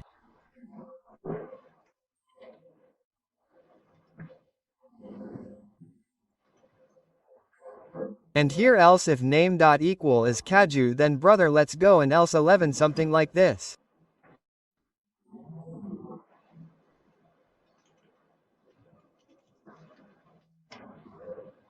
Okay? So in this way we can create multiple threads on one class on one object. That means on multiple objects of one class. Okay, the class is same, the object is also common. But what is happening in the thread? 3 threads are being created. Now these three threads will use its run method one by one. Sometimes this, sometimes this, sometimes this, sometimes this. That means we cannot call it simultaneously one by one. We will use it simultaneously. So if we see the output, look Raju Kaju Maju is coming like this. Raju must be printing a table of 5. See 5101520, right?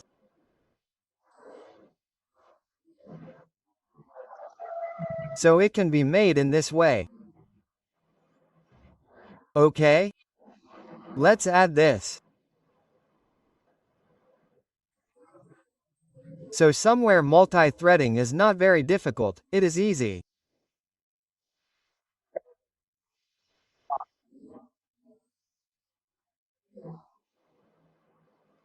Just once you understand it properly, if you grasp the concept carefully, then it will seem easy.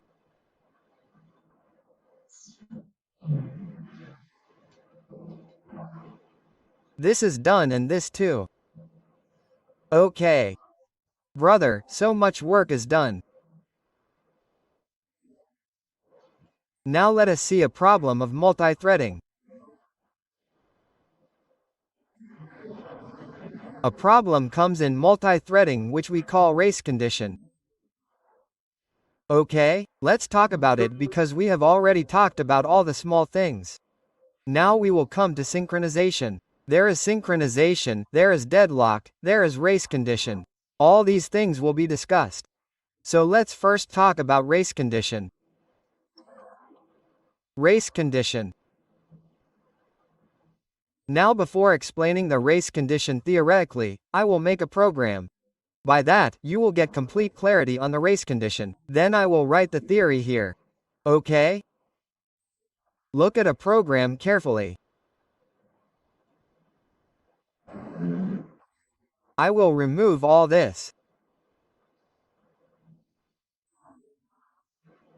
Here, we will make a sample class named account. Okay? And inside this, we will create a string private A if I want to create a mutable string. Then we have string buffer and builder. Yes, sir. Yes, sir. Okay, so I use string buffer. When should string buffer be used? In multi-threading or in single thread? String buffer is synchronized. Buffer is synchronized. Sure.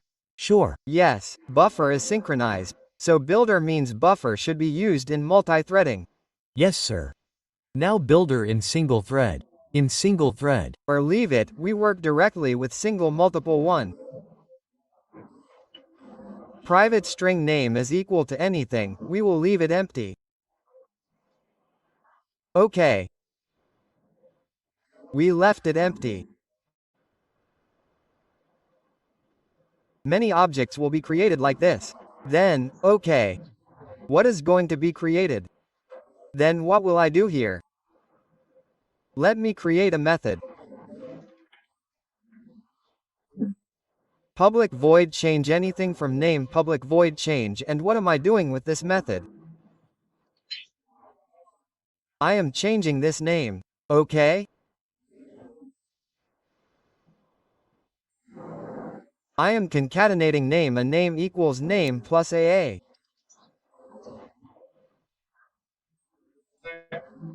Okay? So, if concatenation happens once, then what will be the length of the name? Length plus.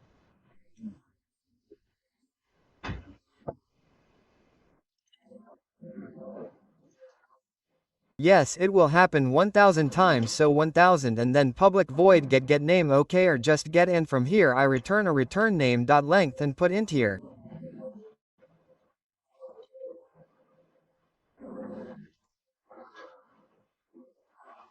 Okay? This is done. So this is a class named account which has a name which has a change method and a get method. Now what will I do? Pay attention here, what will I do here? I will run this name or this change method from 2 threads. Okay? So I have to run from 2 threads.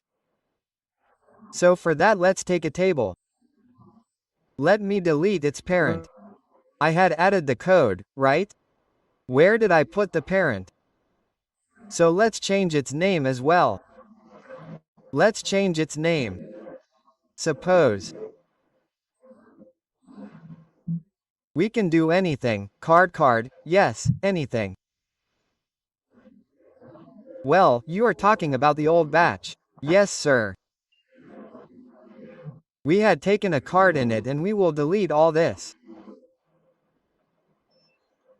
Okay? And we will delete this. All this is fine by Sahab. Isn't it? So this is how you have 2 and 3 total. Now understand this thing carefully here. What are we going to do? We create 2 threads. Thread 1 and thread 2. We created thread 1 and created thread 2 and started both the threads. So it is obvious that sometimes thread 1 will run, sometimes thread 2 will run, isn't it? Yes, sir. Now what will we do here? Here we will run the method of changing this name from both the threads. How many times? Suppose we run it 100 times each. So for int I equals 1 I less than equals 100 and I plus okay? And what do I do from here? From here I will call this change method. This change method, so the object of the change method will have to be brought here. So let's create the object here. Yes, sir. New account, okay? New account and account. And what do I do? When I create the object of the thread, at the same time send the account here. Yes, sir. So the account will come in its constructor. Yes, sir. The Account came in its constructor. Account ACC. Okay? And from here where do I put the account? In the instance variable. okay. Private account ACC and I will do this dot ACC equals ACC. We did this so that I can use the account object inside our run method. Now the account object has come in ACC. What do we call this? In the language of OOPS. Composition. Association. Composition. Association, no, yes. Here we sent the object and I will make a call from this ACC. I have called this change method, okay? When it will run completely, okay. When it will run completely, after that, when both of my threads will finish their work, that means thread 1 will also run the change method 100 times. Thread 2 will also run the change method 100 times. So what will be the length of the name? 200. Yes, sir. 1 yes. But if I exit here, the option of new account is already there. Account.get, what output will I get now? Right now I can get a 0, I can get 1 or anything. Yes, sir. Because 2 threads have started on the current thread. The current thread will finish. Both of them will keep running. Yes, sir. They would want me to get the length only when both of them finish their work. Okay. What will have to be done for that? Join method. Method yes, so I will do t1.join and t2.join so that the current thread remains on wait. What is the problem, Yar?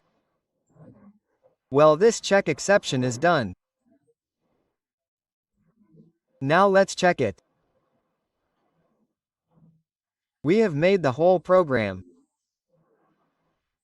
We just have to run it. So the length is coming 100. Why is it coming 100? It should have come 200. Well, now it is coming 0.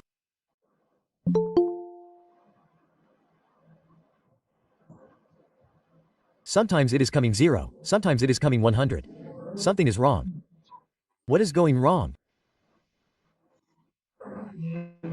T1, did this join not happen correctly? What's the problem? We made the join program just yesterday. Well, it happens just after starting, right? This is a mistake. Now see, it is coming 0. Come on, brother, see how much came. 115, now see 124, now see 200, so once 200 came, it came 200, so it's okay that brother T1 thread also changed it 100 times. T2 thread also changed it 100 times. Brother T1 will also run this loop 100 times. T2 will also run 100 times. So when we change 100 times, its length will become 200, right? Yes, sir, right now it is. Returning 200. But sometimes we will get to see some output other than 200. See, we got 100 or just keep running. You are seeing 101, see 299. Now if I increase here, I will do it, brother, 1 lakh, did it become 1 lakh? It should be 5.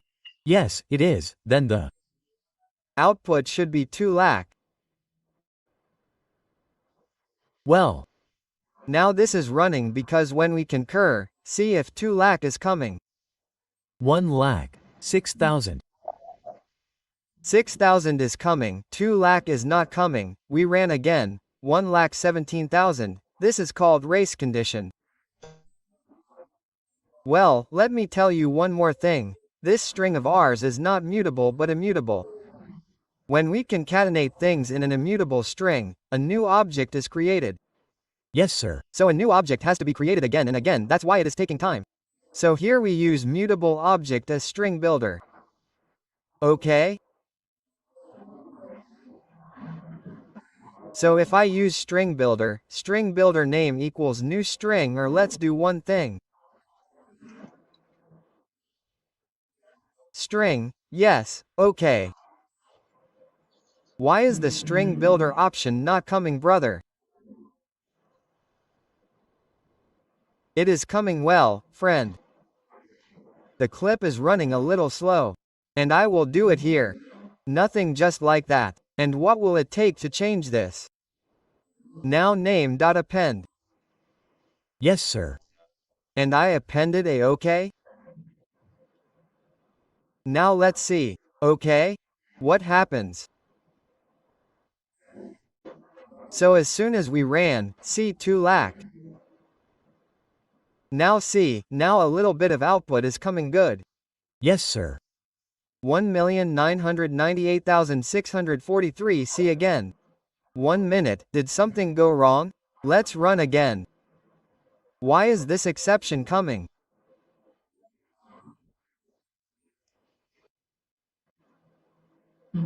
Last index out of bind. Why are you getting this out of bind problem, Yar? String builder is a lot of trouble in multi-threading. Something or the other is going on internally, is it not?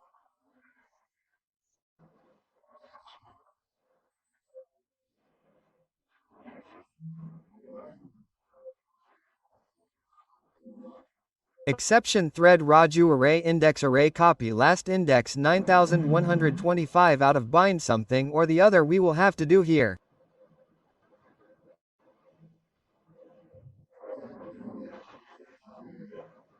The name has not been held. Let's do this. Even if we don't hold it, there shouldn't be any problem. Let's hold it. Okay?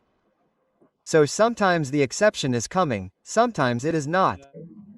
See, 2 lakh came. This time your thread 1 changed it properly 1 lakh times and thread 2 did it 1 lakh times.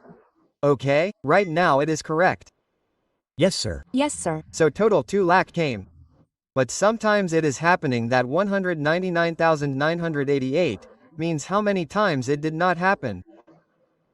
I think 100 is 12, right? It must be 112 only, right? Sir? 112 times the problem occurred here. Look, this is called race condition. This is a perfect example of race condition. I take a screenshot of this. This is a perfect example of our race condition.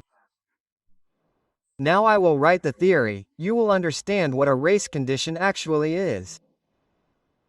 Look, when does a race condition occur? In Java, race conditions occur. When does a race condition occur?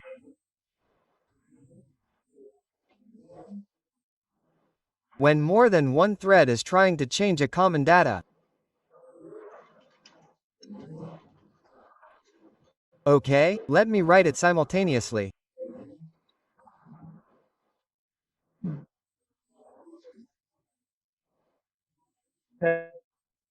Simultaneously, when a race condition occurs when more than one thread is trying to change a common data simultaneously, and then the output of the program might not necessarily be unexpected when more than one thread makes simultaneous changes to a common data.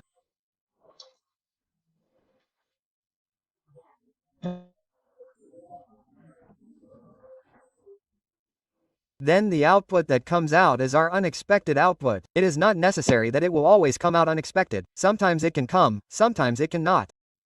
So the condition of unexpected output is called race condition. So what was our expectation? If we look at the program properly, then thread 1 is running my run method 1 lakh times. Inside the run method, the for loop is running 1 lakh times. So if we change this string in this thread 1 lakh times, then its length will become 1 lakh A. Then when thread 2 does it 1 lakh times, then it will become 1 lakh more. So what should be the output? What is my expectation? 2 lakh. Yes, sir. But sometimes 2 lakh is coming, but sometimes 2 lakh is not coming. Why is it not coming? Understand that it is not coming because this is your resource. Understand the matter carefully. This is your resource. This resource in our case was a string builder. String builder. Okay? Now the value of this string builder that we had given was A. Okay? Sorry, initially we had given a value to the string builder and kept it empty. Okay? Now I have 2 threads. One is Raju thread, one is Kaju thread. Okay? Now what happens? When both the threads access the string builder simultaneously, then the string builder is not synchronized. The string builder is made for a single thread. But we are using it in a multi-threading environment. That is why a race condition is coming. What is happening? This by Sahib went to append A to this. Okay? He went to append A, so suppose he appended it to this. Then what did my string builder become? Earlier it was empty and became A, then this one came to append, so what did he make by appending it to this? Okay? Then this one came to append it. What did it make it? Triple A, then this one came. It appended it and made it 4 times. This will work. But sometimes it happens that now this one and this one come to append to these 4 A's simultaneously. Meaning what happens to both the threads? They overlap. So what is the result? The result is that the work of both this thread and this thread is done, but the increment happens only once. So it will become 5a. This thread will think that its work is also done. This thread will think that its work is also done. Whereas if this thread did it once and this thread did it once, then it should have been 6, right? But how much did it become? It became only 5. Do you understand the problem? When two threads enter together to change a resource. Okay? So the resource will change only once, but the work of both the threads will be seen to be done. That is why how much output has come here, brother. Instead of 2 lakh, it became 199,988, meaning both the threads have overlapped 112 times.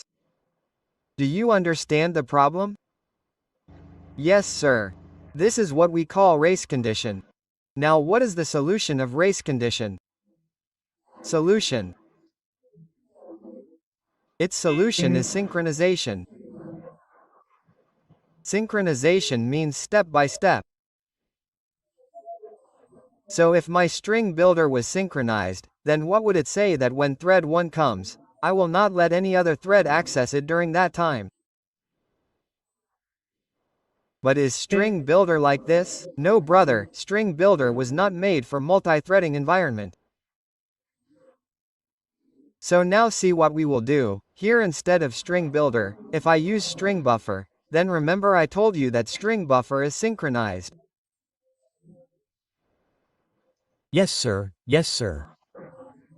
So string buffer is synchronized, so there is no need to name it here, friend. Then we were just checking like this. So now see in the buffer case, 2 lakh, then see this 2 lakh, see, will that problem of a race condition come in it or not, because this is synchronization.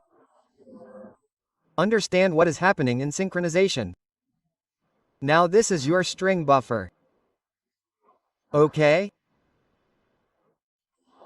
String buffer. We have kept it empty initially in string buffer. Now there are 2 threads. There is Raju and there is Kaju. But can both of them access the string buffer together? No, sir. No. Oh, brother, no. If this one comes to increment it, suppose this one also wants to come at the same time, then the string builder will block the buffer. Brother, stop, because there is already one person.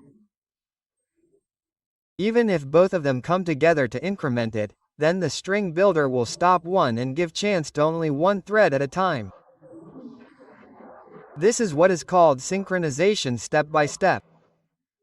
So this string buffer is synchronized. Synchronization means that only one thread can access the resource at a time. Our string builder was non-synchronized. Non-synchronized. What happens in non-synchronized? It is possible that more than one thread can access a resource at a time, which is the problem here. So in a multi-threading environment, if you are manipulating data or any resource, then always do it in synchronized. Do it with the help of synchronization, otherwise a race condition will come. So what will happen in this now? If this one goes to increment, it will become a during that time, it cannot do anything. Then suppose, if this one comes to increment a, then at that time it will be on hold, it cannot come, so it will do a. Then this one will come, it will increment it, so it will become triple A. Then this one will come, it will do this, so it will become 4 times A.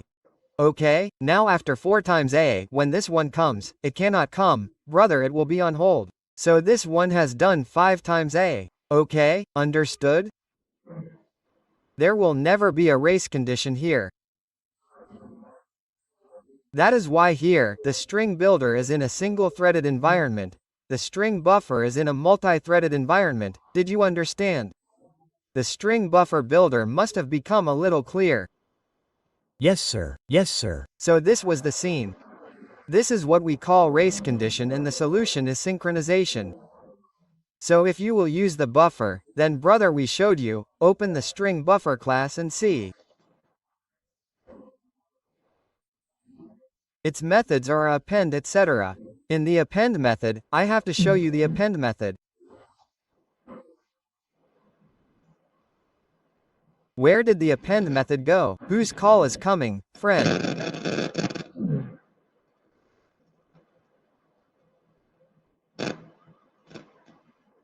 Where did it go? Look here, the append is synchronized. Isn't it? All the append overloaded methods are all synchronized. Okay? 1 minute, 1 minute.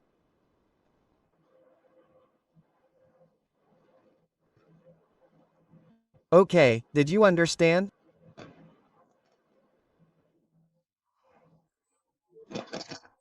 So the append method of the string buffer is synchronized.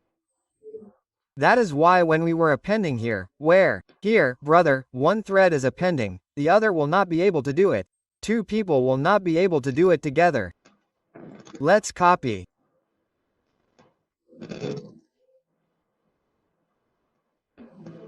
And this is done.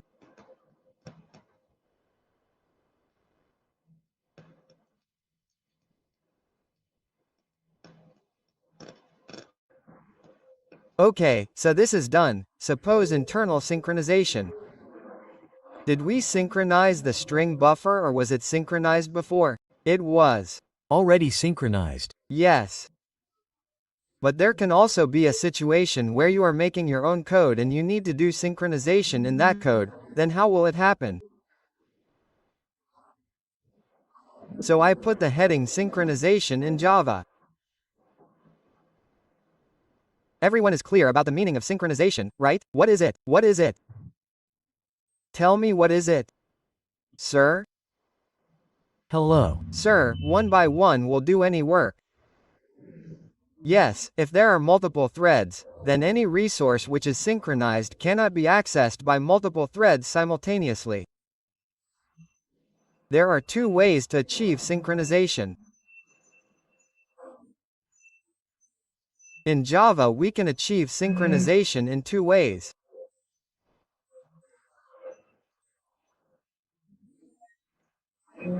Two-way one is our synchronized method and one is our synchronized block.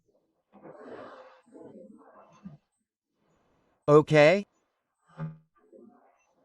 Synchronized method and the other is our synchronized block. Okay, now what is the difference between these two? We will talk about this in the next session. So there are basically two ways to achieve synchronization. Either you create a synchronized method or you create a synchronized block. If you create a synchronized method, then the entire code inside the method will be synchronized. If you create a synchronized block, then brother, here you can manage synchronization according to your needs, in which we call it custom. This is the difference.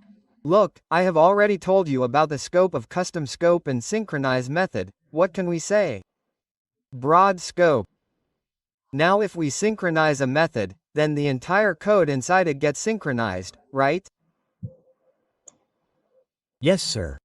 But synchronized block can also synchronize any small piece of code of the method. If you see its program, it will be more clear to you. So first of all, let us see the synchronize method.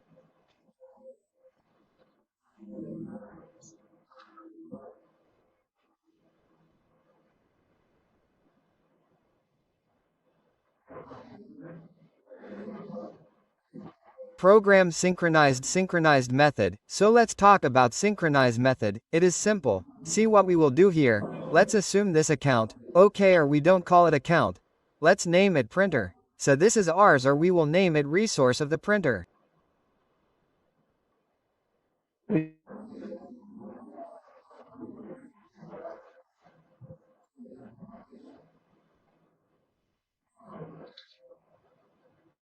Let's name it resource. Okay? Now understand this resource carefully. Absolutely. We have a printer near this resource. Public void printer. Okay? What is the work of printer, brother? Once we start the printer, so it prints 10 to 10 copies. Okay? So we do this. Let's take a string name here. String name. Okay? We took the string name and inside it we put a for loop.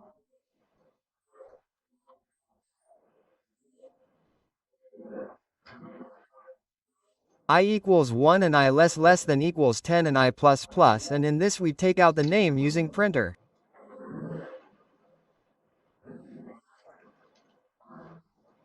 Okay? Suppose Raju is running the thread, then Raju using printer will come. If Kaju runs the thread, then Kaju using printer will come. Okay? This is done. Now we will create 2 threads here in my threads. Okay? And we will move it to the side. We will move the resource to the right. So what did we do here? What did we do inside the run method?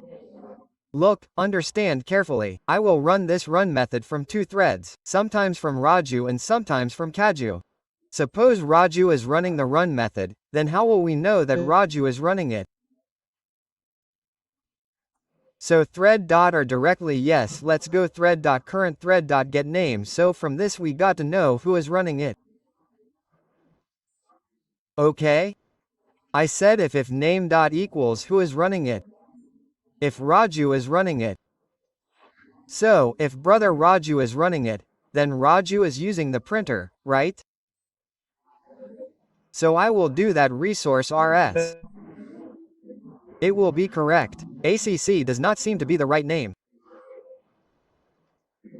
rs, rs and rs. So from here I will do resource.printer and pass the name. And in else I will also do the same thing. So tell me, what name will go in else and what name will go to the printer in if? And if Raju will go in and else. Kaju. Okay? So here we come to launch, and in launch we will see Raju Kaju just remove one get. Now see what will happen when we run this program.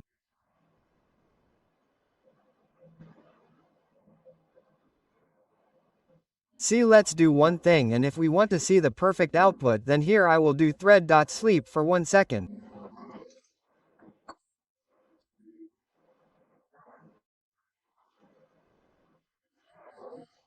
Now think yourself that you have one printer. Suppose you have 2 systems. Now a printer is attached to both the systems. At the same time, both the systems ask the printer to print a copy.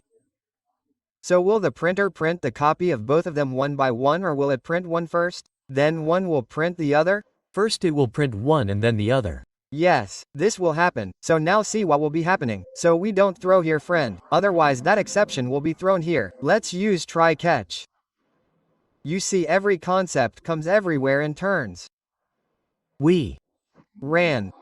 Now see, sometimes Raju is being used, sometimes Kaju is being used, sometimes Raju, sometimes Kaju. We didn't want this. What we wanted was that okay brother, Raju will run first or Kaju will run first. This depends on whom? Who will run first on the thread scheduler.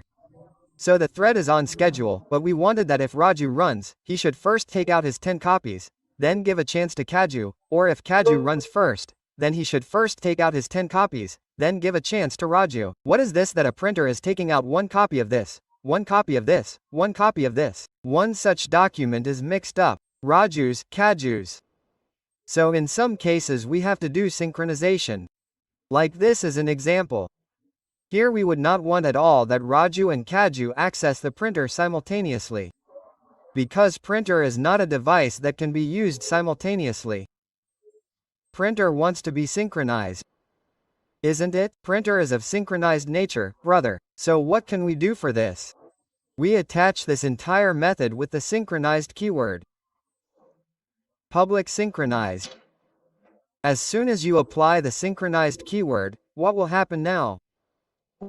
Whichever thread will run first, it will depend on a thread scheduler. But suppose Raju thread runs first. As soon as Raju runs the printer method, Raju enters in synchronized block. Now when Raju enters in synchronized block, during that time no other thread can access this method. This is called synchronization, that if a thread is using a resource, what is our resource? Printer. So if Raju is using this resource, then brother Kaju will be on hold. Understood? Yes, sir. Okay, so now if we run, then see the output, Kaju ran first. It is good, no problem. We already told that someone can run first. So it will print its entire thread. And now Raju is trying but is not able to enter. Now as soon as Kaju's work is finished, the synchronized block is released and now Raju starts. Okay, so this is what we call synchronization. So my string builder is synchronized. Sorry, my string buffer is synchronized. How is it internally? It has only used the synchronized keyword in its method. So if we also want to create a method and we want that multiple threads cannot access my method simultaneously, let's do it one by one. So we can do like this. Did you understand the whole game? Yes, sir. So, This was it. Well, in the previous program, where did we go with our A?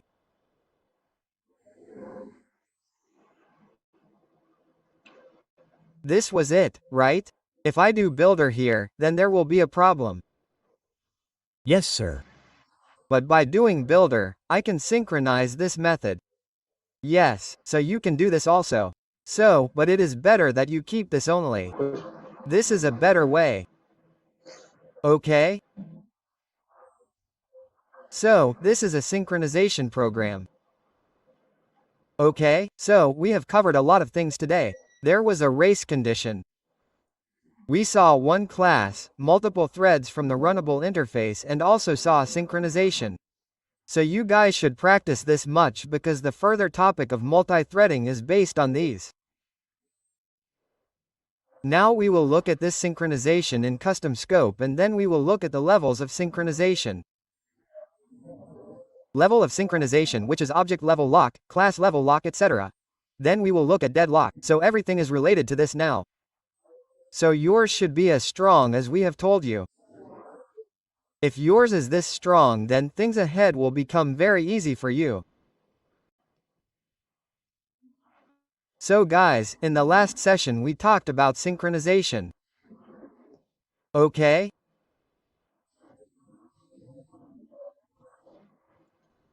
What we learned in synchronization is that if I have a resource which I want that at a time no more than one thread can access it.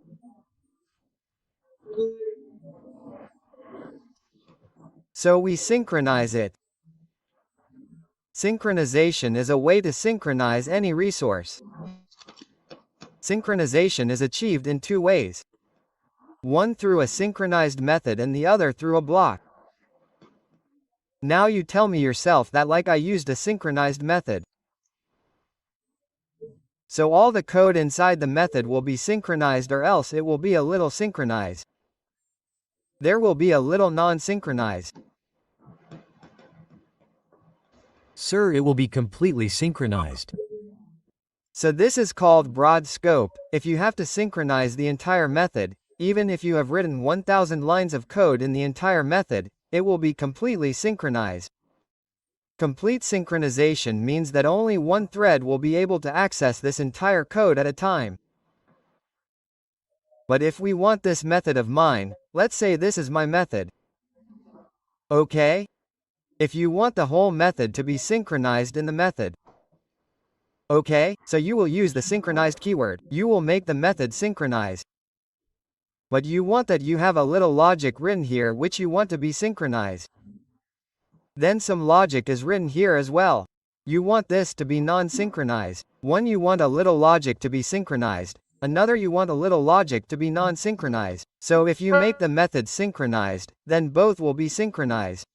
But what do we want? We want this one to be synchronized, this one to be non-synchronized. So what will we do for that? We will put this one in the synchronized block, and we will leave this one as it is. So synchronized block is the first thing we will see today. The second way to achieve synchronization, multi-threading, okay?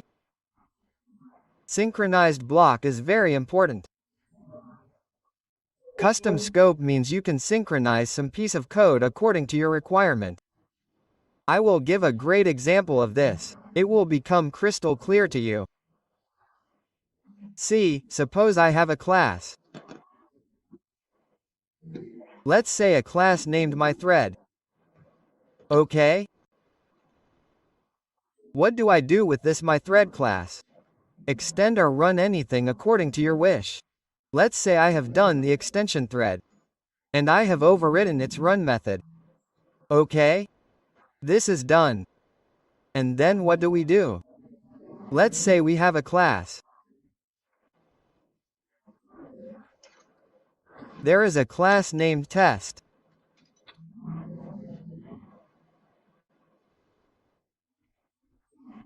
And inside this test there is a method public void doTest. Okay? Anything like this is this method. Now here let's say or change it. Change is a method named change. Okay?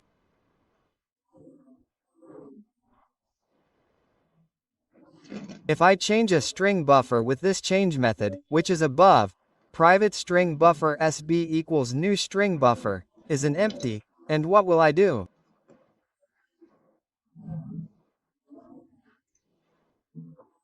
I will keep on appending anything, say a, to sb in it. Okay? I am doing this. So, you tell me if this change method is being run by two threads, sometimes Raju, sometimes Kaju, 1 lakh times each. Okay? So, how many times will the string buffer change? Raju is changing it 1 lakh times, Kaju 1 lakh times, it will be 2 lakh. Do we need to synchronize this method? No sir, the string buffer is already synchronized. The String buffer is already synchronized. So we don't need to synchronize it. Okay, so we have done this work. I am taking the same example, you will find it easy to understand. So we have done the test. Private test. Okay, and from the test, I call the method.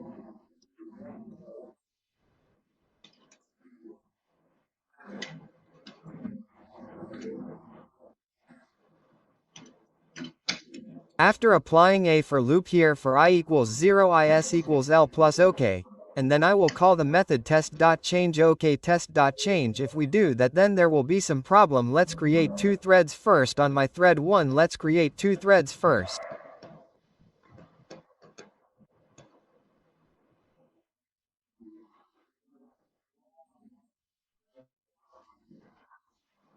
Okay? So to create two threads we will come here and create an object. New myThread. I have done extensions. So I don't have to create an object of the thread class. MyThread 1 and thread 2. We have created two threads. Let's name both T1 and T2. It is not necessary but it is okay. Raju and Kaju. Okay, we have done Raju and Kaju. And started both. T1.start T2.start. Okay? And we have joined the current thread. T1.join and T2.join. Meaning we have joined this thread. So the current thread will be on wait until both of them finish their work. Okay, and then we will create a getter for the value of SB. Get SB. Okay? And here we do public end and return from here SB dot.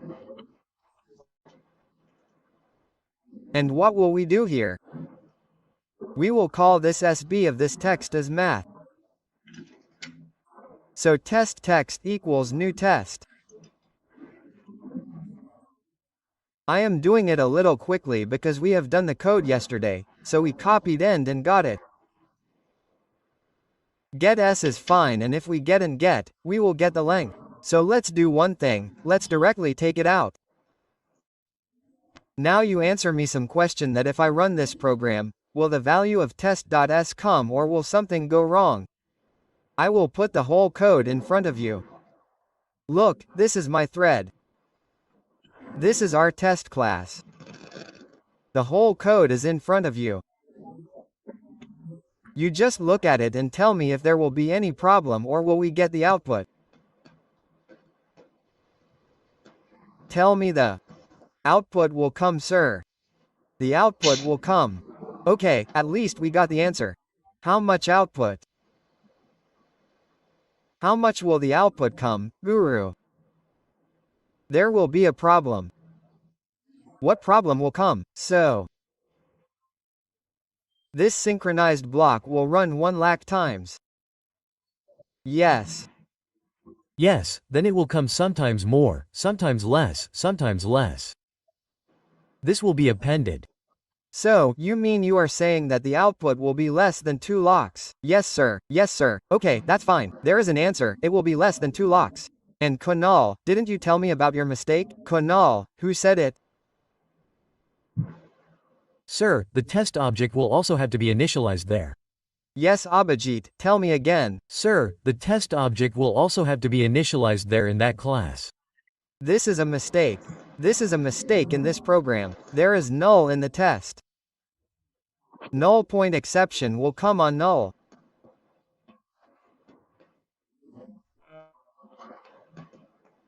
See, null point exception came, so this was the problem in this code. So what did we have to do? I have to send the test object here. Okay, so I have to send the test object here, so I can send it through the constructor, it is test. Sir, isn't it? Someone may ask that why did you not create the test object here and run? So the answer is that if the run method is run by 5 threads, then how many objects of the test class will be created? 5 objects will be created. Okay.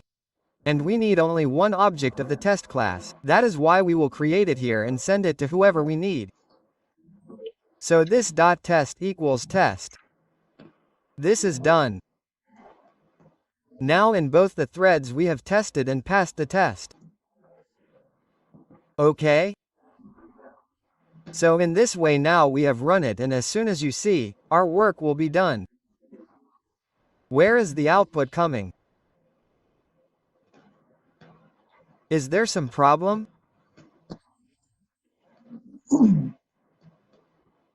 Run as Java application. The console has disappeared. It is not coming at all. What is happening? It is not coming at all. The console should show 2002-2000, right? Why is 2002 coming? Because we have started from 0. Yes, sir. Okay, so now 2 lakh should come. It was not 2000, it was 2 lakh 2. Yes, so 2 lakh is coming. It is perfect. No problem. No, sir.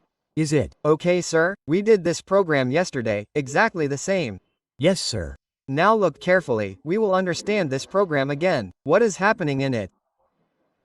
Actually, what are we doing? We are creating a text object. This is my resource. Acts like a resource. Okay? Should we create a single object or 2 objects? 1. Single object means we have only 1 object of our resource. Okay, I have only 1 resource. Resource. Okay? There is 1 resource. Now inside this resource means there is a method of this resource. Okay? Now this method is synchronized. Okay, what is this method? Synchronized sorry method is not synchronized sorry method is not synchronized. No problem. Okay, it is non-synchronized. Now what is happening is that we are calling this method from 2 threads. So we created a separate second class. Okay, second class. And created 2 threads on it. Okay? And with the help of 2 threads we are accessing this method of this test. So the question is, can both the threads Raju and Kaju access this change simultaneously?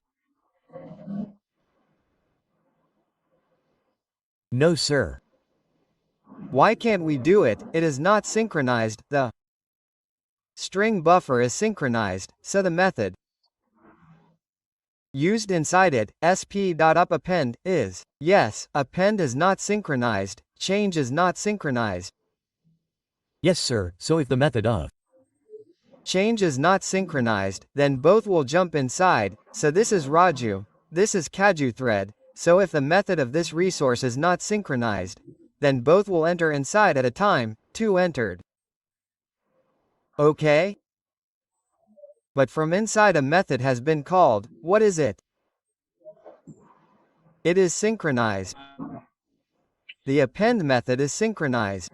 So the append method is synchronized. So can both use append together? One will do it, one will do it. Yes. Suppose if this one is done, then sometimes it will do this. Sometimes it will do this. Sometimes it will do this. It will happen alternately together. So it can never happen.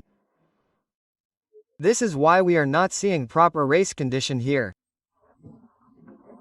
We are getting proper 2 lack in the output. Okay? That's good. Now what did we do here? What did we do? Here we want to see if a race condition occurs. Okay? So how many times do 2 threads overlap? Suppose you want to see this, then let's create a string buffer like this. Okay. We created an int count. Well, in this we are returning the length. Suppose we want to count, so we created int private int count equals 0, and from here I will do count plus plus. Okay? And from here I don't return the length of SB but return a count. Suppose I return a count. So tell me what will be the value of count. It will be 2 locks. no, sir. The value Of count will not be 2 locks. Because Raju can also access the change method.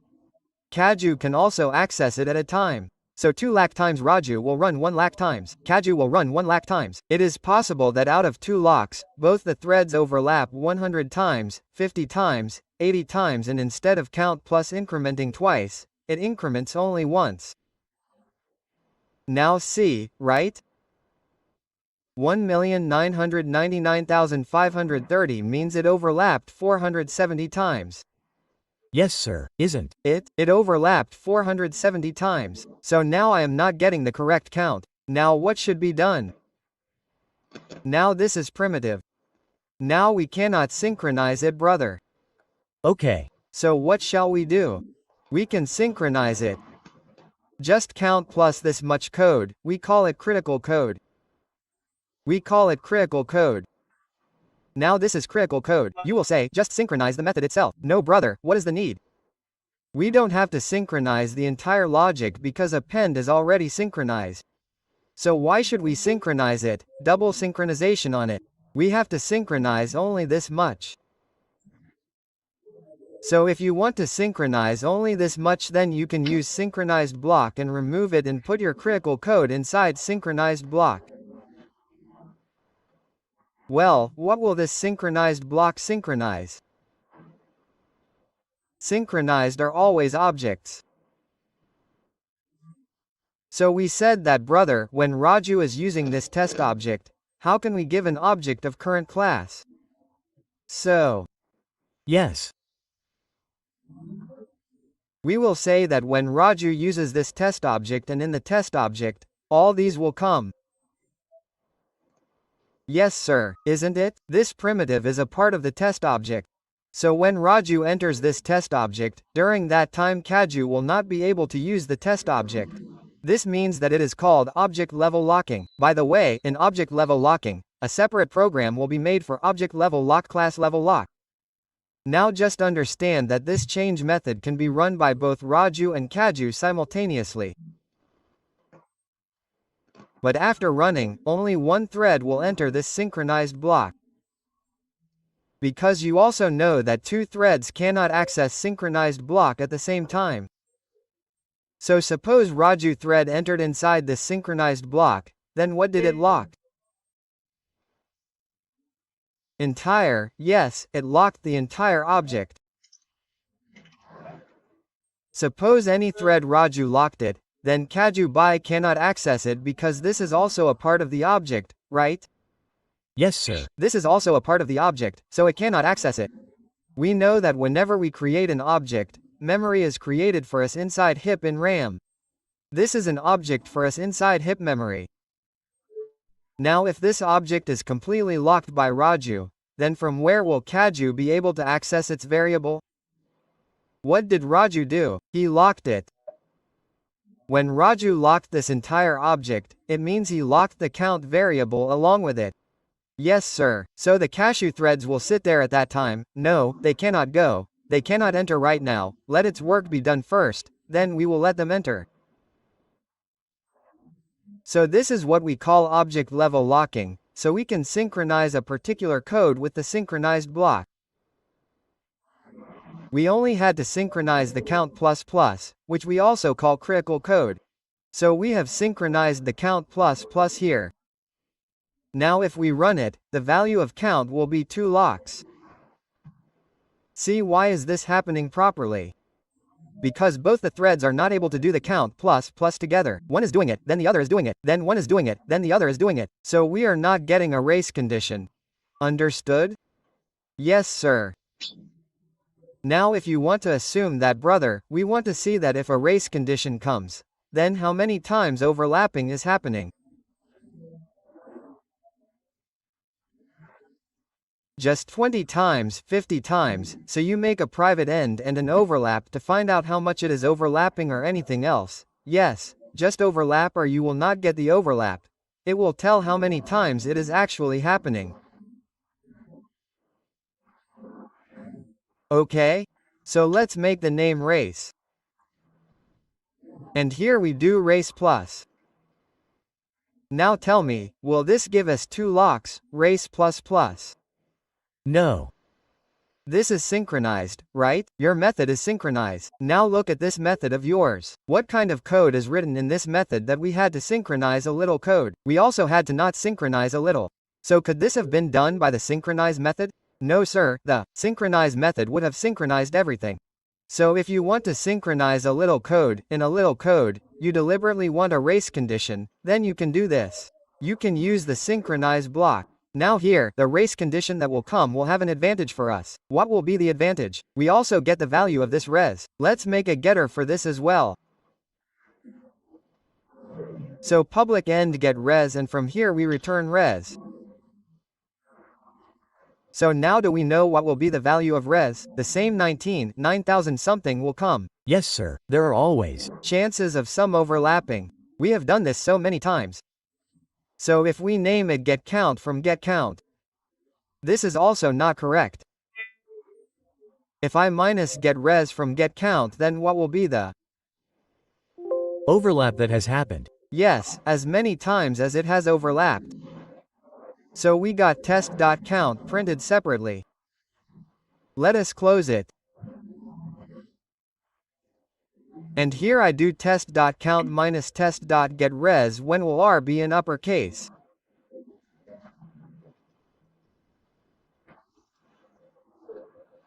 Get res, so res, suppose 1,999,000 something will come, it will come 2 lakh, then you will know how many times it has overlapped. See, the string buffer overlapped 7 times, so brother, there would have been no problem, it is synchronized brother, the value of count will come 2 lakh, how much value of it would have come? You tell me the value of res 1999 993.99, okay. Just minus 7. Look, it overlapped twice, overlapped thrice, overlapped 12 times. Are you understanding? It overlapped 70 times. So, in this way we use synchronized block, through which we can synchronize our critical code and leave the rest of the code which is not critical. Okay brother, let's go, you can access it at the same time from both the threads, there is no problem. And we had a problem in this, so we synchronized it. This is internally synchronized, so there is no problem in it. Okay? So this was the synchronized block. Did everyone understand? Yes, sir. It is a game of practice baya. You will forget everything if you don't practice. Nothing happens without practice, sir. Yes. Without practice you forget. Yes. Without practice, so I don't remember the methods. Many times I was Doing it with collection strings also. One day I couldn't remember what to put. Yes, yes, practice is important. So you have understood this, synchronized block. Okay? When we use synchronized block, at that time a scenario can be created where deadlock may occur. So we also check the condition of deadlock. Deadlock condition, when does deadlock occur in our threads? First let me explain you theoretically what deadlock is. It occurs only when we try to access more resources. Understand the point. I have a resource. RS1 is a resource. This is the second resource and this is the third resource. We have 3 resources. RS1, RS2 and RS3.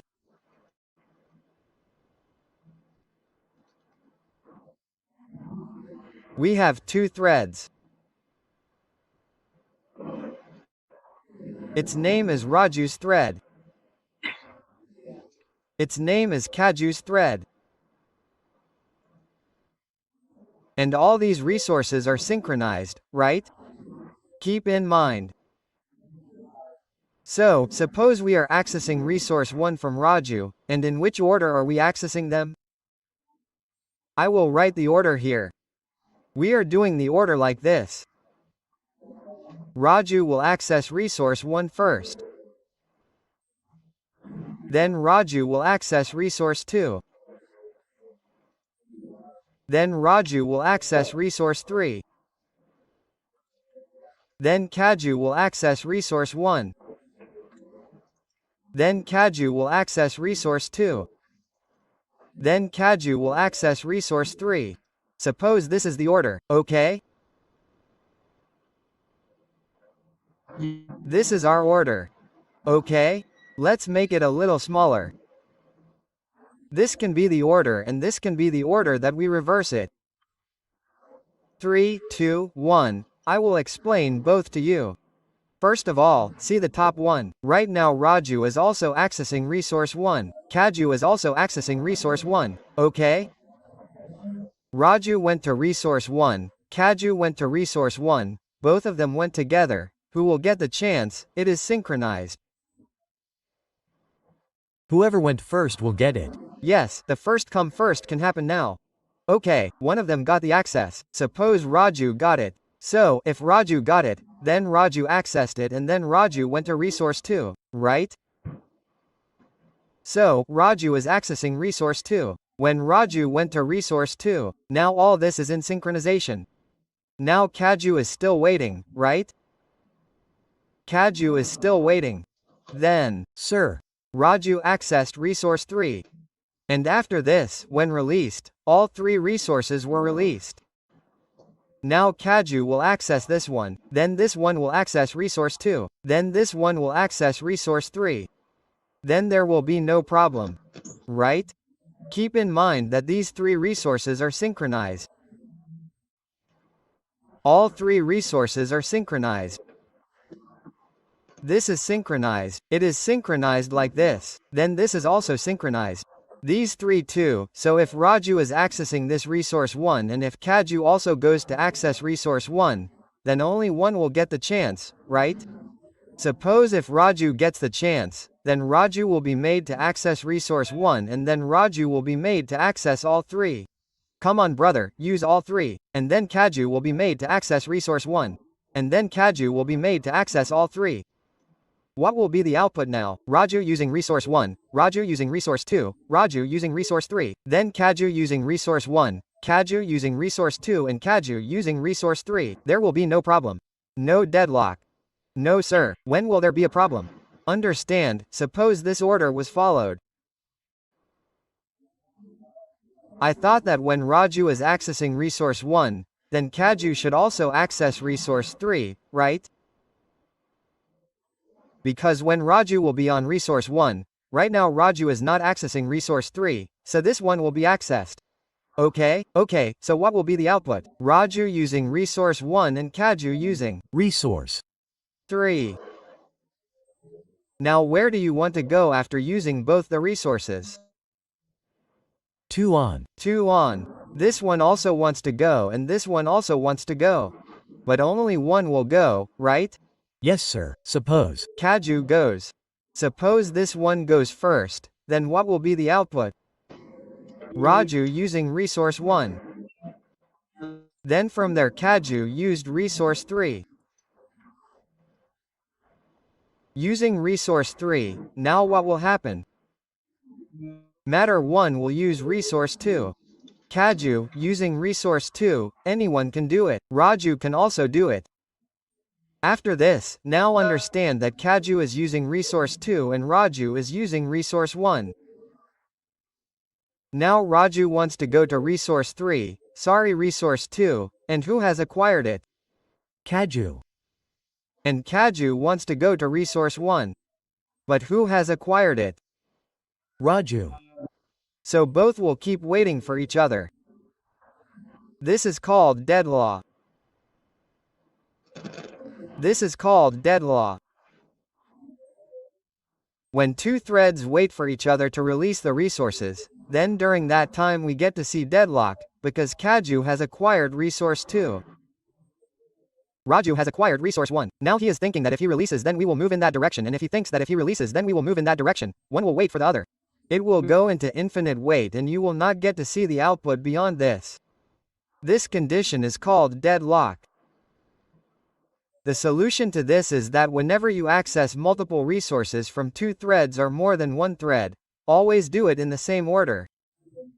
If you are accessing 1 2 3 from Raju, then make Kaju also access 1 2 3. If you think about the order and think that Raju is accessing 1, then make Kaju access 3. If you change the order, there will be a deadlock. Now I will show you the practical of this.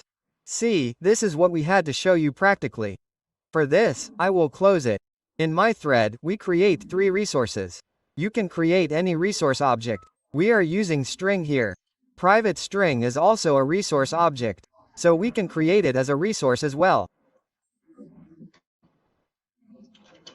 So resource 1 private string resource 2 private string resource 3.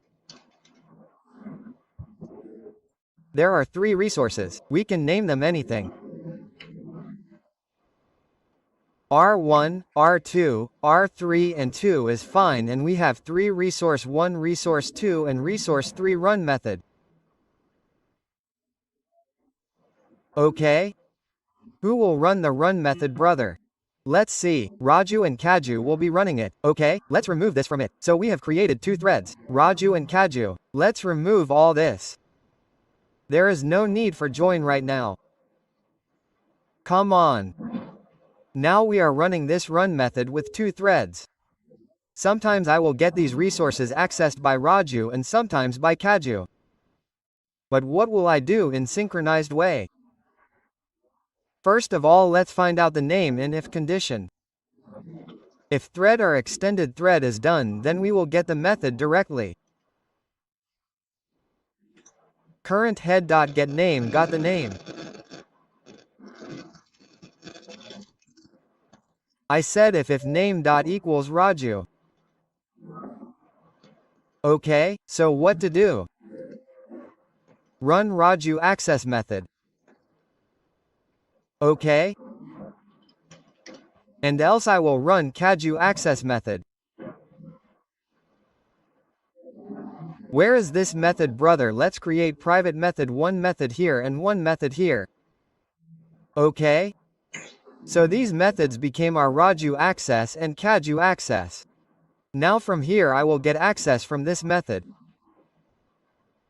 See how?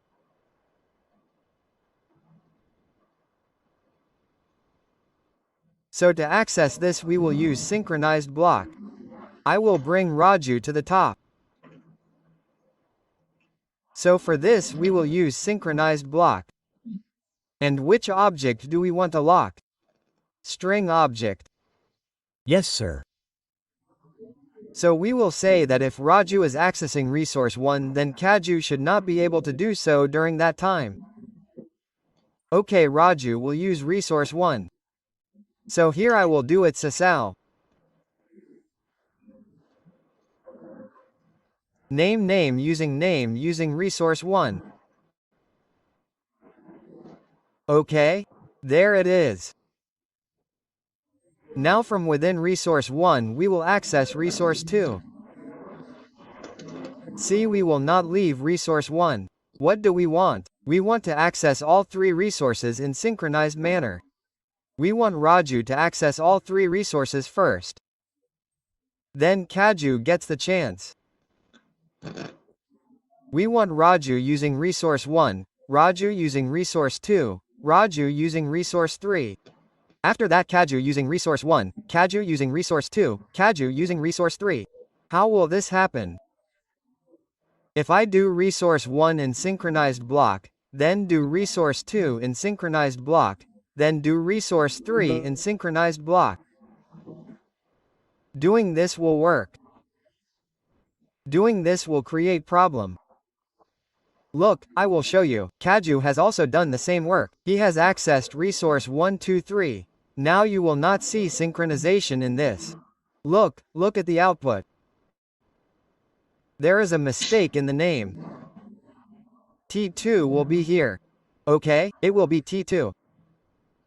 Has synchronization happened? No, sir. Now look, why is this happening? Understand carefully. First of all, we will explain to you according to the output what has happened. Actually, first of all, Raju using resource 1. Meaning, first of all Raju thread ran and Raju access method ran and Raju using resource 1 ran. After that, when Raju used resource 1, when Raju went to resource 2, is this synchronized block still acquired by Raju or has it been released? It has been Released. It has been released. Meaning, what did we have to do? We were not supposed to release this block. Now if we release it, Raju can access it by Kaju.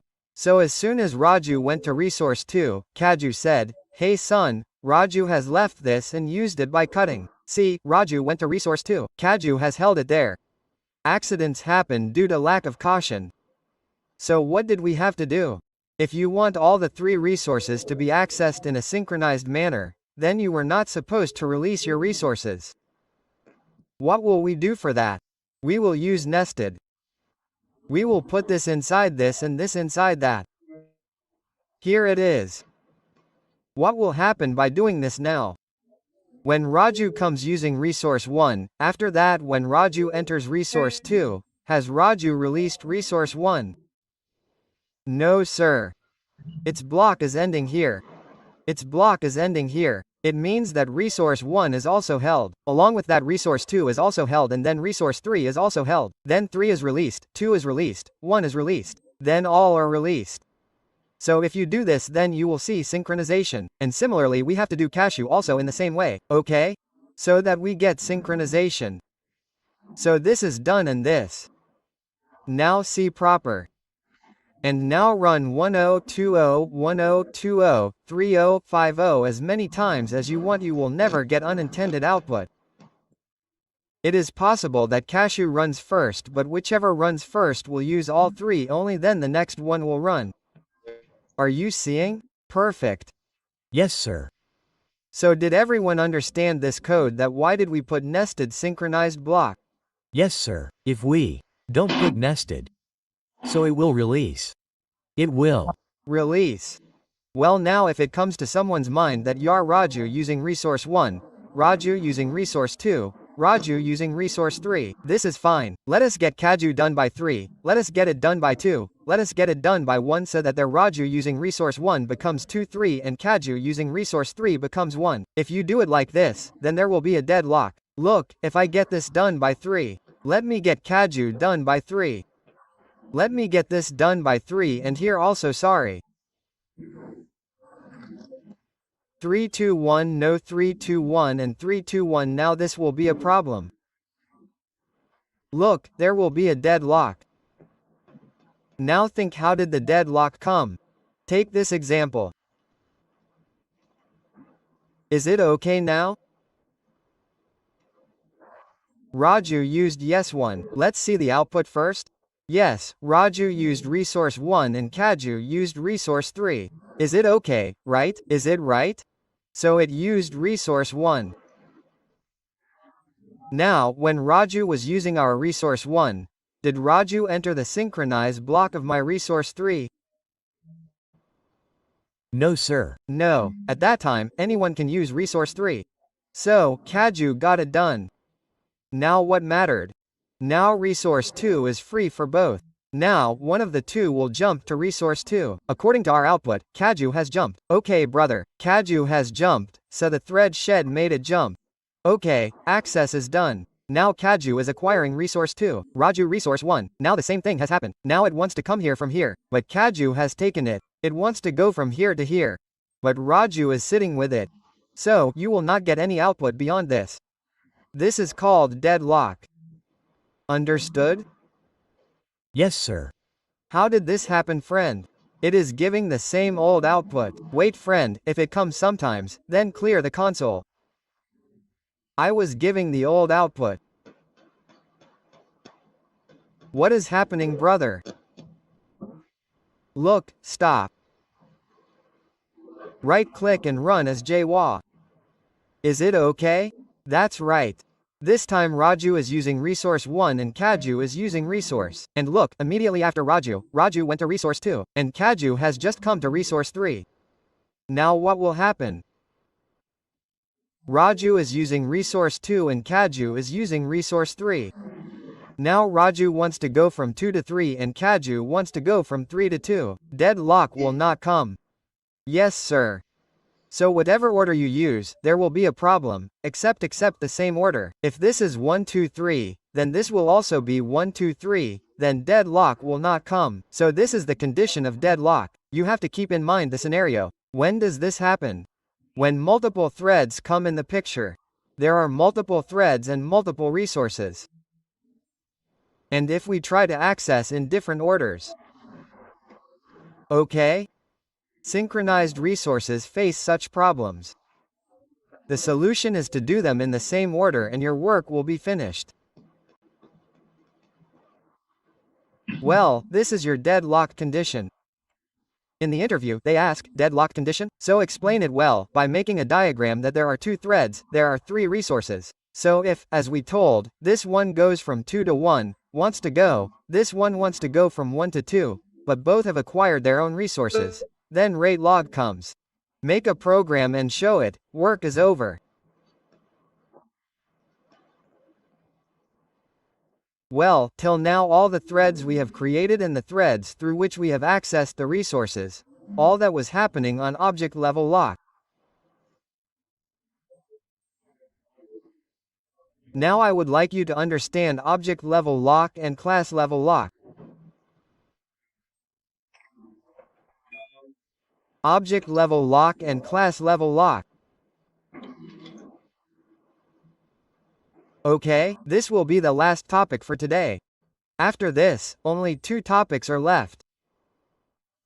One is inter-thread communication and daemon thread and theory. Inter-thread communication and thread lifecycle. Okay, we will do that tomorrow. So what is object level and class level lock? For this we will need an example, right? So what is in the test? The buffer is above. Let's blow it up. In this test we create a method. Public void printer. First we will create the test program and then we will explain it to you. There is a printer. Okay, which is synchronized. There is a printer which is synchronized. And in this we can also pass a name. Let's pass the name. We will pass the name of any thread.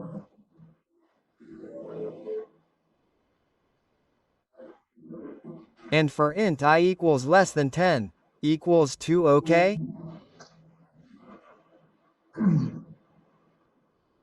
Okay, let's start with 1. By doing this, we can write it ourselves quickly. Okay? This is done. It will run 10 times. And inside this, we will simply send out the name.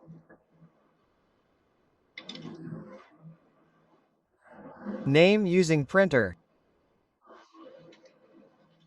Okay? Whichever thread comes is using the printer. Okay? And after this you can also apply a thread.sleep. Let's apply it. If we give thread.sleep 1000 then it will be 1 second, so let's make it 500. Half a second and try catch. Okay? This is our resource. Let's move it aside by Sahab. Now I have to access this resource from 2 threads. Right? So we have 2 threads. Let's remove these accesses. And what will we do from here? We are removing this as well. Private test end test. Okay? We have done this, and from here we also put if else so that we can send the name as well. You can send the name directly like this as well. Let's send the name directly. So what do? Let's directly call the test method. Let's send the text.printer and name.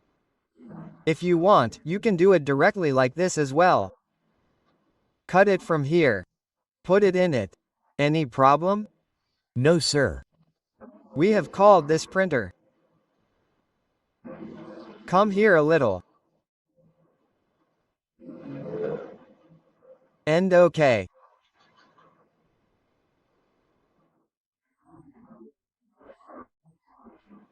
Now tell me whether you should bring it down so that we get space. We are facing a shortage of space. Okay, now it is fine. Now tell me, if we run this program, will there be any problem? It will run. It will Run. Let us think once. 1 minute will come, sir. Null pointer will not come. Yes. Sir, it will come. It will Come. So we will have to initialize it.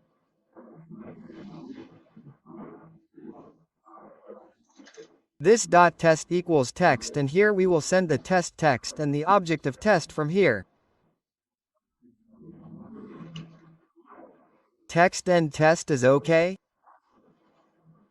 Let us go, brother. Raju Kaju end is okay. Now everything is fine. Now if we run, then the output should come. What happened? Is it done? Why is the output not coming? Is some mistake happening? Is test dot coming, sir? Yes, friend, the console has disappeared twice. Our console has come here. So if you see, clear it a little and run it again, it is running fine. Yes, sir. 10 times Raju and 10 times Kaju are running perfectly. This is what we wanted, brother. It is synchronized. Now understand the thing. We synchronized. Okay? We synchronized the method. Okay? We synchronized the test method. Now when you have synchronized the test method. Okay? Can I do it like this? I can put a synchronized block by not putting this. In this way.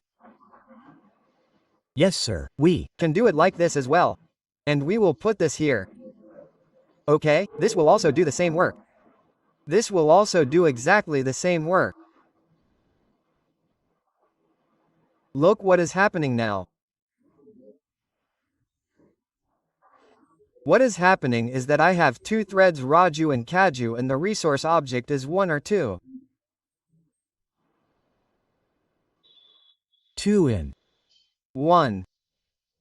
Test. Yes, there is only One object of the test, right? We have only one resource object. So if Raju thread will use my resource object, that means using my resource object, that means using my text method, printer method, then it has acquired this entire code. That means it has acquired my entire object. So during that time, can any other thread access my object? no, sir. This is called object level locking. Object level means that this work is being done at the object level. Raju thread has acquired what all? Test object. This keyword means object of current class. This it has acquired this test object. And when this much code of test object will run, then Kaju will get the chance. This is what is happening. Okay, R. You understanding? So we are saying that this is object level locking. Now let me show you one thing. Even after being synchronized, I want to make it feel like non-synchronized. I create two resource objects. Test1 and test2. Okay? And I do this that these objects are two threads, right? We have created two threads on this. So I do this that I send both test1 and test2. Let us send both test1 and test2 resources. So here also we should have test1 and test2. Okay. Test2 and here also there should be 2. Here also there should be 2. Test1 and 2 is fine.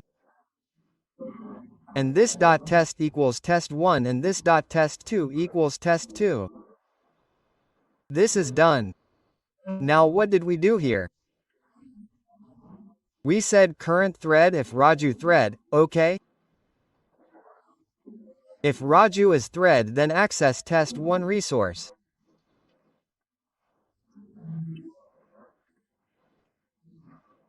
If name dot equal Raju, if Raju is thread, then access the printer of test1 object, and if Kaju is thread, then access the printer of test2.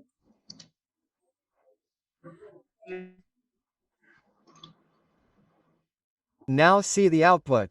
1 minute, there is some mistake. It is test1, right? Now see the output.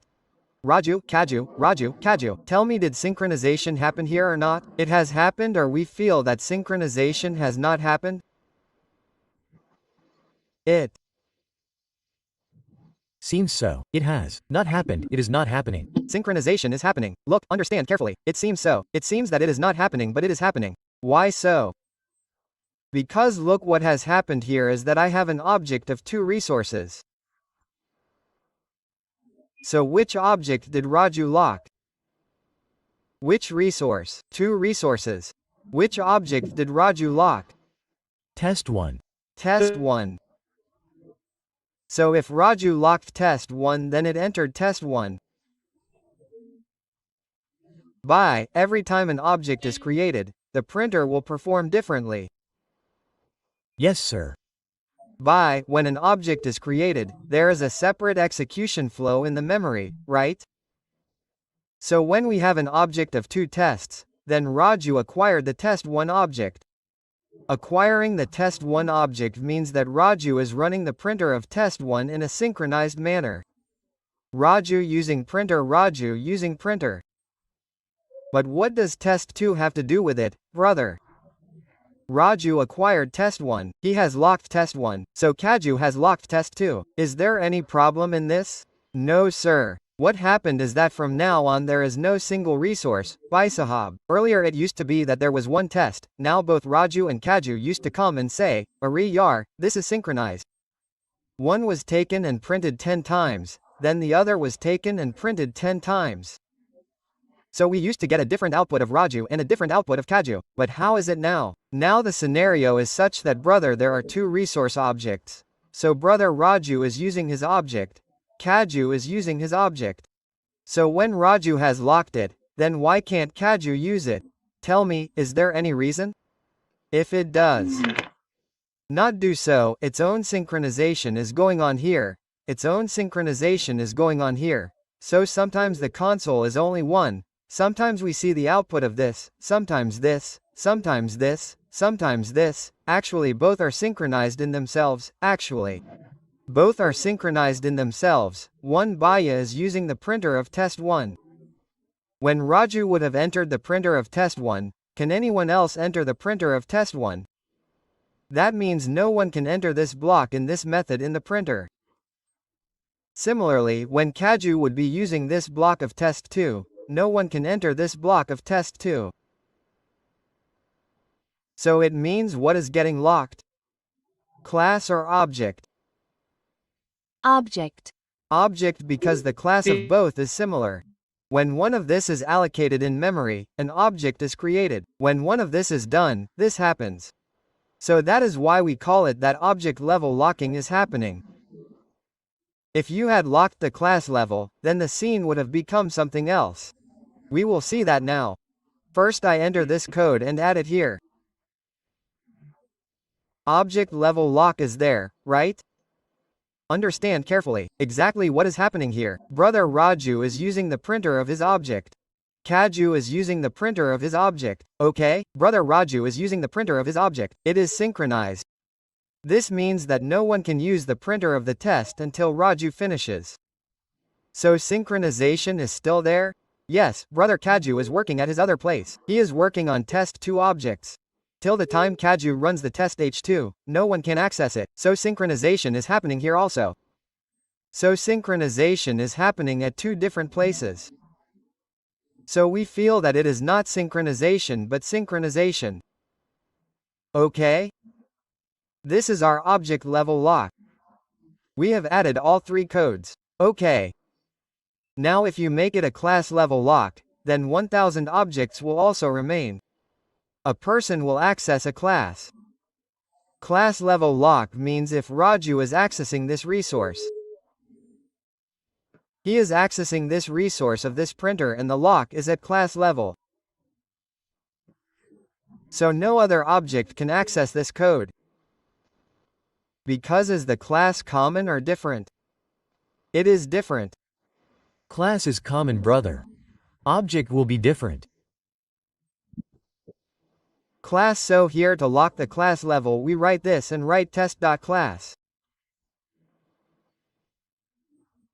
Now as soon as you write this, the resource is an object, right? Still see the output, that means the lock that Raju thread did to this code was done at object level or class level. It is at class level.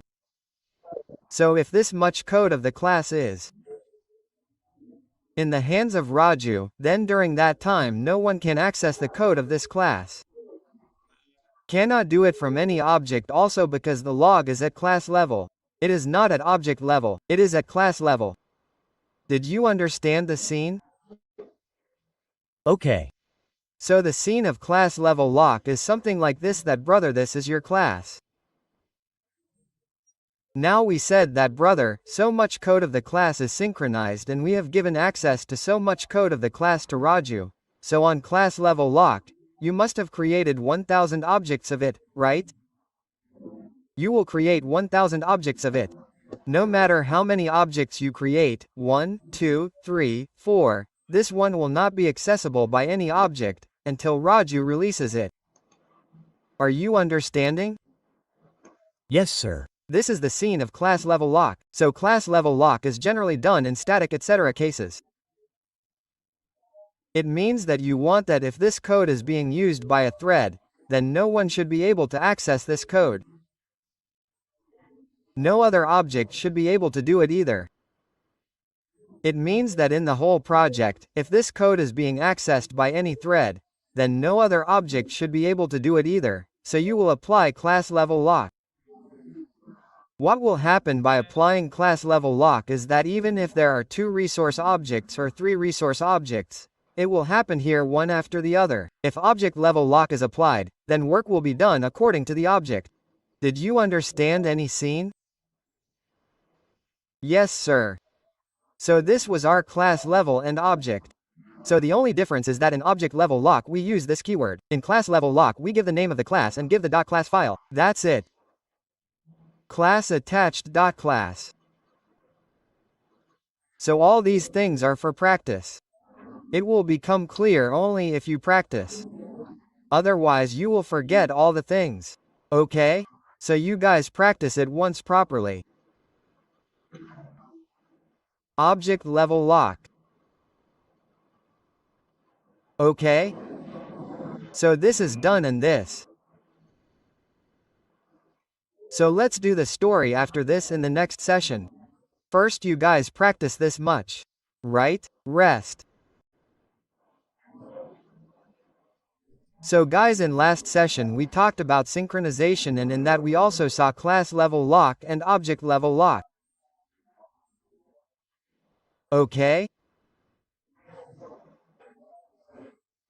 Today in multi-threading we will learn inter-thread communication. I mean how two threads communicate with each other. Okay, this becomes very important. Inter-thread communication. There are some problems which can be solved only by inter-thread communication. Like there is a problem. There is a problem which we call consumer sender problem. Okay? So in inter-thread communication we learn to get rid of consumer sender problem. What happens in inter-thread communication? Two threads communicate with each other. Okay? What does it mean? Two or more threads can also communicate with each other. We will take the example of two threads. Okay? First understand a little what we want to say. For this we make a program. Let's see in the consumer and sender problem, what will happen is that there will be a sender. Okay? There will be a sender. Suppose this is the sender. And one of us will be the consumer. Okay? Suppose this is the consumer. Consumer. Okay? And we will have two threads. Okay? We have one thread Raju. And one thread Kaju. Okay? We can make any thread a sender and any thread a consumer as per our wish. So let's make Raju a sender. Okay? So Raju will run the sender and Kaju will run the consumer. Okay? Like this. And these two threads will be controlled by whom? By the thread scheduler, right? So you tell me one thing, that there is a thread scheduler which is controlling two threads, so it is necessary that it always runs Raju first. It cannot run Kaju first. It Can run. It can run. So if we assume that the Kaju thread runs first, then what will this consume do? It did not send the message. Suppose the sender sends a message. Okay, what does a sender do? It sends a message from here. If the sender did not send anything, then what will we consume? Nothing. Okay. Even if you do it, then if it is a message or something, then you will get null. So always keep in mind that if the consumer is running first, then the code for consuming should not run. There is one Raju thread, one Kaju thread. We are sending from Raju. Suppose we are receiving a message from Kaju. So we would always want that the send happens first and then the receive happens. But is it necessary that this will happen? It is not necessary. And to ensure this, we read inter-thread communication. If the thread schedule runs the Kaju thread, then what will Kaju do? It will read. Now the read message has not been sent from here yet. If this one was sent first, then there will be a problem. Many times it also happens that now imagine if Raju sends a message and then Kaju has to receive it. Raju will not send twice. He will send one message and then send again. This will not happen. He will send once and then consume. He will send again and then consume. Do not think of this as a chat box that if he is sending again and again, then the messages are getting collected. There is only one variable to hold the messages. Suppose there is only one variable named message. So in this, if Raju sends message for the first time, message 1 and then again sends message 2, then the old one will be overridden, right?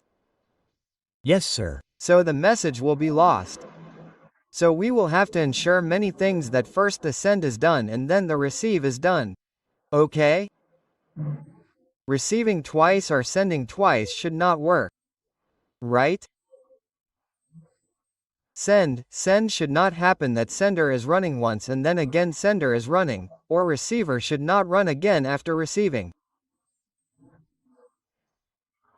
Should I write receiver and or read? I should not write read twice. Read should not happen like this.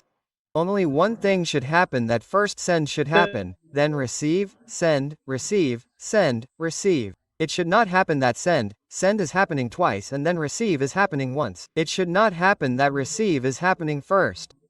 Send has not happened at all. Isn't it? So this should not happen. Send and then receive is the only correct thing. Otherwise send is wrong, read is wrong. Similarly, suppose if send is done first receive and then send is correct. Is this correct? No sir, this is also wrong. So how will we ensure that first sender runs and then consumer runs? Then the sender runs, then the consumer runs. This is what we ensure through inter-thread communication. So, these are the 3 problems that I have told you here. This problem is called the sender-consumer problem. Did you understand? What is the sender-consumer problem? Yes, sir. Yes to all. So, let us see this problem practically here. So, for that, we will have to create 2 threads. For that, we will create a class named SimpleUser. Okay?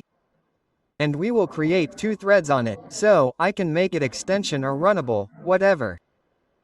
Make it a thread. And here we need the run method. Okay? We have this run method.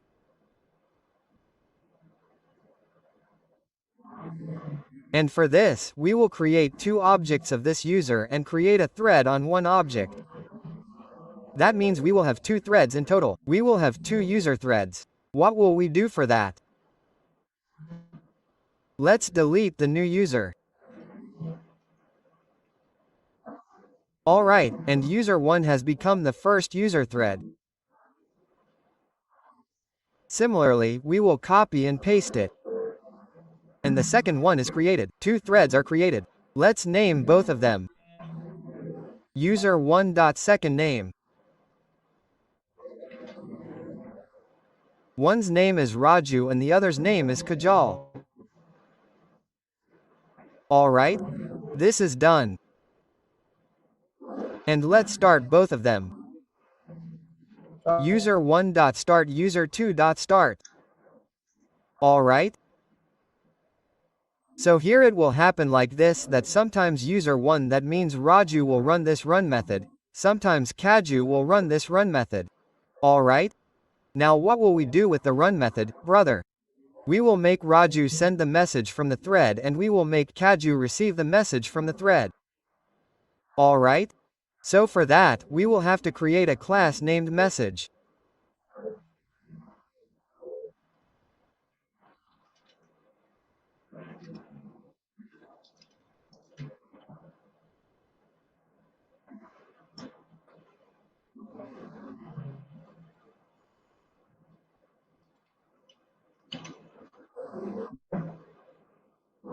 So let's create one. Here message on .I said .message sorry package got created by mistake like this. Okay, it got created, and look carefully, it has two methods in message class. There are two methods, public void send message. Okay, and here we do public void read message. Okay, so it can send as well as read message who this message class. Okay, it can send as well as read both. We have written the logic here now whose job is to send Raju. So here we will get the name current thread dot get name, and this is my name. I said if name dot equals if it is Raju.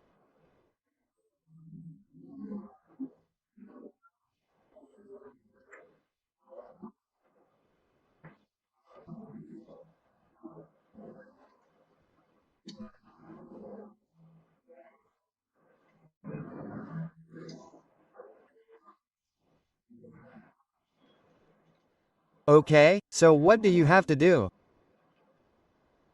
You have to call send message of message class. So for that we create a reference here.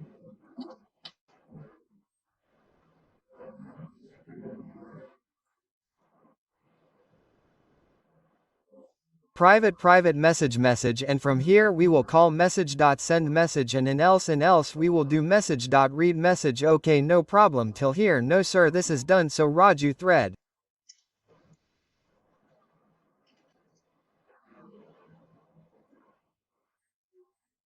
will send the message, Kaju thread will read the message. Well brother, when you send a message, you should also send something. So here we send a message. We can send a string message or just write it. Hello, okay? I wrote hello and sent it. Not one message, let's say we send 5 messages. Okay, we send 5 messages. So for that we apply a for loop. I equals 0 equals I sun or 1. 1 is equals 5 and I plus plus, okay? Understand it carefully. I am sending 5 messages. I am sending 5 messages from here. End hello message, or I just send hello.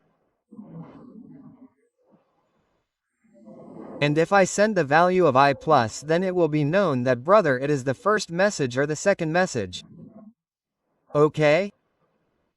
And who sent it brother?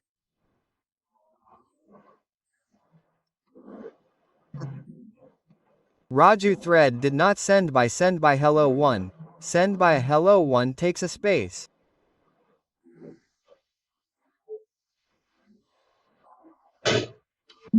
Send by yes, here plus name is okay. So you can also write Raju in this way, because brother Raju will come. So you can also write Raju directly. Raju writes directly. Okay, no problem. Now here string 1 message came. Okay? So this message was sent. Now how many times will this message be sent?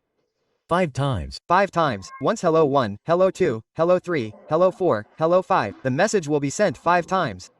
So it will not happen that the message is sent 5 times continuously. It should not happen like this. It should be like this, that once this message is sent and then that message is read. Then send the second message, read the second. Send the third message, read the third. It should be like this. Let's see what happens now. So brother, suppose Raju thread ran first and a message came hello 1. In this came hello 1 sent by Raju. I hold that message in a variable. Here I do private string to hold the message in it.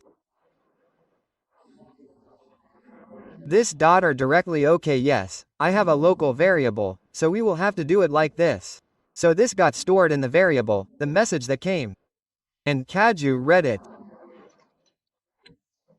SS is out message, or should I write it like this? What message will come?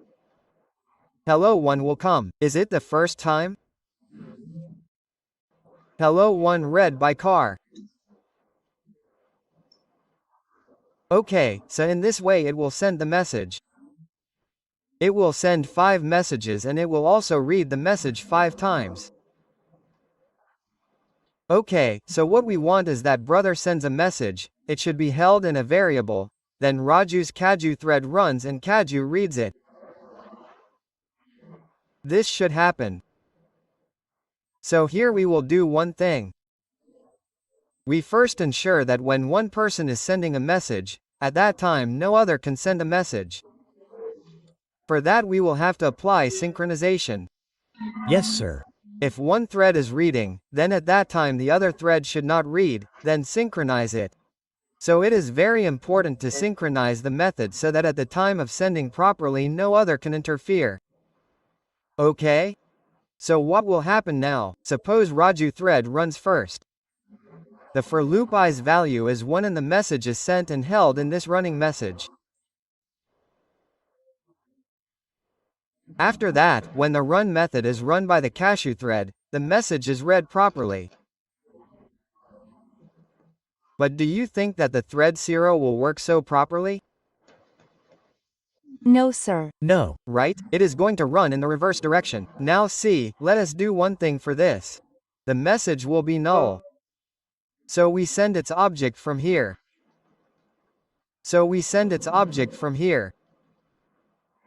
For that we do message.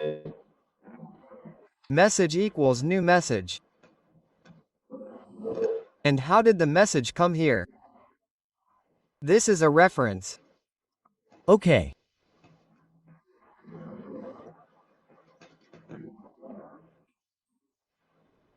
We sent the message from here and the constructor ends here with message message and this dot message equals message. This is the object of the message class.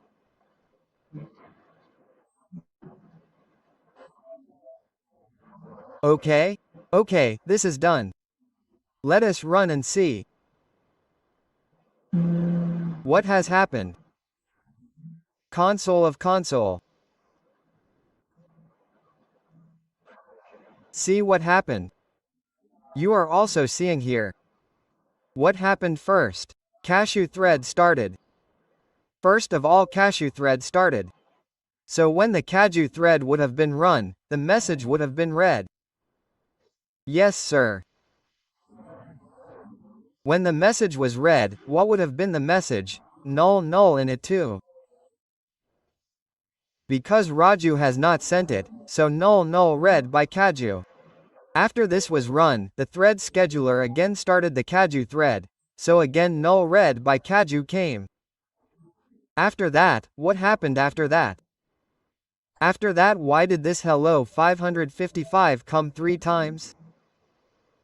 Send by Raju, read by Kaju. I have not written this anywhere. What would have actually happened? Ah. That contact has been made, sir. The message. Yes, we will have to understand what is the problem. Hello send by Raju went here and hello send by Raju read by Kaju has come like this. Isn't it? This should not have happened. So what do? Look, we don't send such a long message, we just send hello one. Okay? Yes, sir. We just send hello one. Okay? So hello one will only come. And what do we do here? Here we write the message that came, hello one, right? Okay. Sent by Raju. Okay, it should come right now. Let's run. See what happened first. Kaju read it 5 times. So null null came. Now what happened? Hello 1 sent by Raju, hello 2 sent by Raju, hello 3, hello 4, hello 5. This is weird, isn't it? What happened the first 5 times? Kaju is in read maybe. Yes, it ran 5 times first, then it is running 5 times, so there is a problem now. See and run again. Now what happened this time? Hello 1 sent by Raju, okay. This time it ran correctly the first time. Hello 1 was sent and hello 1 came in it and after that hello 1 read by Kaju, so first the sender ran and then the receiver ran. This is very good, sender receiver ran fine. What should have run after this? Send. Sender should have run. Hello to sent by Raju, but what ran? It is reading again. So look, this is called the sender-consumer problem. When you have two threads, you are sending through one thread. Okay, you have two threads. You are sending through one thread. You are receiving through another thread.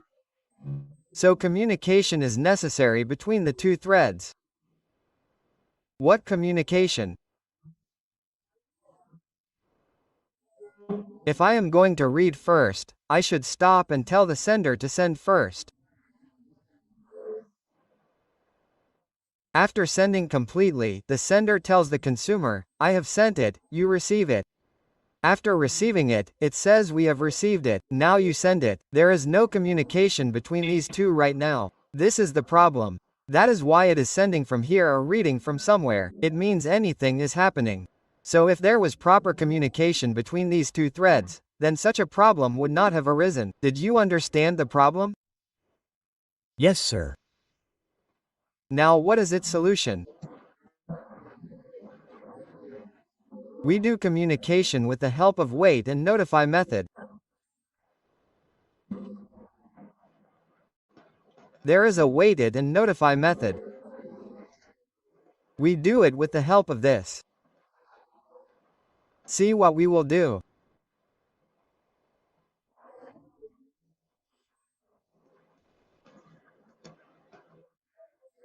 In this we will do this that suppose first let's assume which thread runs. So if cashew thread runs first, then read will happen first. So should read happen?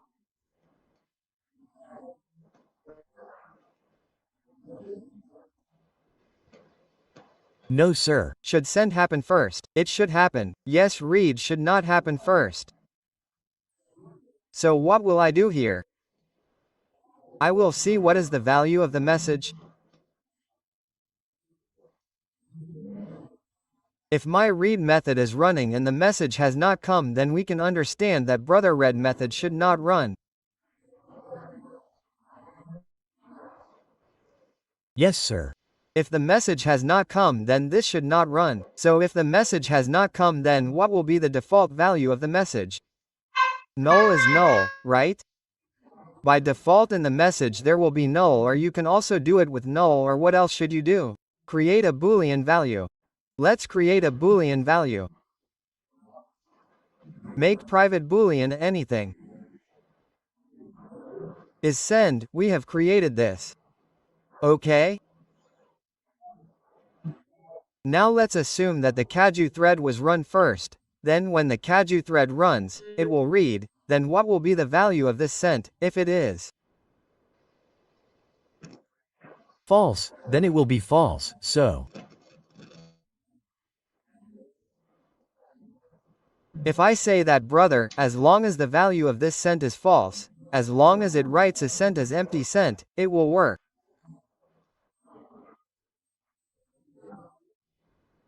Is there a need to write true false? No, sir, there is. Little need to write like this. It is okay to write like this, but there is no need. Or let us write it so that you can understand. As long as the value of this sent is false, will I read? I will. Not even read false. Yes. As long as the value of this sent is false, I will not read. Why am I using a while loop? Why am I not using if? Because Kaju thread can run again and again, right? Yes, sir. If it runs once, then we will see it will run twice. Then we will see it thrice. No matter how many times it runs, as long as the value of is sent is false, we will not let it run. So what will we do here? We will see that if it is not sent, the value of is sent is false, then I will put the Kaju thread in wait. You will use a method called wait like this. Simple, and what will happen with this? Your thread went into wait. This is called wait state. We call this wait state. Now I will teach you the states of the thread. It went into wait. Now you can use try catch here because exception shows. And I will minimize it completely. Okay? So it went into wait state. So that means now whenever Kaju thread runs first, it will not be able to read. It will run and wait. Is this correct? Yes, sir. It Went into wait. Now when this thread went into wait, if this thread runs again, it is still in wait. well, Now Raju's turn will come sometime or the other. well, it is not like this will. Just keep running. So it went into wait. It went into wait. So now Raju's turn will come. Now Raju Bhai Sahab will send the message. After sending the message, Raju Bhai Sahab stored the message in a variable. Okay? And what will we do after storing? Here we will change the value of is sent from false to true, that brother, we have now sent the message. We have made the value of send true. Brother, we have now sent the message. Okay, you have sent the message. And after sending the message, is there any thread on this current object which is on wait right now because Raju thread is running in synchronized block? Is there any thread which is on wait right now? On this current object, on the message. No, sir. Kaju thread is on wait. Yes, sir. Yes, sir. Kaju is on wait, right? Yes, sir. On current object, this is also a method of this object, right? Yes. Sir, yes, sir. So, On current object, Kashu is on wait, Raju is running, so after sending the message, Raju will say, Oye Bhai Sahab, wake up, consume it, our work is done. How will this communication happen? This will happen through notify method. This is what we had written wait notify, I had written something wrong, yes right, okay. So what will notify say?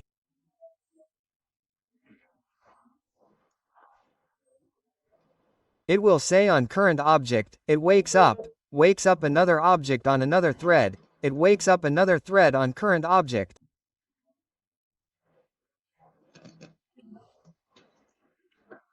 So on current object, when Raju was sending the message, at that time we had put Kashu on wait, right? Yes sir. First we went to read it. We said, brother, you go or go on wait. So when Raju sends the complete message, what will notify do?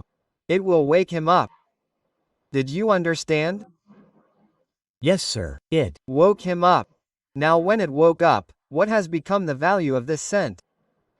true. It has. Become true. So now will Kashu go to wait? Brother, the vial will not run at all, then the message will be read.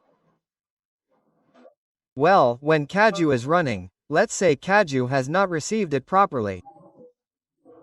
The condition of the vial was being checked. Let's say the condition of the vial was being checked. During that time, it is possible that Raju comes here again. Yes, sir. So, you would like that the message is not fully received and Raju sends another message again. You wouldn't want that. You wouldn't want that. So, that's why what will we do here? We will put a condition here as well. What condition will we put? What was the value of this sent? True. True. So, we will give a condition here that if the message has been sent, then don't send it again. If the value of is sent is true, it means that the message has been sent. Yes, sir. Isn't it? So if the message has been sent and the receiver is still receiving it and if the thread scheduler tries to send it again, then this time it will be put on wait by running while.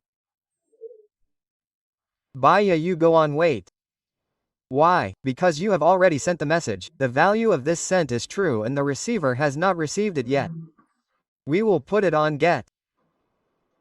Okay, again here you apply a try catch. You have applied a try catch, so it is very important to do this.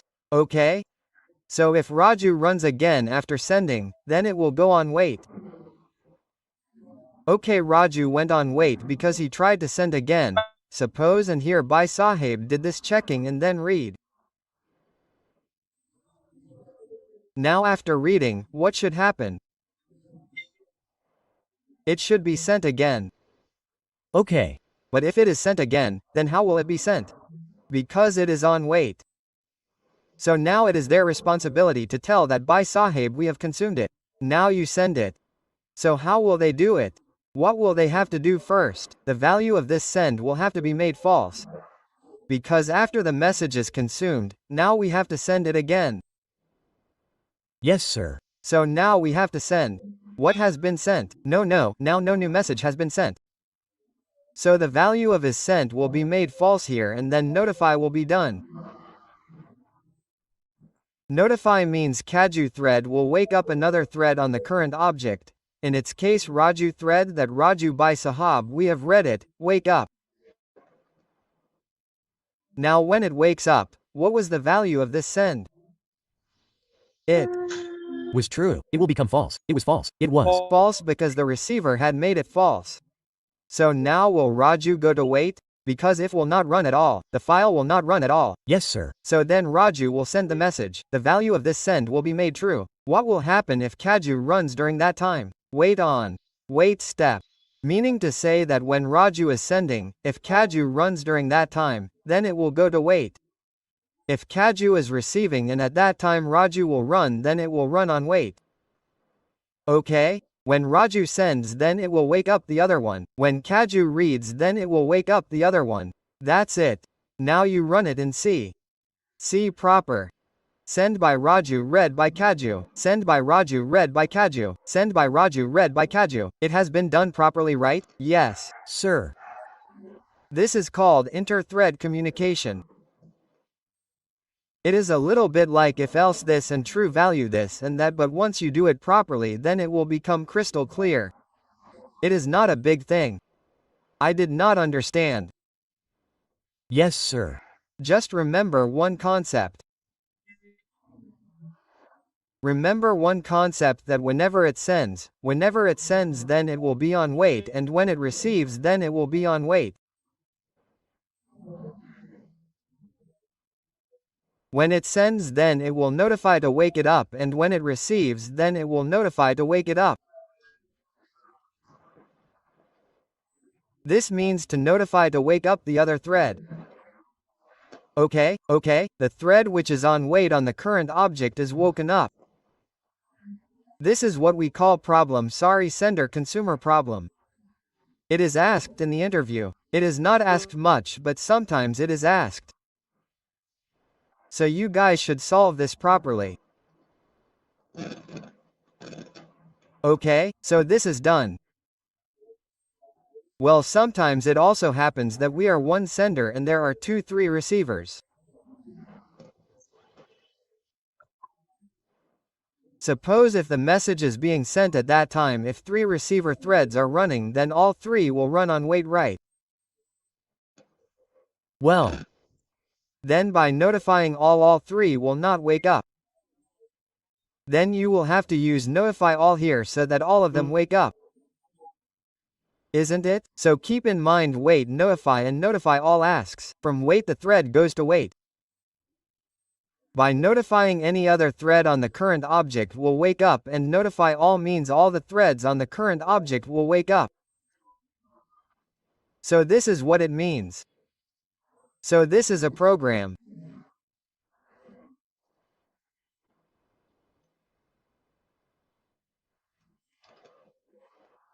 One user, one small user, and our message is one. If you do this in multi-threading, then friend, it means all the work will be done. You will not have any problem. Well, tell me one thing. This is done for you people. Now if I do this, should I copy the object of the message here or should I do one thing?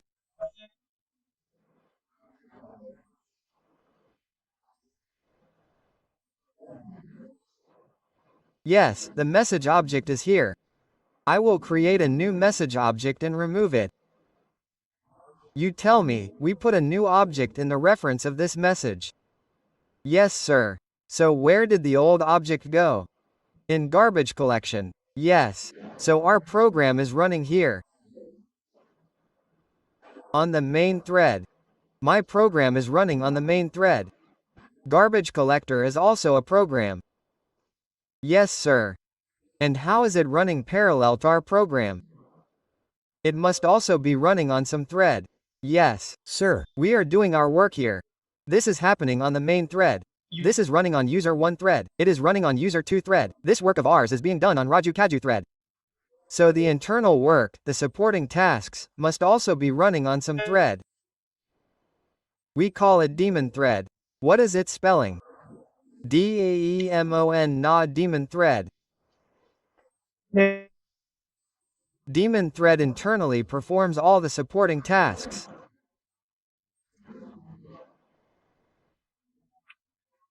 For example, garbage collector, because your program is running and another task is also being done parallelly. So 2 tasks are being done simultaneously. This means multi-threading is definitely happening. Yes, sir. So when my work is being done on the main thread, the work behind it must be happening on some thread or the other. We call such threads daemon threads. It would be better to check the spelling once. That's right, sir. That's right. So, I ask about this theoretical concept sometimes, so tell me. So, with this our multi-threading is over. Now let's look at one last topic. What was its name? Thread. lifecycle. Lifecycle. Yes. Thread's lifecycle. After reading the whole multi-threading, the lifecycle of a thread is understood very well. So in the lifecycle of a thread, we see how a thread is born and dies. What stages come in its life? Okay, so you can also call it thread stages. You can also call it the first or thread state. The first state is the new state. The first state is the new state. New state means when we create a thread.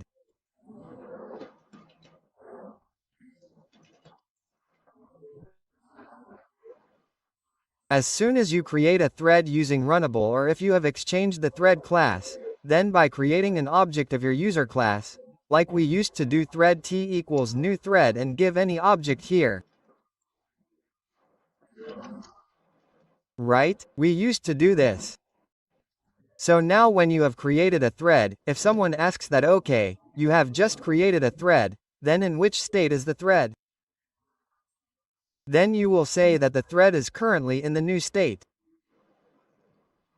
Okay, after the new state, now it will go to the active state.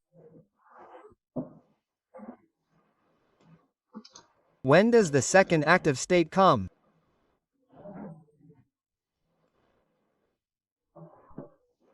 The active state will come when you will invoke the start method and activate your thread.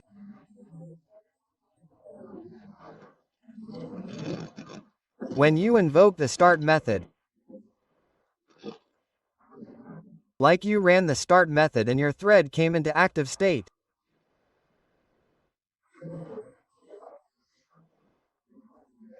Suppose we ran 2 threads Raju Kaju, and let's say we picked up this diagram first.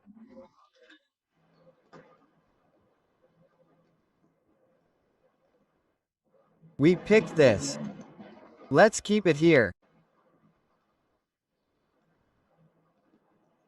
There is a class.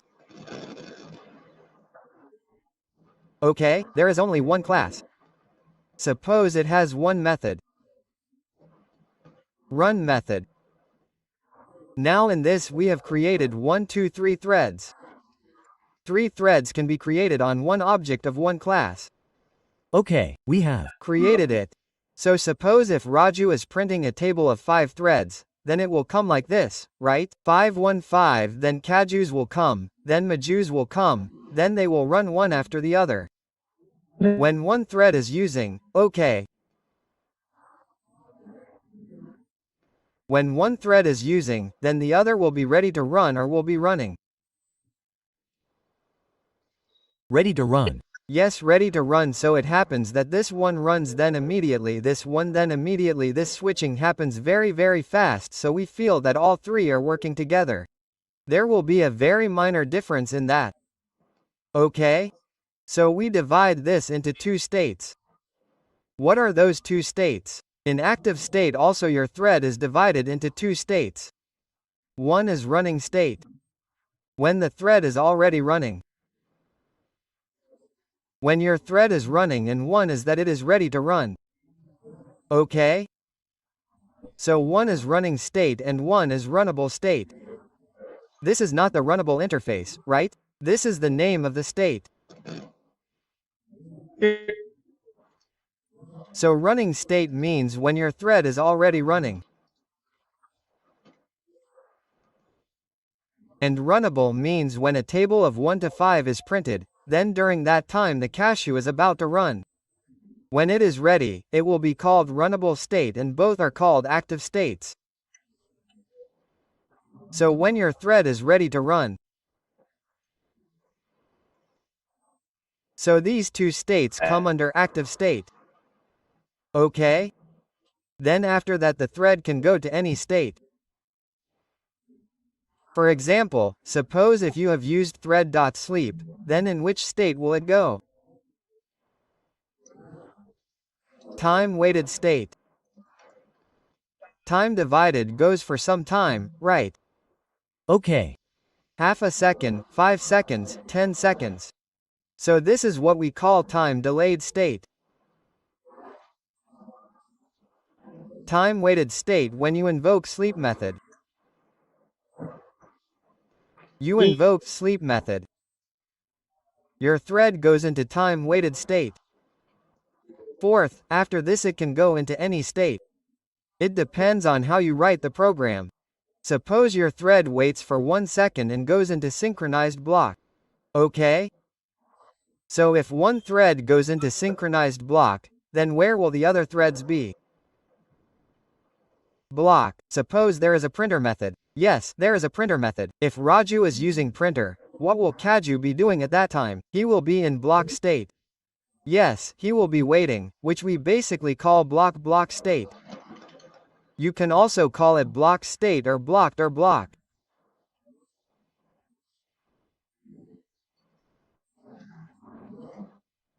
When one thread is in synchronized area.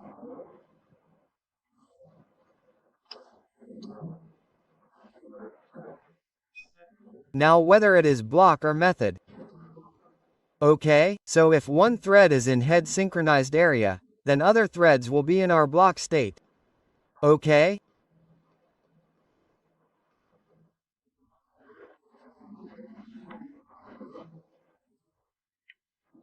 Or if I write it like this, it will get confusing. If you read it later, then it is written like this: when a thread is waiting for another thread to release synchronized resource, it will be more correct. The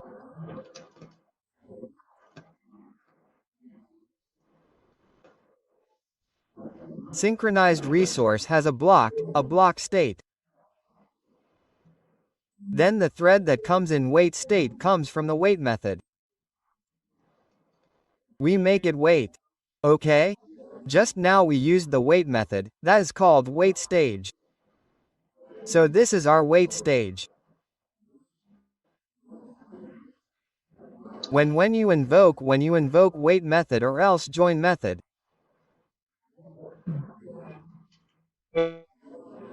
If we have joined another thread to the main thread, then the main thread waits for us until the other thread finishes its work. And similarly in inter-thread communication, if we wait for a thread, then it waits until the other notifies it. Okay? So these are our 5 stages. Or you can also call it state, you can also call it stage. And sixth, last, terminated state. There are 2 stages in terminated state as well. Okay? There are 2 stages in terminated as well.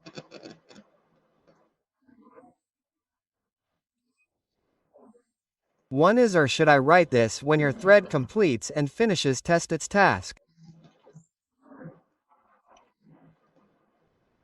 Okay? When it finishes its work. Okay? There can be 2 stages in this also. One is normal termination. Okay? And one is our abnormal termination. So your thread which gets terminated can be terminated normally as well as abnormally. Normal termination means when it runs successfully. No exception means no exception comes at all. No exception and abnormal termination means when an exception comes. As an example, think for yourself that when I ran this program and it completed its run.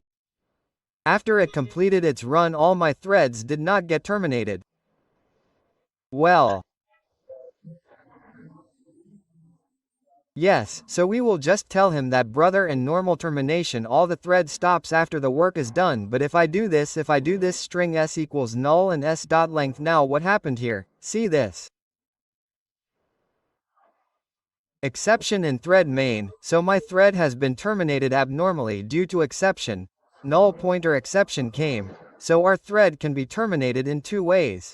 Either it happens normally or it happens due to some exception in between. Okay? So this is what we call proper thread lifecycle. Okay? So if you people have done this much, then you can ask anything from anywhere through multi-threading. You will be able to answer easily. You will also be able to make whatever end program, etc. Okay? Let's stop the recording.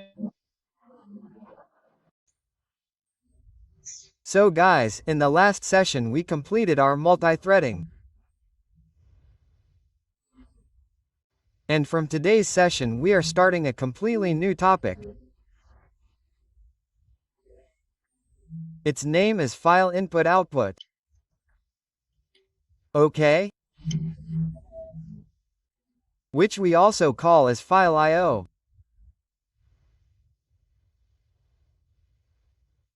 Why should we read file I/O? What is its meaning? So we should read file I/O because whatever data we were storing till now. Okay? That was not being stored permanently. Now we want to store our data permanently. But our data should be in file format.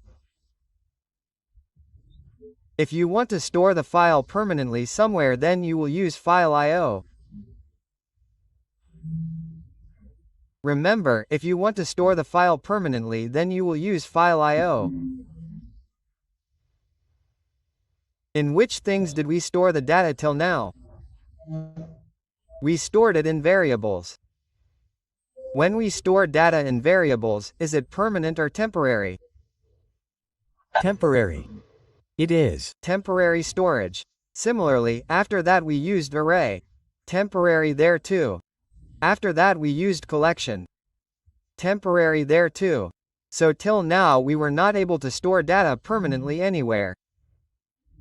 Now for the first time it will happen that we are going to store our data permanently in the form of a file in the hard disk. Okay, what is going to happen? Now what is going to happen is that we will have a data. Okay? We will store that data permanently in our hard disk. So this data can be in any variable. Okay? This data can be in any array. This data can be in any collection. It can be anywhere. This is a temporary storage of mine. Now I want to store it permanently. So one way to store it permanently is in the form of a file so that you can take it. It is currently stored in RAM, and RAM is volatile memory. You must know, okay? That data does not persist in RAM. Okay, persist means it is not stored permanently. So we will take our data and store it in a hard disk. Okay?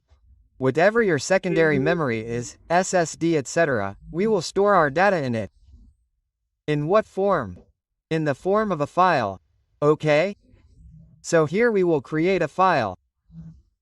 Okay? We will create a text file, etc., and we will see our data inside it. So basically we use file out to achieve data persistency.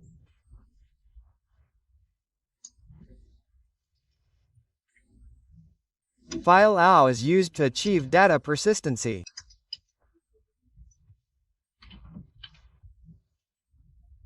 Data persistency means permanent storage of data. Okay? I will write permanent storage. Okay? So if I want to store my data permanently. Okay, I want to store it permanently. In the form of a file, then we can use file. So file ISO is used to achieve data persistency. Okay, whenever it comes to a file, what operations can be done with the file? I will ask you a question. Look, let me first pick it up from here. A very simple question. You have a photo. Here, this is yours, this is your selfie effect. Isn't it? Suppose it is in JPG format or JPG or anything. Can I copy-paste this file from one place to another? Yes, sir. Yes, sir. That means you got to know what operations can be done on a file. So we can copy the file. Copying from one place. You can copy from one place and paste it at another place. Right? Yes, sir. 4. Copying, we can say that we are reading it. Yes, sir. 4. Copying, we do it programmatically, that is, in programming language we call it read. Okay? And for pasting we can say write. Yes, sir. So we got to know that we can perform copy-paste means read and write operation. First, copy-paste is fine. And can we delete this file, this photo? Yes, sir. We can. So we can read, write, and delete. Can we update this photo? No, sir. Yes, sir. Can we update the name? The name is not there. How can the photo be updated? There is no image. Suppose it is your photo. This is nice. Okay, this is it. Now we want to send half of it. It is possible. No, sir. Either the whole file will be sent or it will not be sent. If you send half of it, it will get corrupted. This photo will not be updated. If you use PixArt etc. and apply a little filter to your photo, it is quite strong, isn't it? The filter brightens it up, it looks really good. So this becomes a new photo. Or what happens is that the existing photo is deleted and it does not come in its place. This happens. When you do editing, it will ask, do you want to replace existing file and you want to create new file? Have you seen anything like this? Yes, sir. Yes, sir. So if you replace, then delete and write will happen. And if you do new, then only write will happen. So you know that there is no update in the file. There is read, write, delete. Isn't it? I will write it correctly that there will be read, write, delete. These three operations are performed on the file. Operation is always performed on the file. It is not performed inside the file. Isn't it? Like for example, on the file, not inside the file. For example, this is your photo. Now you will send this entire file to a friend, right? Someone will say, I took your photo yesterday, friend, let me send your hand from it. Is it possible? No, sir. Whereas the hand inside the file will also have some pixels. There will be some data of that too. Yes, sir, but you cannot send it. Someone says send your eyes. You like your eyes a lot. What do you have to do? You can't just send your eyes. I don't know what all people send. So that is not possible. Sir, the file is sent. The things inside the file are not sent. So keep in mind that whenever you are reading file I/O, these are the basic things that in file I/O we will perform operations on the file. Not inside the file. What is inside the file? Doesn't matter. We will read the whole file or write the whole file or delete the whole file. Are you getting it? Yes, sir. That Means on the surface we will be concerned with this whole file. You cannot manipulate what is inside the file. Read the file, write the file, delete the file. Okay? So that is why it is called file input-output and not data input-output. Suppose inside the file you have a review. There is a resume. Now in the review you have your education in PDF format. Suppose it is in dog format. Okay? And inside this you have written education. Is education correct? And in education by mistake your 12th percentage is 72. You wrote 27. It got printed by mistake. Now you gave this to someone. When he read it, he saw that you have written 27%. So the next person will not say that correct the 27% and send it. He will say, brother, send a new review again. Correct it and send the whole file. You do not say that send only 27? He said, friend, put it in it. Isn't it? We have to send the whole file. So if the file is wrong, then we will create a new file, and then send the new file. So what I mean to say is that the operation which will be performed in file input-output, it will be on file, not in file, not inside the file, but on top of the file. And which operation? Read, write and delete. Okay, so the operation on file will be read, write, delete. You can do other things in file I/O, like folder creation and all. We will understand all those things, okay? So why will we use file I/O, brother? We will use file I/O to read, write and delete a file. If we write a file, then that file gets permanently stored in the hard disk in your secondary memory. That is why we can also say that file I/O is used to achieve data persistency. Wherever we write data or instead of data persistency, I can also write file persistency. It will be more correct. Let's go.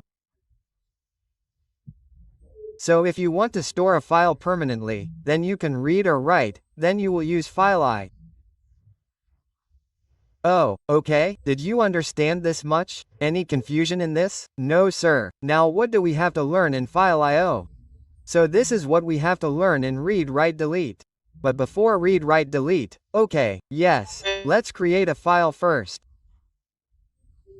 Creating a file means that we are writing a new file. Isn't it? Or you can also say create. Creating a file means picking it from one place and writing it. So the first thing we should understand is how to create a file. Look, when you write a file, then a file is created in it. That is why I did not write create separately. How to create a file. How to create a file. Okay? So whenever we have to create a file, we go to our Windows hard disk. We have to create a folder here. So I will make this file I/O folder. All our work will be done in this. So if I want to create a file, I right-click and click New and create a text file from here. Named Hello. So this became Hello, XT. I can write anything in it. But if I tell you that in this file I/O folder you have to create 50 files or 1 lakh files. By what name? Hello 1, Hello 2, Hello 3, Hello 4, Hello 5. It will take a lot of time to create 1 lakh files. You can easily create 1 lakh files using the program. How? Look. Let's learn to create a file here first. So for this, let's open this project. You can open any project. There should be a main method in it. Okay, all this should be removed. And if we have to create a file, then we get a class named file which we will get in the file Java D. EO package. Okay? So all the classes for file input output will be available in the IO package. Okay? And here you will have to give a path to the file object. This file object expects a file in the form of a string from you. Sorry, it expects a path, that you give a path to it. The path where you want to create or delete the file, etc. Okay? So I gave this path to Baya. This is our path. I copied it. And I told you in the escape sequence that while giving the path of the file, we use // It will automatically take this // Okay, this is done. So here is your path. You have to create a file on this path. What name do you want to create the file? So file is O, so it is the name of the folder, right? Okay. IOG is the name of the folder. Inside this folder, I have to create a file. What name do you want to create? So to go inside the folder, // and then here you can give your file name. What name do you want to create the file? I said I want to create anything abcd.xt, so this is the name of your file. Okay? And then in the file object you will find file.createNewFile. Its return type will be your Boolean, and see, when you are creating the file, you have given a path. There is a high possibility that you give the wrong path. Yes, sir, there was a mistake in the slash. Did you forget the txt extension? Anything can go wrong. That is why I have created a checked exception here. So I will apply a try catch. Okay, so I applied a try catch. And okay? This will be enough. Try catch. Okay? And this is our Boolean is created. Or I can make Boolean B. If the value is true, then it means the file has been created. If the value is false, then it means the file is not created.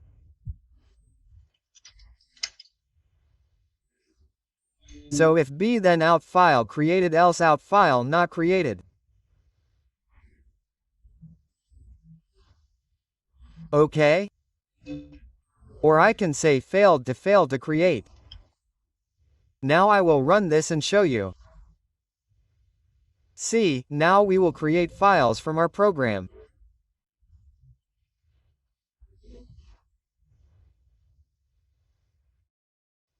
We ran this, friend, the console is hiding a lot. It keeps going for 3-4 days.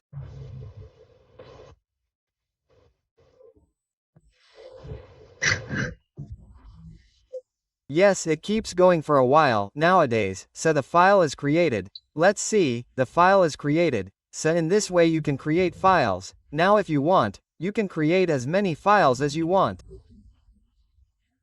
See, this is the benefit of studying programming, that our work becomes very easy. Now I have to create 1000 files. Put A for loop. I equals 0, I less than equals 1000 will become 1001. So let's start from 1. Ni++. Okay, this is done. And from here the loop will start. From here the loop will start. And hereafter else we will say done. Okay? And then what will we do? In abc.txt we will concatenate +i. Sorry, look here, what do we have to create? A bcd1txt abcd2.txt. So if we concatenate I after txt, then the extension will get spoiled. Yes, sir. So xt should remain xt only. So we will separate it here. We will put 2 pluses on it and put I here. So abcd1 abcd2. By doing this 1000 files will be created. It got created instantly. You can do all these things in this way. Okay? Let's learn to create a file.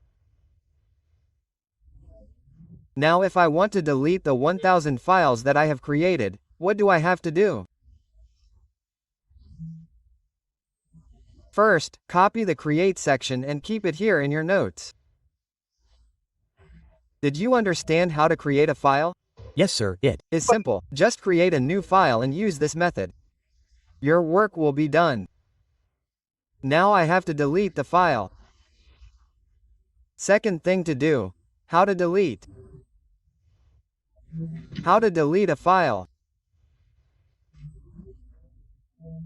To delete, you will first give the path, name of your file, and instead of creating a new file, you will make delete true. If the value is true, it means the file has been deleted. Delete to delete, the work is done. Okay, delete is giving us an exception. Is it throwing an exception? Was there an error here? Then why is it coming? Let's throw an exception right here. Here. Okay? So let's do one thing. We will remove the catch first and also remove the try. This is not a checked exception, friend. Is it? This is not yes, sir. Yes, if there is no checked exception, then we say we should put a useless one, but we should put it. The good practice is that you always do it with try catch because brother, checked exception is made for when there is higher possibility. Okay? But if you are handling exceptions on your own, then it is a good thing. So the file got deleted and disappeared. The folder is empty.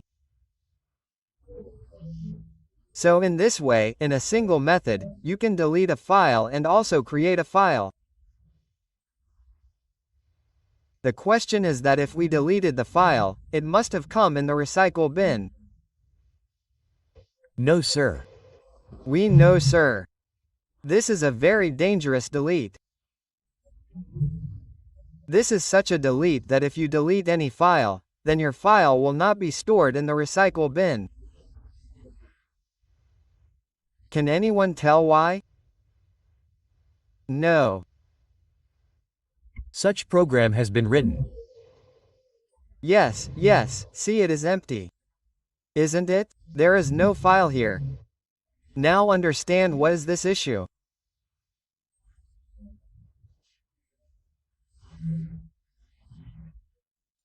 Look, it is like this that when we delete a file in Windows operating system, do we delete it through our own code or do we use the Windows delete code?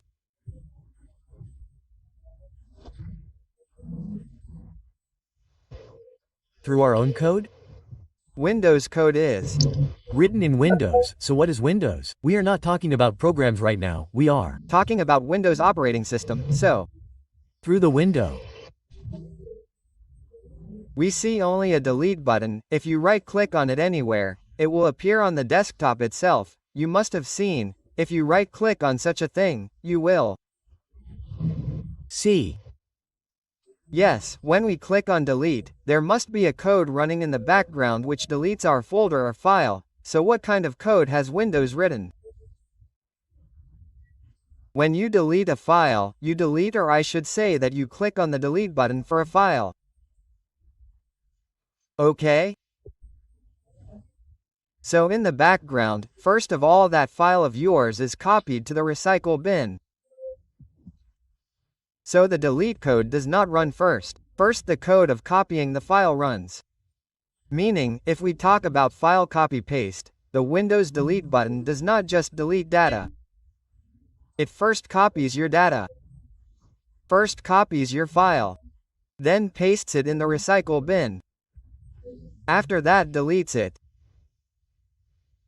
So this is the entire work of the delete button. Okay? Now when we are writing our delete code, we are not writing any code that first copies it in the recycle bin and then deletes it, so your file will not be found in the recycle bin because we are writing our own code and not Windows code. If you write your own code, then only as much work will be done as you have done. If you use Windows, then only as much work will be done as Windows has done. So Windows has written such a code internally that first it is copied in the recycle bin and then deleted. We can also write this in Java. It is not a big thing. It will be rolled back, sir. It will be like that. Roll back. Yes, sir, there is. Also roll back. What does roll back mean? That copy paste from the recycle bin back to the same position. Yes, sir. What you will have to do for that is that you will have to preserve the original source location somewhere. Yes, sir, it is possible that will also be done. So that is why when you make a Java program and delete the file, your file is not found in the recycle bin. That is why you should delete the file very carefully. If you do something here and there, then your useful data will disappear forever. Okay, you have learned these two very basic things about file creation. Creating a file, deleting a file. Now we understand writing a file. Writing a file means see, you created it, but this file that has been created is an empty file. Isn't it? Now we want that I have some data. I should write a file of that data. So how will that happen? Look, understand the matter. We want that I have a data. String s equals anything. This is my car. Okay? Now I want to write this. This is my car, with a file.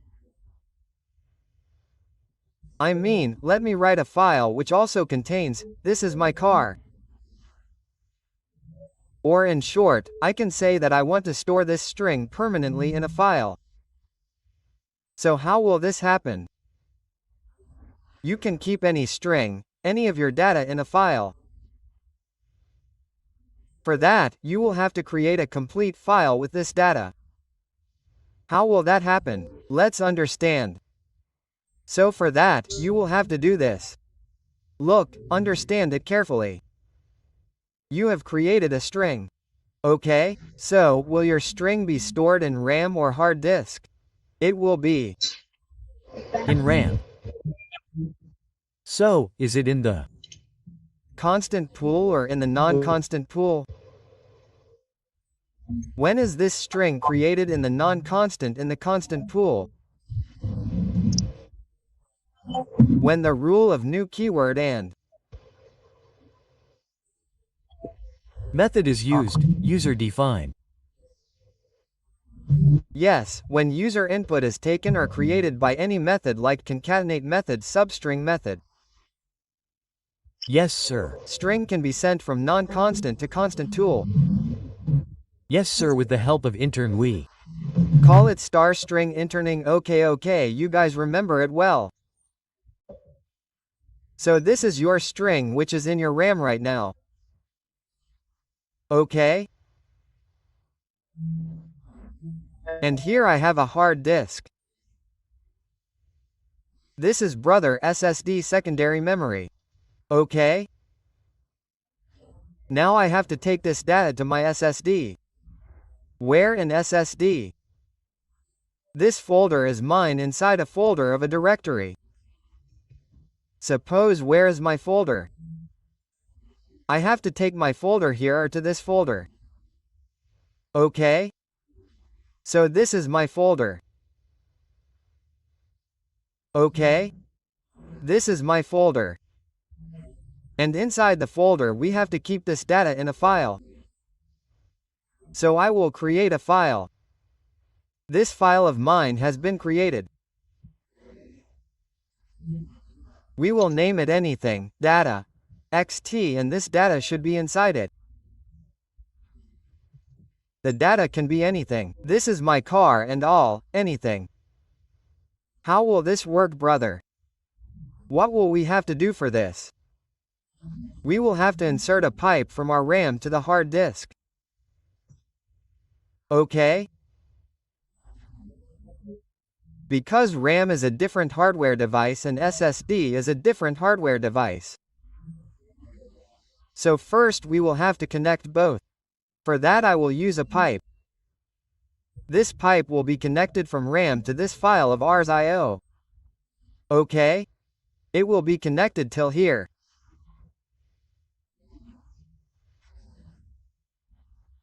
In this way, now I will open the door. Let's all go from here, brother. Okay, so first of all we will have to create a pipe through this pipe.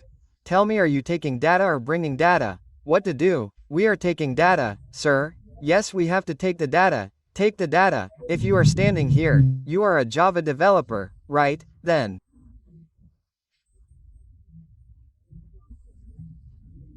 you should be on this side, so according to you, your point of view should be from here. You have to see from here. I will write your frame of reference frame of our point of view.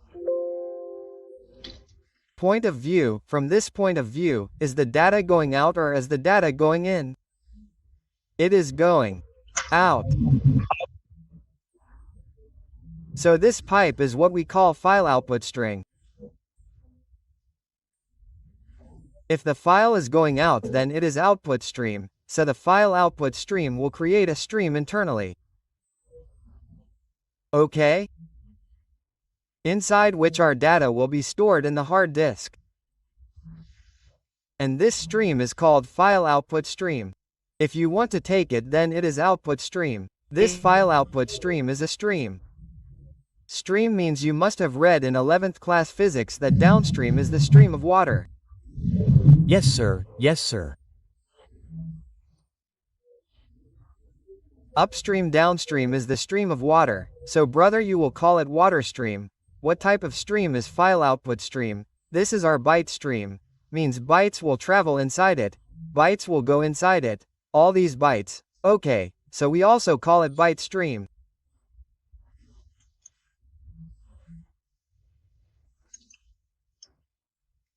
Byte stream, so with the help of this byte stream, I will store my data in a file in my folder.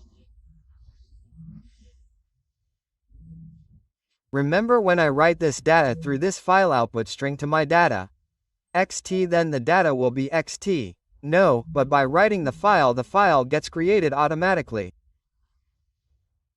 Okay, now I will show you. So what do I have to do with this string? I will have to write it through this pipe, brother. As soon as we send it, your data will come here in data, xt. But you cannot write the string directly in the byte stream because it follows the byte stream and not the character stream. And if your string has a byte or a character, then you will have to convert it into a byte. We have told you the method to convert the string into a byte. s.getByte. Yes, so you converted it into a byte and then you ran a write method with the help of file.io and your file got written. I am explaining this theoretically now. Now we will complete it practically. So as soon as you write, your file will be stored directly in a file. This data of yours is stored in a file by creating a file. Okay, so let's do this practically and to understand it better. So this is my data. First of all, I have to write my data. So I have to convert it into bytes. So I have done get bytes. Okay, it has been converted into bytes. Byte B, and then what do we have to do? I have to create a file output stream. This work is done. We have the data. We have also done the head bytes. Now let's do this work. Let's create a file output stream. So for that we will do new file output stream. And file output stream, from where to where do we have to create this stream? So give the path. Directly give a path here. File came, you gave the path. And here you got the object of file output stream. So this is what we have done FOS. Okay? File output stream. Now this will be a checked exception. So you can use try catch here. This is a little practice. I will attach the whole code. Okay, this is done. And you have created the file output stream. And then here you have to give not just the name of the folder but also the name of the file. Now you see, I have some file in file.io, nothing is empty, refresh it.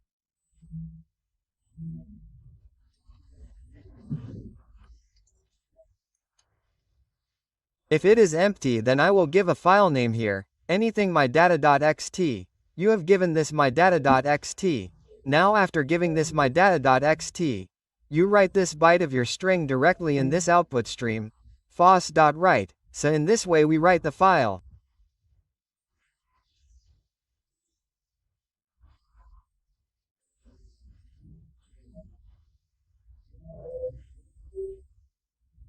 So when you write the file will be created, and along with that you can also keep some data inside the file. That brother write this byte in the file.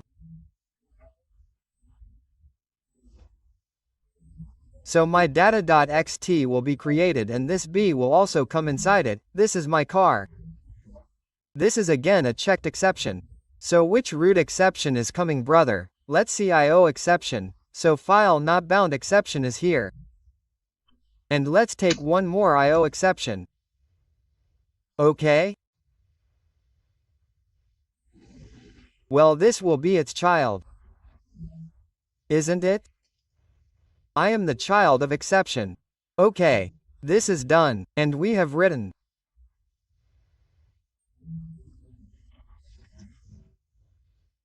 Simple, and after writing I should take out the file, or I should say data send success, understood the whole story.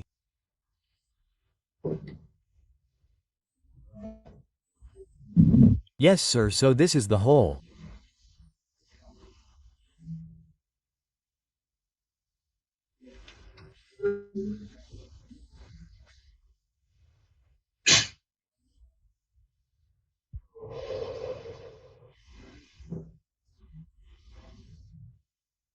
Story, brother. Let's run the rest and see why the console is not popping automatically. Yar, it has come na. See, yes server, all this has been removed before, so just see the date for a minute. The system is hanging, sir.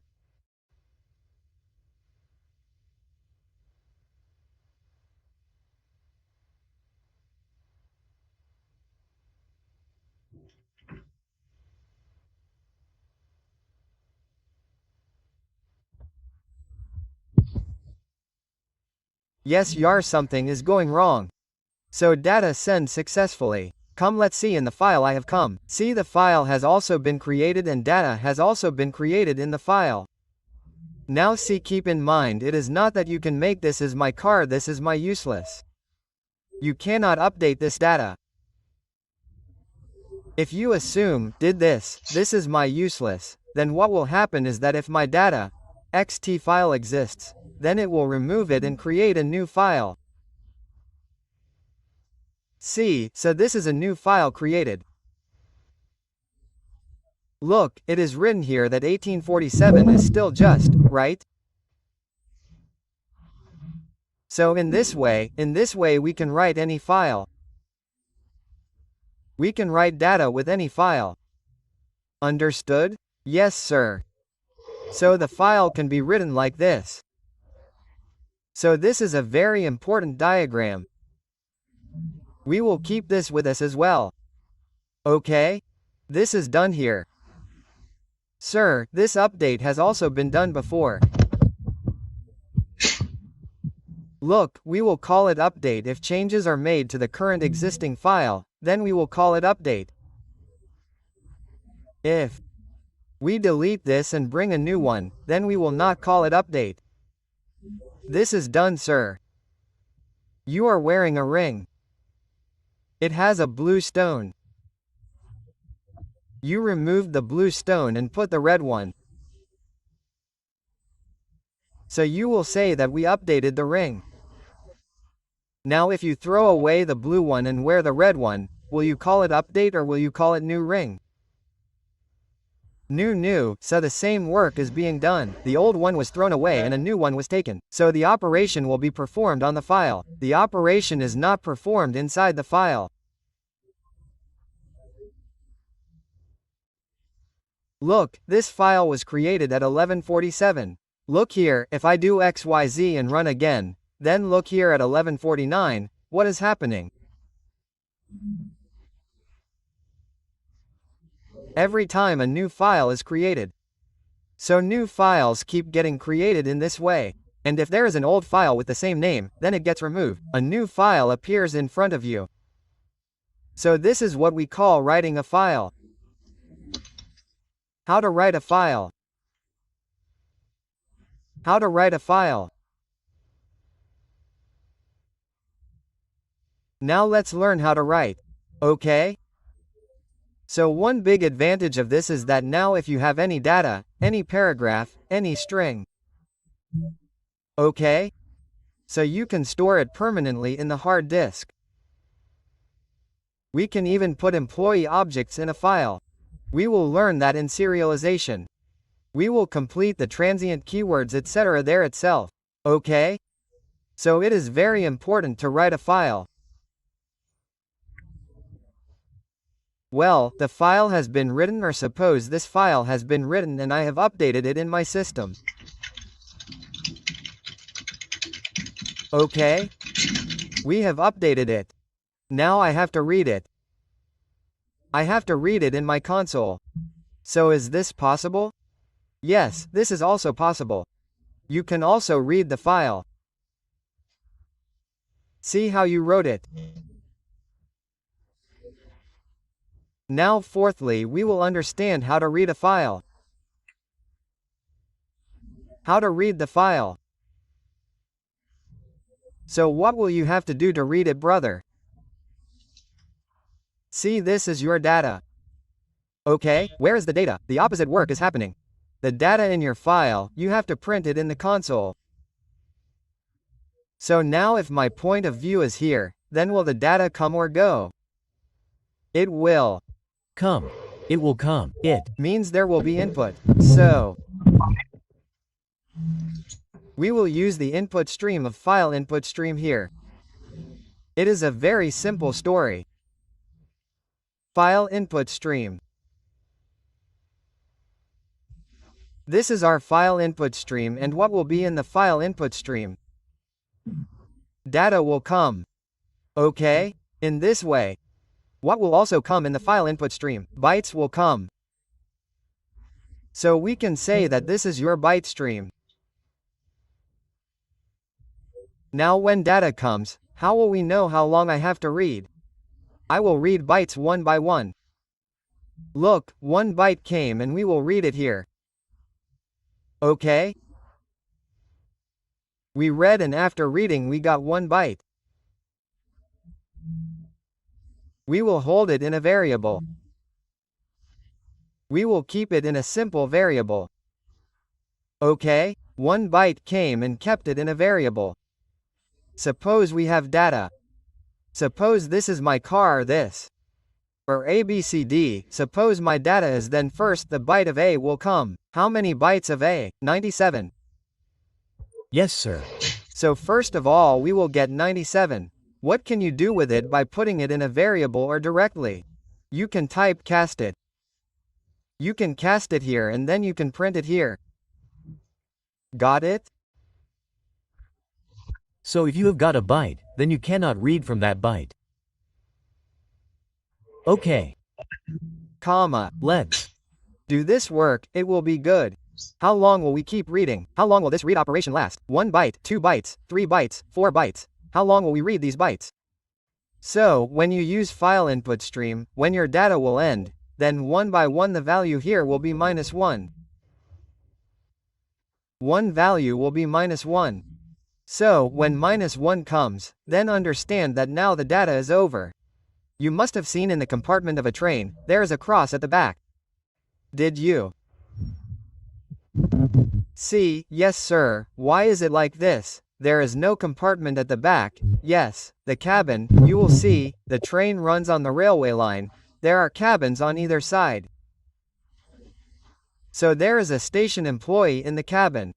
He checks whether there is a cross at the back of every train or not. If he does not see the cross, it means that some compartments have opened. If there is a cross on the way, it means the train is complete. Similarly, it will work on our cross too. We will catch it from -1, that brother. Okay, this is the last one. That means we have to keep reading until we get -1. So in this way we can read the data. So this is also very easy. So now my data is going to be read. So we will not need this byte. Okay? We will put here file new file input stream. Okay? And we got the object of file input stream. And then we will do fis.read and we will get this. See the byte of the first character here, C, and I will type it in the caret and print it.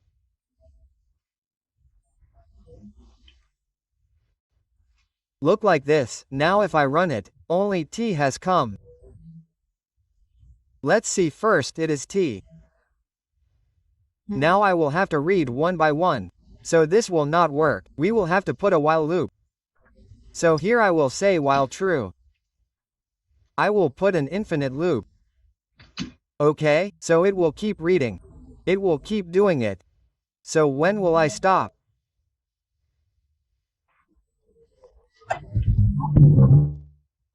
When I get -1, then press the brake. When I get -1, then press the brake. Okay? What is happening now, brother? Let's remove ln. Did you get all the data? So this is the simplest way. You can read the data. Did everyone understand? Sir. So you have learned to read from one place and you have also learned to write. So friend, you will not be able to copy-paste now.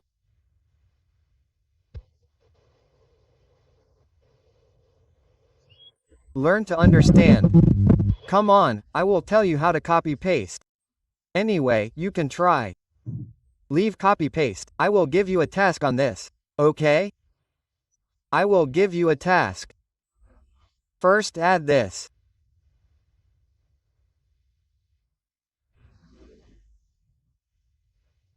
This will come here, right?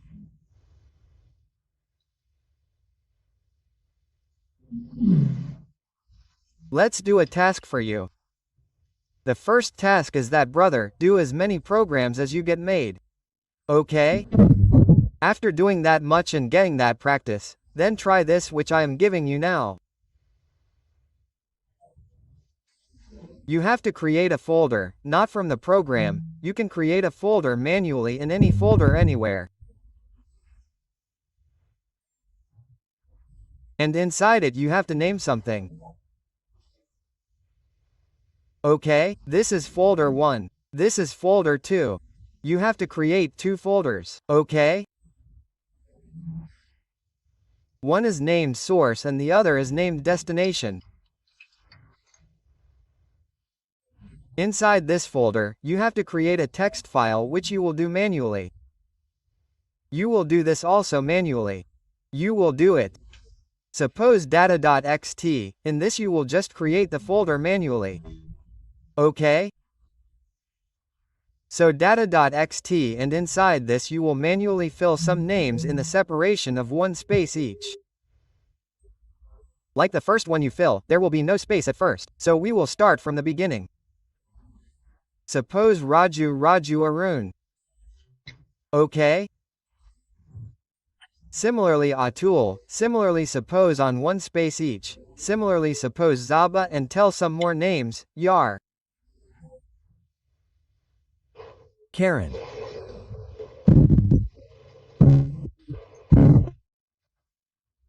Imli Karen Ulu. Okay, this is done. Now these names are okay. Now what you have to do is read all these names and in the destination you have to write them in a file.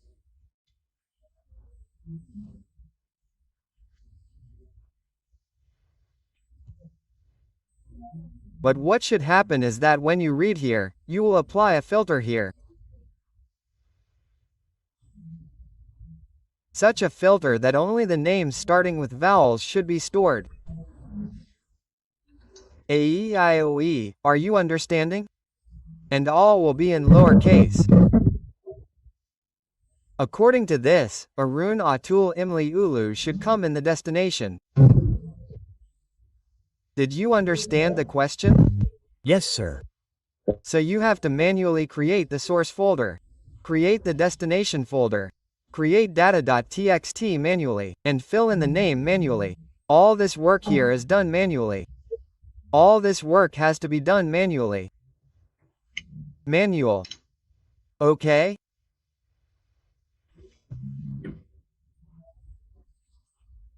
Manually here, the rest of the filter, you have to write some code of yours that how do we read and then filter it and then you have to write it, create any file in it, everyone understood?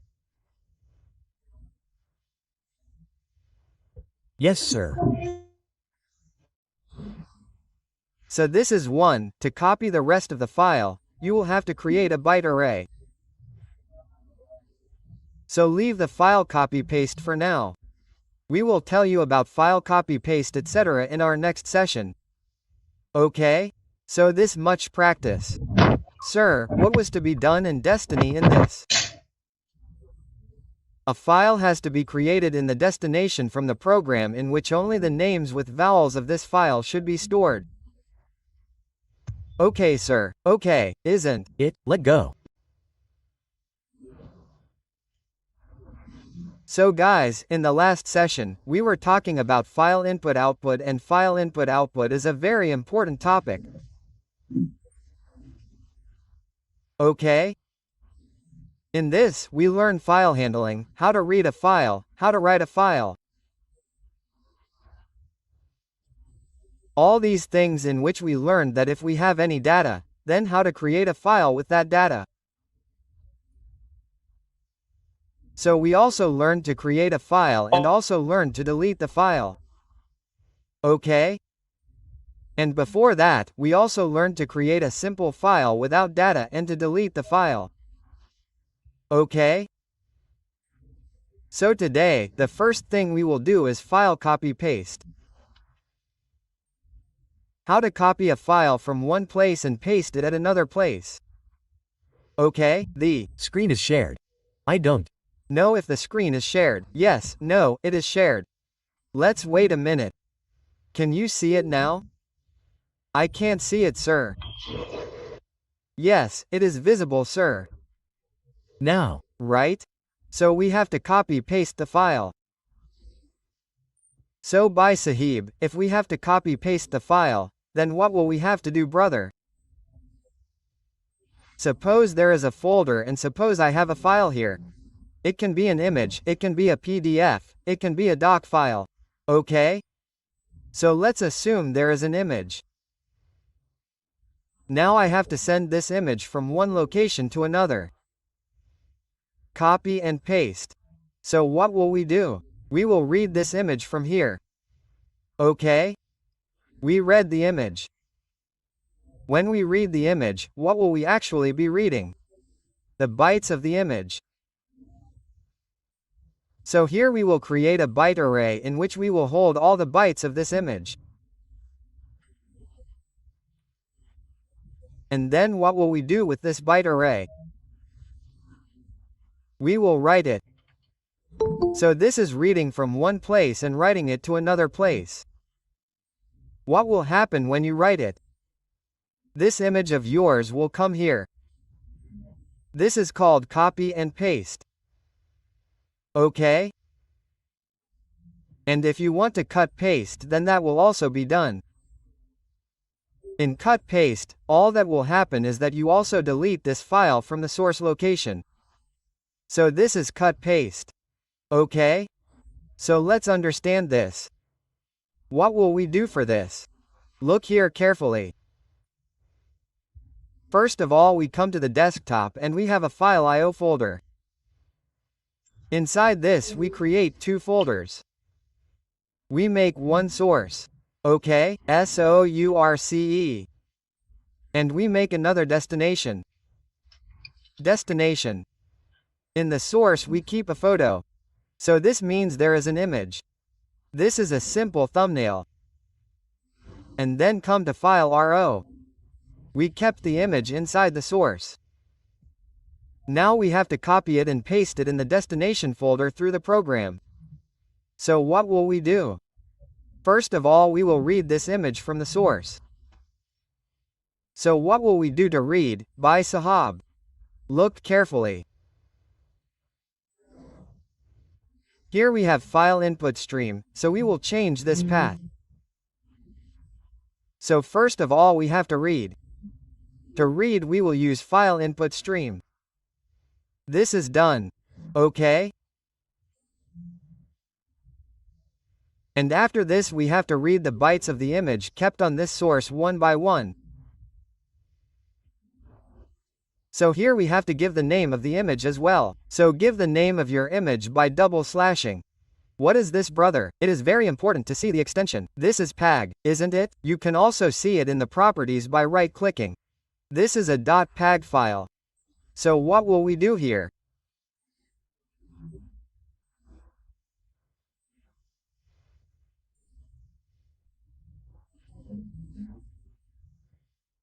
IMMGP, this is done, and then you can use a simple method fix.read all bytes. Okay, now if we do read all bytes, then what will happen with this 1 minute? You are not getting read all bytes, right? This will not be available in Java 8. I think this will not be available in Java 8. So what should be done, brother?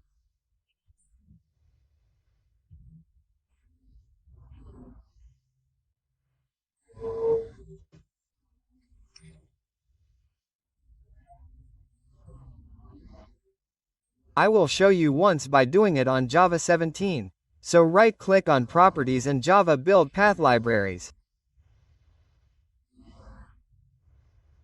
And this is GR System Library at. We will remove it. And add library GR System Library, and from here we can come to the execution environment and use 17. Okay?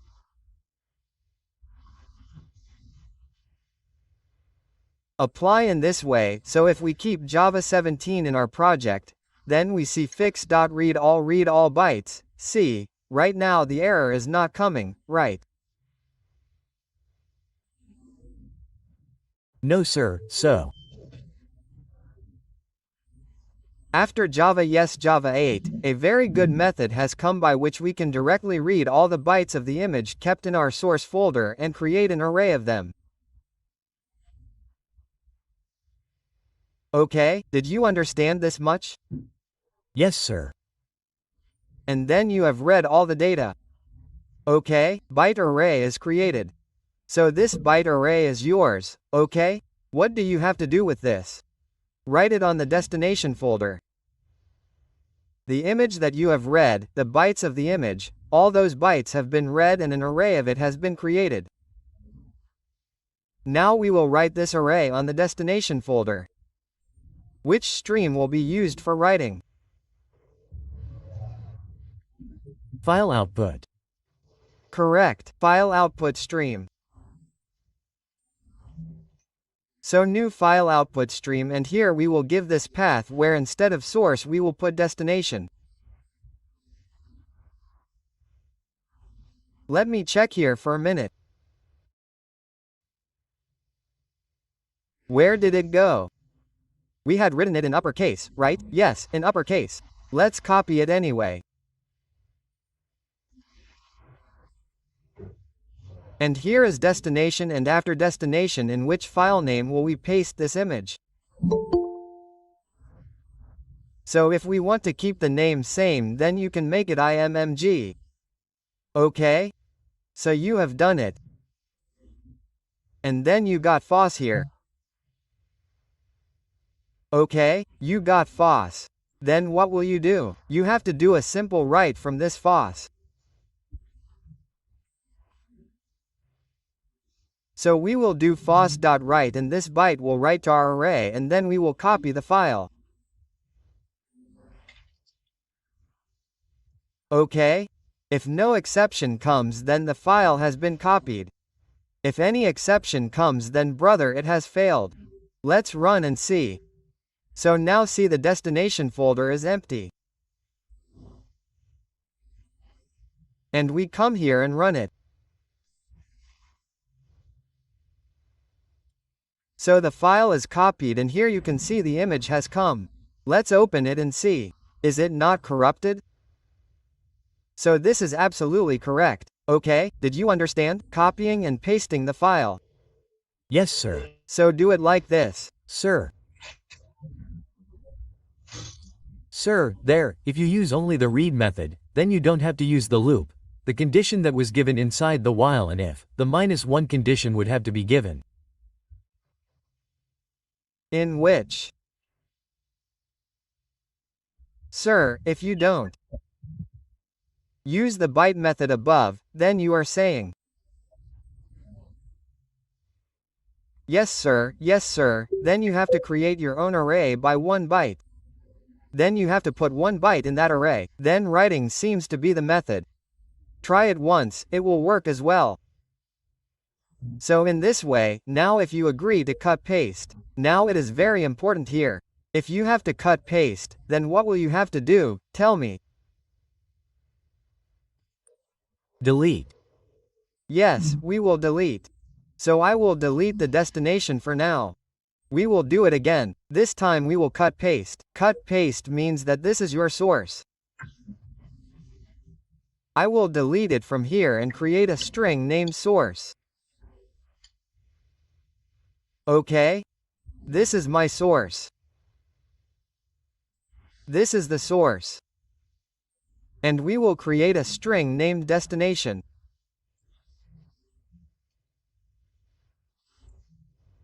String destination is okay, and in destination I will pick it up completely and paste it here. Okay? This is like this. So now when you copied from the source, pasted it on the destination. Now if you want to cut, then you have to delete from the source. So if I write the code for delete, create a new file object. Okay, you have to delete from the source. Okay, so you got the file object. And file.delete. And if I say file copied, I will say what will I call cut paste. It is file move, right? Will this work? Yes sir. Let's run it and see. File moved is coming. It has come to the destination. It should not be on the source. But it is here. So why was it not deleted from the source? Was the Connection not closed, sir? Yes, the connection was not. Well, we know that if any file of ours is opened, it does not get deleted. You open any file, okay? If you are playing a video, then during that time if you try to delete it, it will say that the file is already in use. It does not get deleted. So when we are accessing this file from the input stream, during that time we cannot delete it unless I close this stream. So we have closed the resource, my resource is in, and you know that new resource is not deleted. It will not happen. So we have to release the resource.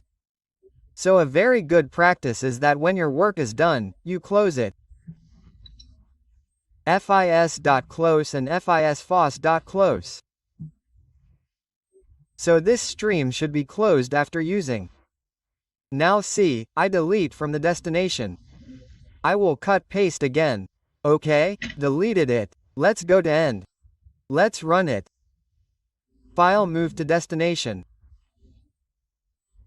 Did you understand from end source?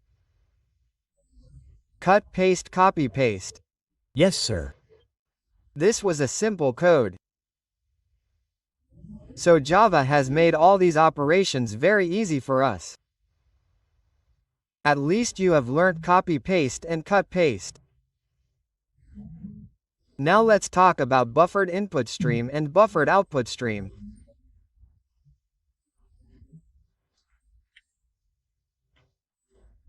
So I put the heading buffered input stream and buffered output stream.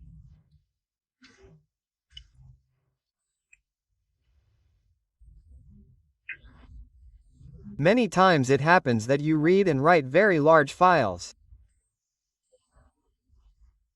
Okay, very large file if you have a very large file. So along with file input stream and file output stream, we should also use buffered input stream and buffered output stream. What will happen with this? The efficiency of read and write increases.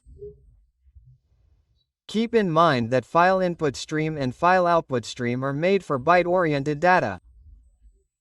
Let me write note point 1.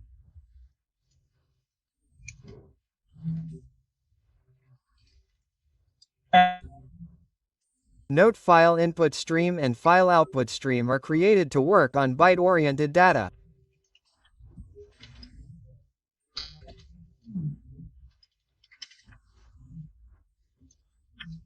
Like if you want to read an image. You want to read PDF. Yes. No sir, video. Yes, the same image, video, audio, all these are made for this. It is not made because you are reading a text. We have better ways to read text.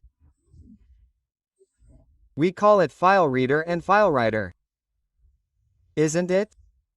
So if you want to read image, read videos, read PDF, which is byte-oriented data, byte-oriented file, then for that file input stream and file output stream are fine, brother.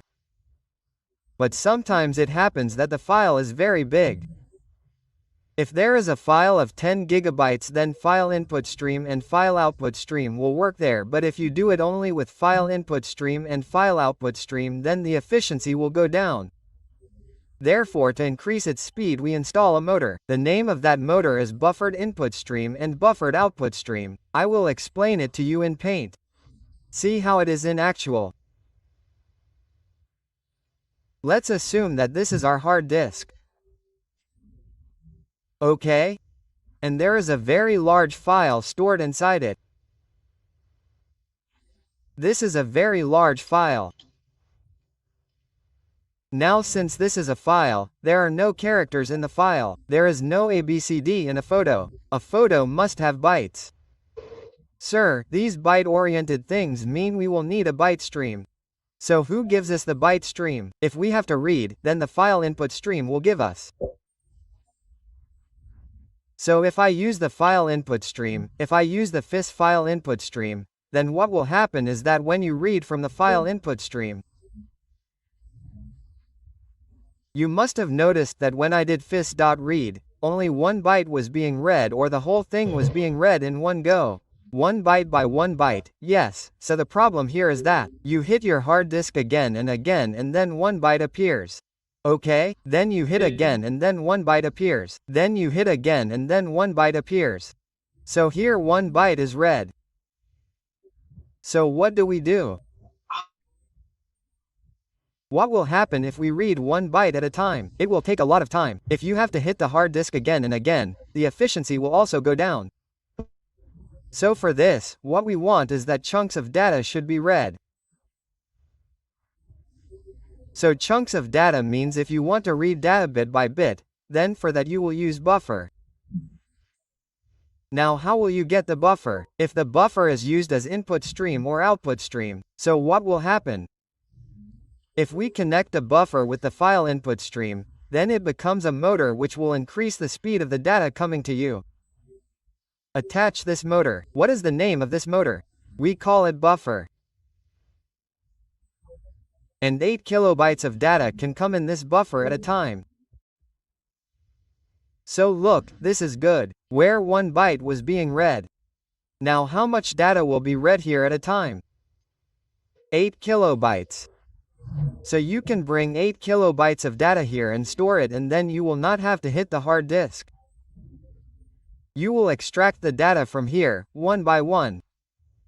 So you will not have to go here again and again. For example, instead of bringing items from one house to another house one by one, it is better to load them in a car and take them out one by one from the car. So taking out items one by one from the car is in our own house, right brother? But going to another house again and again will be time consuming. So that is why we use buffer, so that our read or write becomes efficient. So here we bring 8 kilobytes of data in the buffer and then we read it. Okay? Understood? Yes sir, bye. Using buffer, we will be able to read data chunks of data. I write the data chunks. Okay? And still it is byte oriented. Okay? So this byte stream will remain yours. So I will show you this practically. See how it will happen. So what do we do for this? Let us create a text file here and name it. Suppose ABC, and why am I taking a text file? Because the image cannot be printed in the console. That's why this is my end now. What will I do? See, you will get the same program output. This is my end, but you just have to see the program. So what is the source, brother? From where do I have to read? I have to read from the file IO folder where there is a file abc.txt.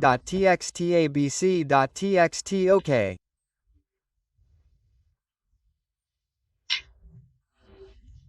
abc.txt, and what will I do? What will I do? We have applied the file input stream. We have given the source. And look here carefully. Now what will I do here? I will apply a buffer with the file input stream. So if I have a file input stream, then a buffer input stream will be applied with it. So, new buffer inputs, and with this we have added the file input stream, and then buffer input stream, and from this buffered input stream we will read the data.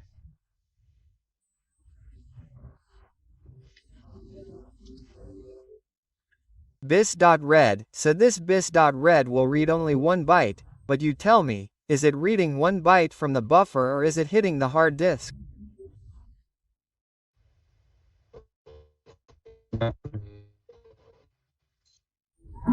Yes, from the hard disk buffer. No, if you hit the hard disk from the buffer, then if you read the fis dot, then Yes, sir, the data will be stored in the buffer, right? Yes, so this is the benefit, so it will be more efficient than hitting the hard disk.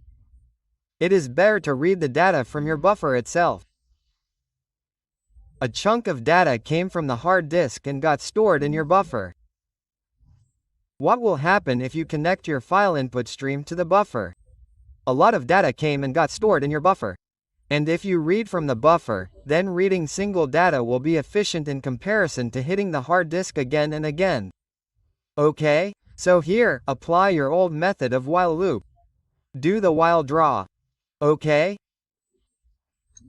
Keep reading the end dis dot. Okay? Read. End out, typecast the I in the cam and end it in this way until I equals.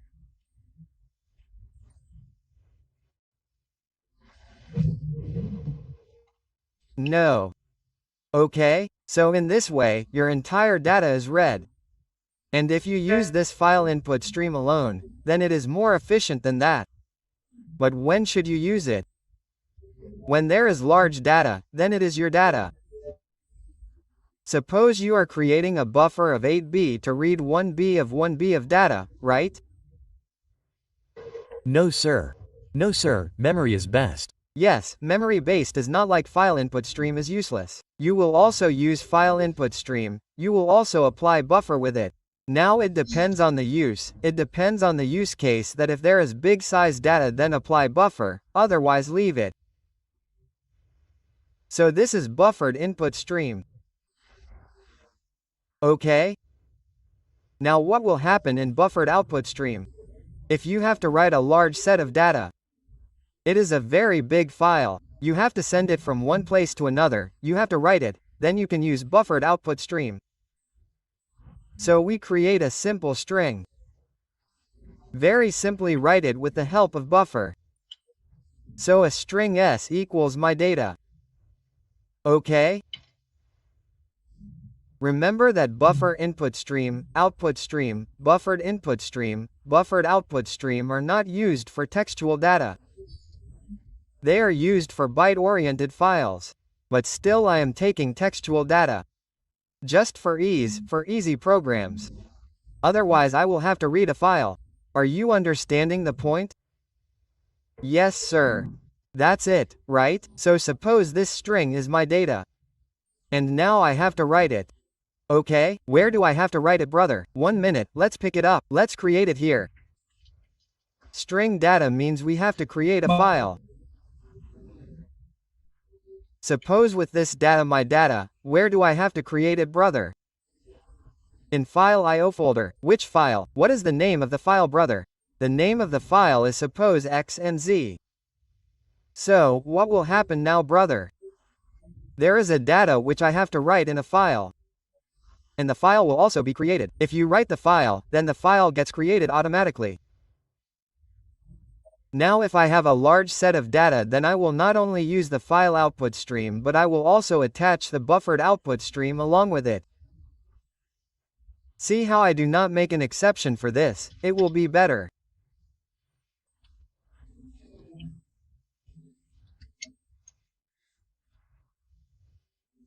Okay, so I will do new file output string, and here we have given our source.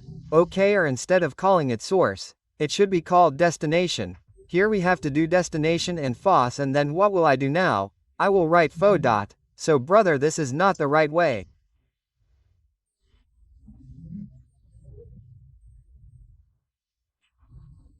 If it is a large file, then you should use the buffer. So you put new buffered output stream, and here you attach fos to your file output stream with the buffer, or I should say that you have attached the buffer with the file output stream. Okay, and this is your buffered output stream. And with the help of this buffered output stream, now you can write changes of data. Here you have written the data. Now it supports byte by byte, and the data has a set of characters. If it is a string, then what do we have to do? Typecast. No, not typecast. Get bytes method. Yes, you will have to convert it into bytes get writes. So with this method you can also use buffered output stream. Let us run it once and see. And I have not typed out anything. Let us directly come here and see. So our X and Z are created. And the data has not come here. Date has not come. Why did it not come, brother? Tell me the date. The connection has to be closed. Stream close. You will have to close the stream.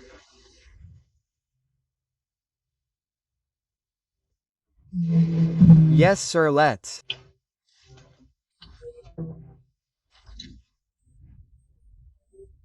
Close fos.close first boss na buffer.close and fos.close. This closed and ran, and the sound should come, then always.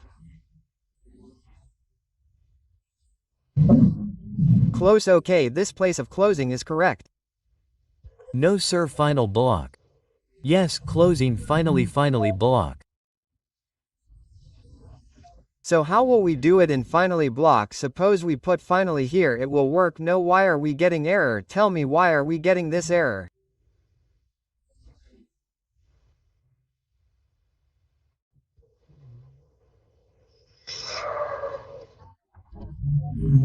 Sir, local.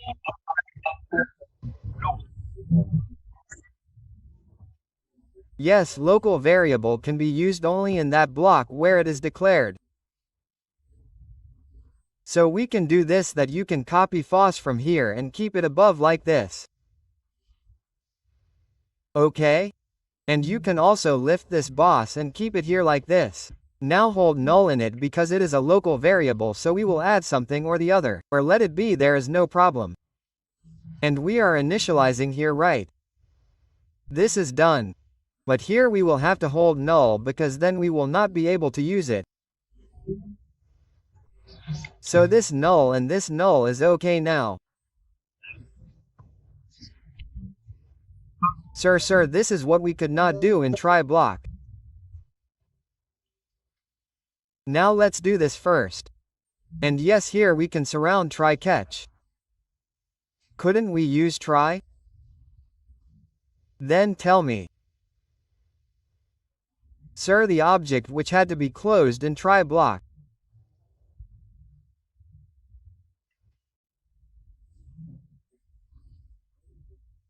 Can be closed in try, but if exception comes, then will it be closed? We can use it, sir.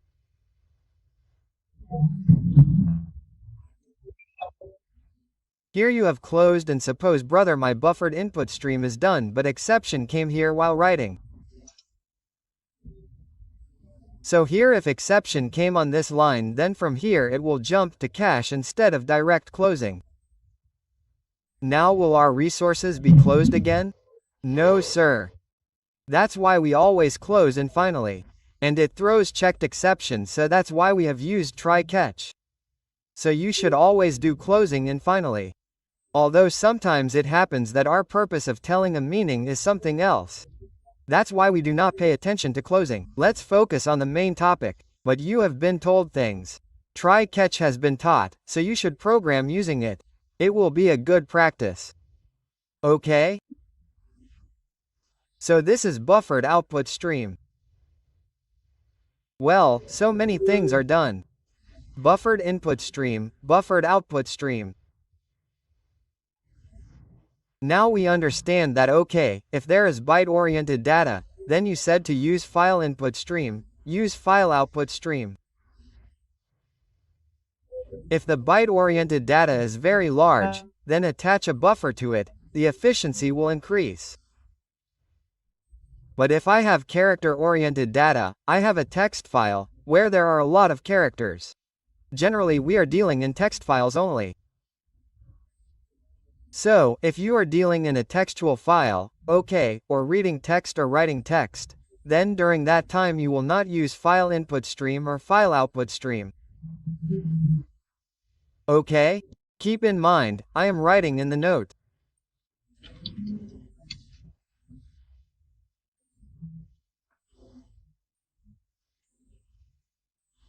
Do not use file input stream and file output stream for a textual.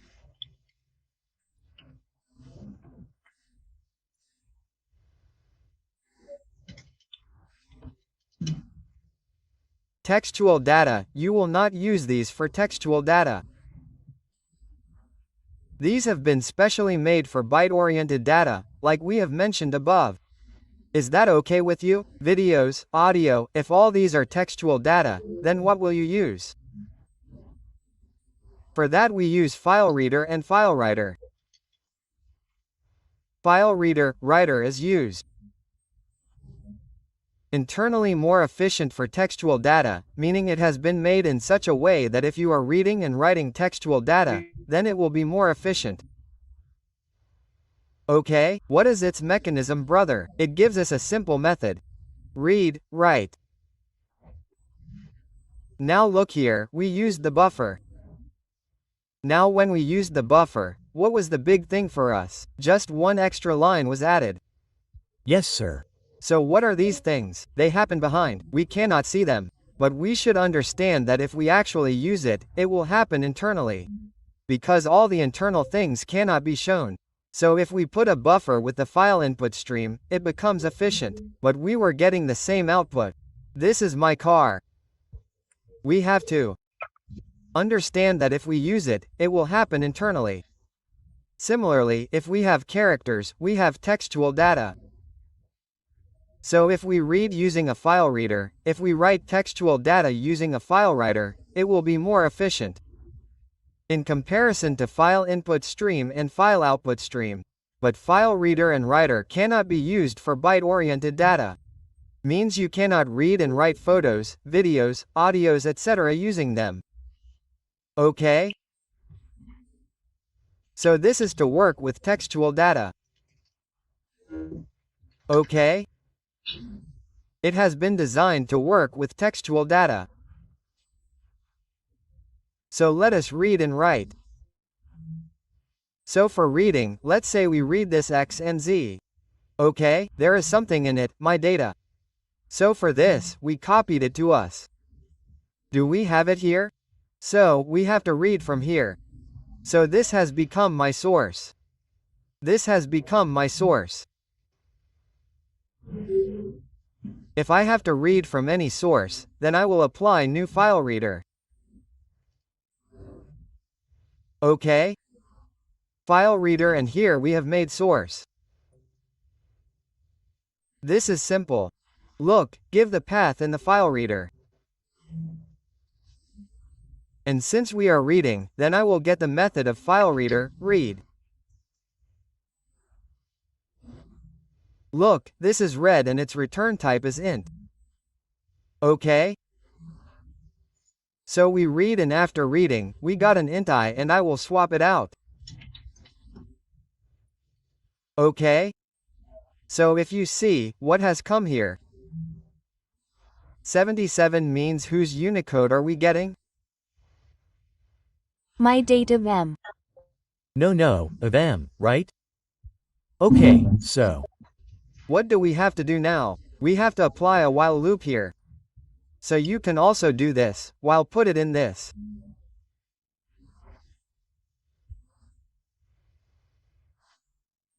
F is .red is okay, and I will hold it in a variable temp, so int equals 0, and I will hold it in temp.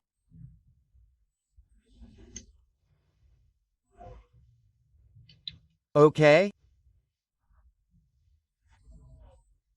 So one will keep happening in it, and I will say that as long as its value which is being held is not equal to -1. Okay, till then this while loop will keep running. Are you able to understand what happened? Yes, sir. That is the work. If you are not able to understand, then check your core. Are you able to understand that read was read and then it was held in temp? So what is being held, brother? Till when will it keep running? Till it becomes -1. If you have problem, then it will become old. Use it while int and apply it. Okay? So this is done. And we have held it in t. And here we have converted it to char. Okay, if we convert it to char, will it work? Then here but -1 will not create any problem, right? Okay, no problem, it's simple.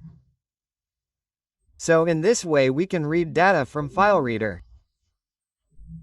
But remember that we can only read textual data from file reader. So when you have to deal with text, Java has created reader writer. You can use them. When you have to deal with white-oriented video, audio, image, PDF, dog apps, then use input stream, output stream. If you have to deal with big data, use buffer. For deletion, you already have delete method. You only have to create file. For create, you already have create new file method. So things are very simple. What do you just have to do, brother? You have to understand things and pay attention to the methods, that if you run this method then this will happen. If you run this method then this will happen. If you use this class then this will happen. You just have to understand things. And in advance, this is what we are going to do generally. This is what is going to happen in advance. Brother, now we have to connect to the database. To connect, we will use connection interface. We have to read data. To read data we will use pre-written statements. So we have to learn what we are going to do. How that thing will happen and what to use to do that thing.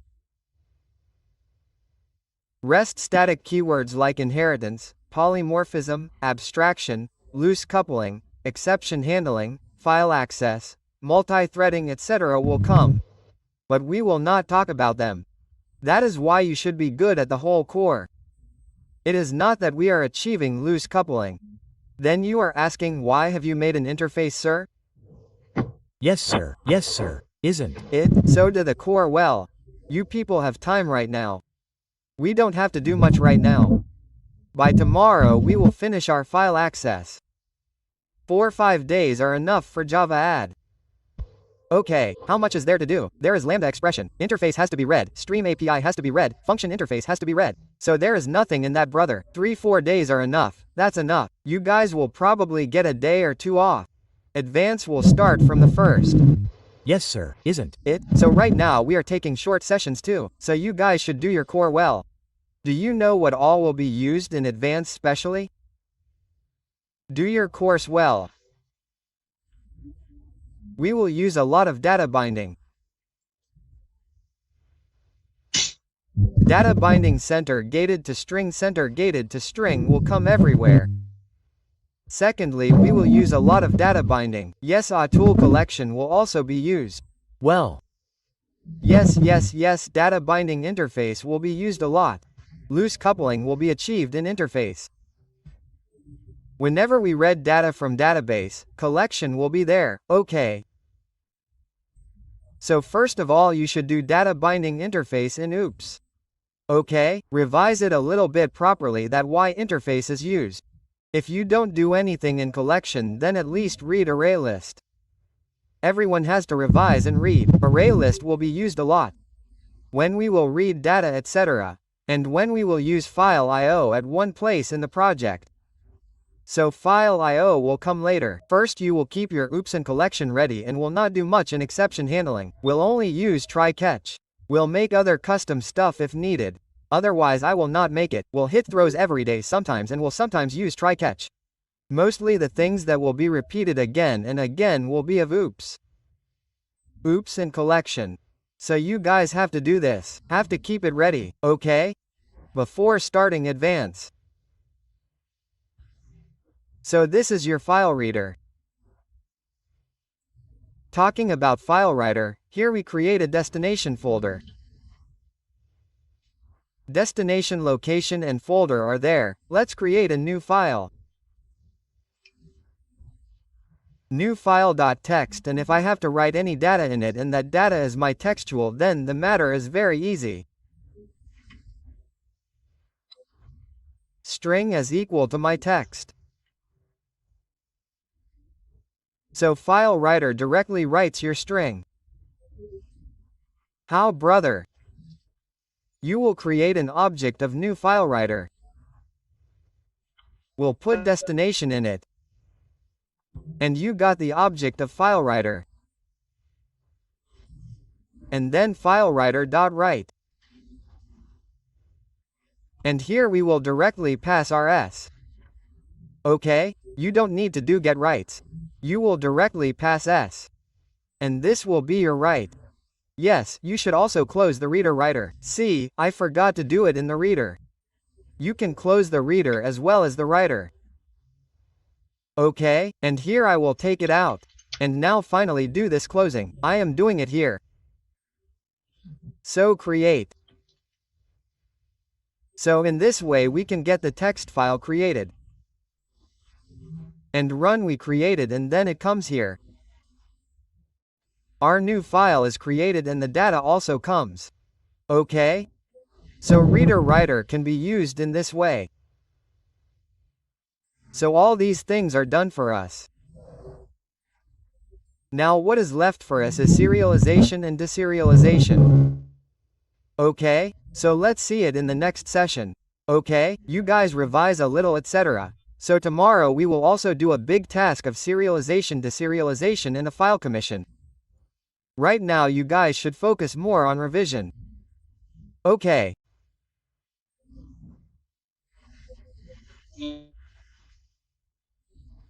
So guys, we were running file input output in which we had told file reader file writer, didn't we? Told here I am not writing code here, I had told file writer, I must have told file writer, yar I had told.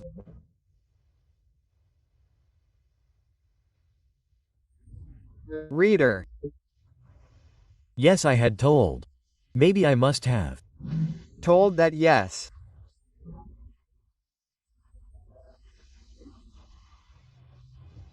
Yes, I remember I don't have to do get bytes in it. I can directly write it, so reader is done. Writer is done. In today's session, the first thing we will learn is how to create a folder, or this sir is.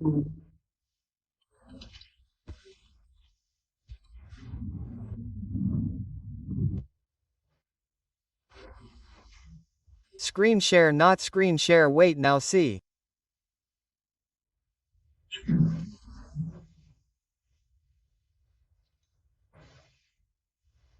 Yes, sir.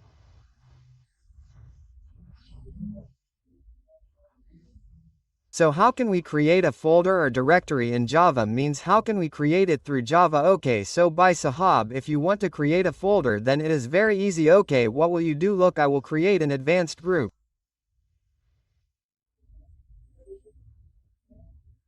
Okay? I am creating an advanced group. And first of all, we will add Java in that group. Then we will continue further from that group. Okay? So if we have to create a folder, then brother, where do we have to create the folder? First of all, this is it. So there is a folder named file. Let's copy this path. And to create a folder, you can use file object. New file. Okay, new file. And you will give the path here. And then by double backslash you will give the name of your folder. My folder. Okay? If this program is put in a loop, then you can create many folders with different names in one click. Okay, so it is done. And then we will do file.mkdir. If the folder is created, then it is okay. You will get true value. Otherwise you will get false value. So if mkdir, then I can say sir create is okay. Else I will say paid. Okay? Here I have done it. Okay? So let's run it and see. So here we run if our console is open. Console. Okay, so created has come in the console. No sir, okay. Created has come, so look here, my folder has been created. 16 to 9, so this is a simple way by which you can create a folder. So you have learned how to create a folder, create a file, read a file, write a file, right? You have learned how to copy-paste a file, cut-paste a file, all these things. Okay? If there is file-oriented data, then we use input stream. Like file input stream and file output stream. Whereas if there is character-oriented data, textual data, then we will use file reader and file writer. If we are reading very large data in file input stream, file output stream, then which one will we use? Buffered input, buffered output. Correct. We will use buffer, which will increase our efficiency. And one more thing, you have learned how to create a folder. So now the last topic left for us is serialization and deserialization. Okay? Serialization and deserialization. So see brother, what is serialization? We call it serialization. I will write the name along with serialization. We call it as it is a process of converting object into a byte string. If you have an employee object, okay? Suppose that you have an employee object, okay? This is your employee object. Employee object generally where is our employee object stored? In RAM. Yes, sir. And if we have created an employee object, then I can bind some data in it like ID name address. Okay? We have bound this data in an object. But still this object of mine, the data that is bound inside the object, is still in RAM. Okay? And we know that our RAM is a volatile memory from which our data can also be lost. So if we want, we can secure our object and keep it inside the hard disk. This process is called serialization. So, what will have to be done to your object, employee object? First it will have to be converted into bytes. Then, through the byte stream, first it has to be converted into bytes. Then, through the byte stream, where will it go? In the hard disk. And, in the hard disk, in some folder, in some particular file. Suppose, this is the folder. This is your hard disk. Okay? This is your folder. And inside it, there is a file of yours. Okay? Your data will come in this file. We will create this text file. We will create a text file data.xt and in this we will write our object. So your object, okay? Converting your object into bytes and storing it in the hard disk through the byte stream is what we call serialization. Did you understand? Yes, sir. So the process of converting your object into bytes is internal. So all those things will happen. We will tell you now how it will happen. So if you have an object in RAM and you are converting that object into bytes, okay? And you are taking it and writing it to a place through the byte stream. So that process is called serialization. And just its reverse process is called deserialization. We are taking it out from here. I have an object in the file. I am taking it out. So serialization is done that object to byte string and data is already present in the bytes. Reconstructing the object from the data of the file coming in the byte stream is called deserialization. I write it. Okay? Serialization means the process of converting object into byte stream. Okay? And its opposite is deserialization. What happens in deserialization? Reconstruction happens.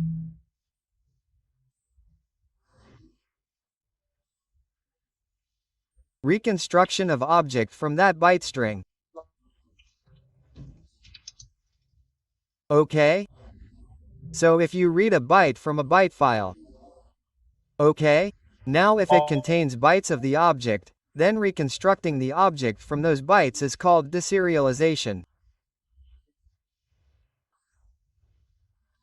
So this is your serialization and this is the reverse process of serialization called deserialization. Okay, brother, the theory is clear.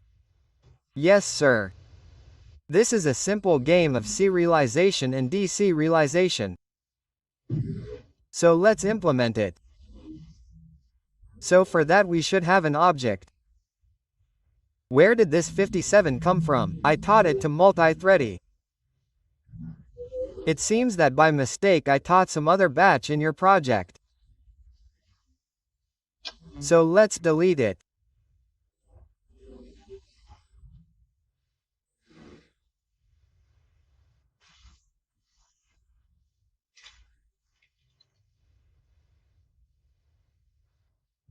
And we create an employee here by refactoring it. It became employee, and in employee we have 3 fields: private ID, private name and private.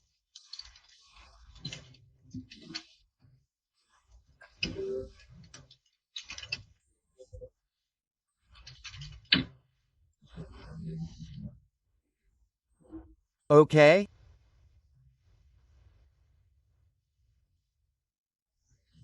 Now you tell us this, let us keep testing your knowledge as well. Do you remember anything from the past or not? We have this field. Okay? Will it have some value now, or can we use it without initializing it? We can. Use it without initializing it. We Can. What can we do with a local variable? We can't. we Cannot do it. If we do it as a local variable, we will get an error. Okay? Right now, its default value will be 0, null, 0. We have to put the value in it. With what help will we put it? through the constructor. We Can also put it through the constructor or setter. We can update it. It can be updated. Only yes, it is updated through the setter. It is initialized through the constructor. Why do we say that it is being initialized through the constructor and updated through the setter? Because the work is the same. When we create an object, we also get it initialized through the constructor at the same time. So if we create an object and then run the setter, then also the value will get in. It will get in, sir. It will get updated to 0 as the value gets set by default. Yes, so the constructor also does the same. Meaning, the constructor is also putting it, the setter is also putting it. Yes, sir, isn't it? So why do we call the constructor initialize and the setter update? Sir, the value is updated after the setter and it is in before the constructor. If we have to update the same value, we update it through the setter. Yes, look, you have understood a little, we cannot run the constructor twice. Say it simply like this. Yes, sir. Yes. Once the object is created, the constructor will run only once. When the constructor runs only once, then something can only be initialized the first time. We can update the setter as many times as we want. That is why we say that it is updated through the set. It is initialized through the constructor, so the constructor has already been created for initialization. Okay, that is good. So sir, what are you talking about? Sir, you said in the beginning that there is a default value which is stored. So we will initialize through the constructor. So why don't we call it update? Why do we call it initializing? See, we don't call it update because it happens only once. That's what we were telling you, that we can insert a value only once in the constructor. When we are inserting the desired value only once, then we will call it initialize. If we are able to insert it again and again, then we will call it update. Understood, Suraj? Okay, sir. So this is correct. So now what will we do here? We have id name, salary. Now we will insert some values inside it. You can also take user input. Okay? I will take the direct value. So first of all, we will create a constructor to initialize. What is happening? Let's go to the source and generator later. Let's have one more question. Who is the parent of employee? Object class object object. Inheritance. What are the conditions for valid inheritance? Extend keyword and in super should be called. What, after extend, you have rightly told a condition of inheritance that it has to be extended, and tell me, even if it does not matter tomorrow, what difference does it make? You had said something, say it again. Sir, you had said in the SS that the Property of the parent can be accessed in the child class. There are benefits of accessing the property of the parent in the child class. We are asking about the rules of inheritance. That means what is necessary to achieve inheritance? Firstly, it is necessary to use the extend keyword. Yes, sir. And something else is necessary. If we use extend, it will happen. You have to create an object, sir, of the child. Yes, sir. So even if we do not create an object, inheritance still happens. Sir, the combined object will be created from the current type. Sir, it is compulsory to call the constructor of the parent from the constructor of the child class. Yes, sir. Do you remember DNA matching? Question mark. Yes, sir. We had told you that there should be a DNA match. If you are not able to call the parent's constructor from the child's constructor, then you will get an error in the extensions. So revise all this immediately. Do not ask about all these things in advance, because there we will focus on different things. For us, if you guys have got time, you guys got a good time of 20 to 3 days, then you should have wrapped it well in that. Okay, no problem. So this is done, the constructor is done, shutter, getter is done, fields are done, okay? Now, what will we do now? We will do data binding. Okay?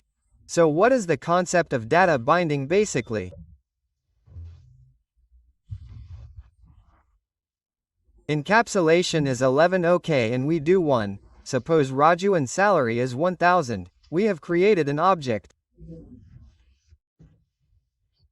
Now this object of our Bhai Sahib is stored in the RAM.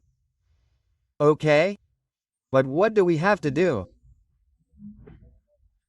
We have to store this object inside the file. Where should I tell you? Suppose this is our destination here. Let's delete this image. We have to bring our object in this folder inside a file. So what will be the way? So we will have to do serialization. In the serialization process, our employee object is converted into bytes internally, and who does that?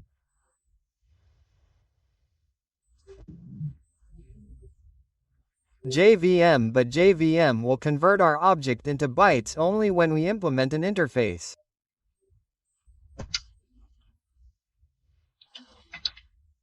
You told me that serializable is a kind of stamp, right? Yes, sir. If this is on your class, well, tell me, we implemented it and no error is coming on the class. Generally, we get error by implementing it. That interface is in an empty. Sir, will be a markup interface. Yes, it is a marker interface. So it is empty baba, so it does not have any abstract method. There is no abstract method. So this will not cause any pain. It is just placed to show that yes, I am going to perform serialization now. Okay, a JVM performs special operation on this, the serializable interface. Correct, yes, it is the same thing. So the first thing we have placed is this. Now what will we do in serialization? We have to send bytes from the frame to the hard disk. Now think that if we have to send bytes, the first thing is to send. We have to send from here. Will the output stream be used or the input stream will be used? Output stream. Output stream. Okay, can we use a writer? File writer.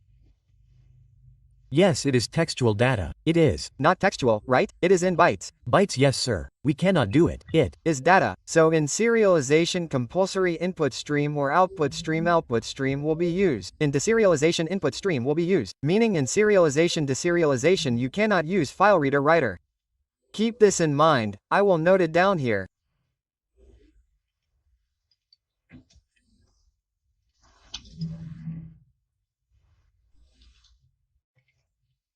Note file. You cannot use file reader and file writer to perform serialization and deserialization. Keep this in mind.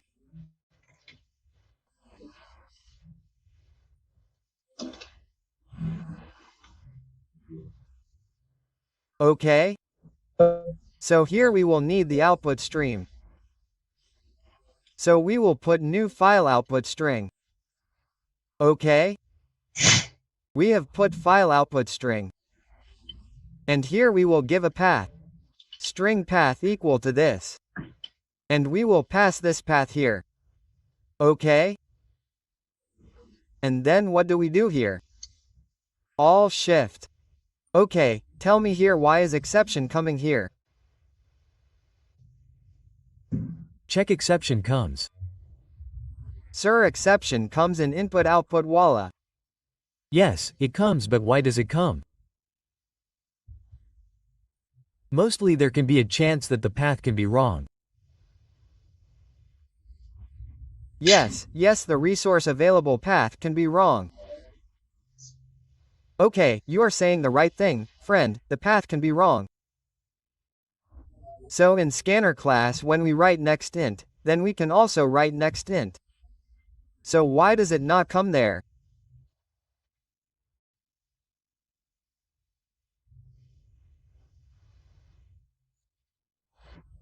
Check exception is coming here because here the Java program is dependent on external resources. Java has no control over it. So wherever your Java program is dependent on external resources, their check exception will come. Now from here we are reading each file. That file may be there or it may not be there. It is possible, right? Yes, sir. But you run the next int method from scanner class to read the int value. So is it possible that the next int method may or may not be there? Yes, sir. It is not possible, right? Next end will definitely be there. Yes, sir. It is also not possible that the next end method may or may not run. Ari by Sahib, it cannot happen because Java made it, so Java knows that it will definitely run. It has been tested 1,000 times. So the code which is available with us, which is our internal logic, does not come with check exception.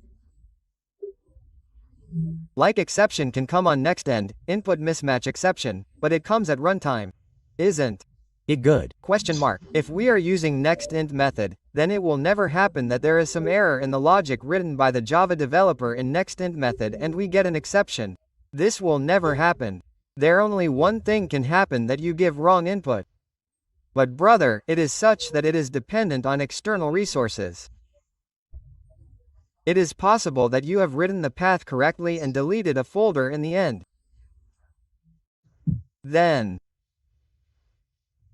Exception will come. Keep in mind that checked exception will come in every class and method which will be dependent on external resources in Java. Okay? Let's keep reminding you all. So this is done. We have applied try-catch. Is there any other method other than try-catch? yes, sir. We Can make it throw, sir. What will happen with that? Sir, it will send it to the parent, then we will make it throw in the parent as well, then it will send it to JBM, 1 minute, if we make it throw, it will be given to the parent, so it does not have any parent, which means it is an object, then we will make it throw, then JBM will handle it. Yes, the exception. that will be called by the main method will have to be Handled, if this was the main method or not, then the method that is thrown will handle it. Yes, it will have to be done by the place where the call is made. From where that method is called, that means to throw the exception to the caller. That take it brother, you take care of it. Okay. Okay. Rest of this can be done with FOSS. We will do that here. Okay, now look, let's go to the file. Now we will not be able to work with just the file output stream. Here, along with the file output stream, you will have to add another stream which is specifically created for the object. Its name is Object Output Stream. So what will you do? We will create an object of the Object Output Stream. Object Output Stream is done. Okay? And we will automatically connect it to the main stream through FOSS. And this is the object and stream OS. Okay, now tell me friend, exception is coming here as well and it was coming here as well. Now how to solve this? And by applying that operator. Yes, that vertical pipe is good. This pipe operator, whatever it is, you can either do this. Or you can write direct exception or sir direct exception, you can also do universal as you like. Okay, this is done and now we can write our employer object from this object output stream. Okay? Simply we will do os.write and in write we will put employee. So what is this? Bawal by. Okay, it will not be a write. This will be the write object, write. So run the write object method and your work will be done here. Okay, after this we will os.close. What is the right place? It is the closing of. finally block. Finally, block, but okay. Now by doing this, our object will be stored in the file. Let's go, let's correct the path. So let's copy the destination, and we pasted it here. And let's take a text, data.xt. Now let's see, is our employee object stored or not? So let's do one thing. If no exception came, it means that the data or serialization, or should I say C, realized is fine, it has been serialized. And if an exception came, then the stuck test will tell.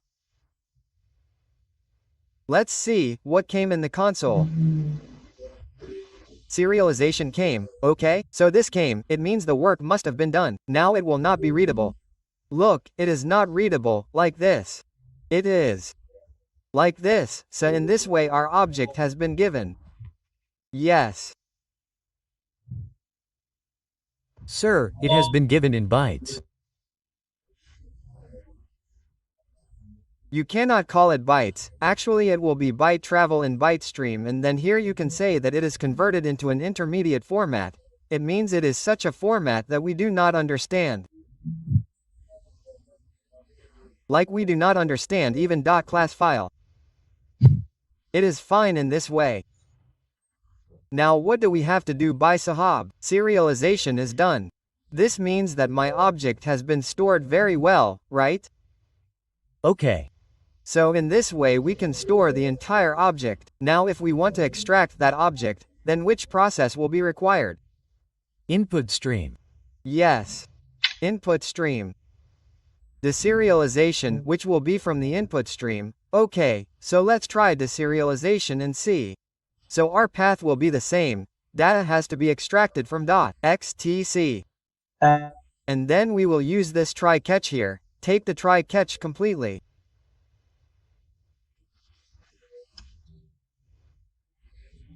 We have taken the catch completely, and from here we will do new file input stream, and we have given the path here.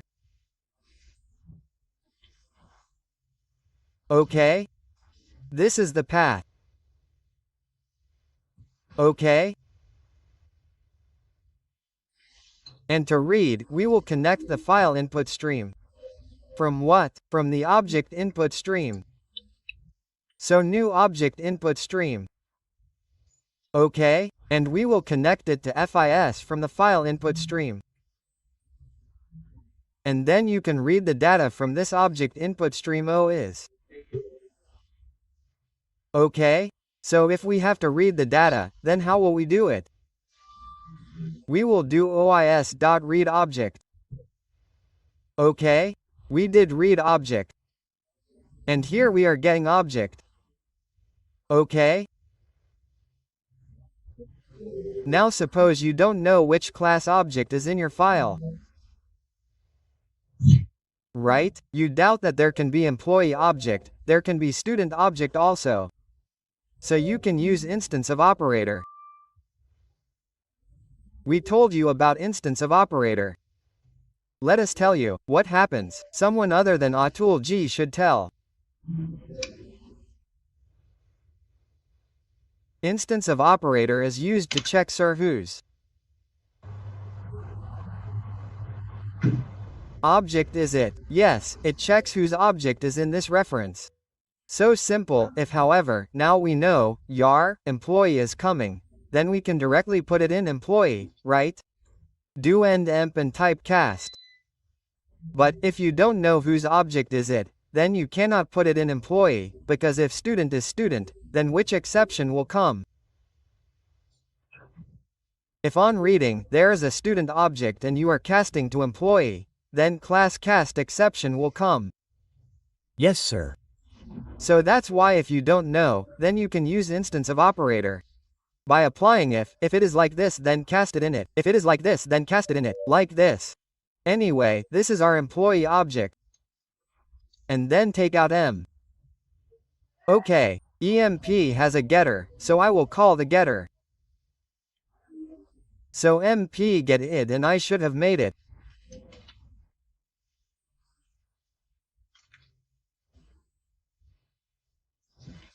Let's get id get name get a get salary.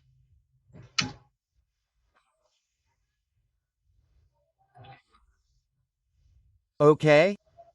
This is done. Let's run it now. Let's run it. Everything is correct? Is something going wrong here? I haven't done the closing. OIS.close and FIS.close. Let's see. All our dates are being read. See this? That's right. Yes, sir. This is the data that we had put in data.text. Meaning, in this way you can store your entire object. Did you understand?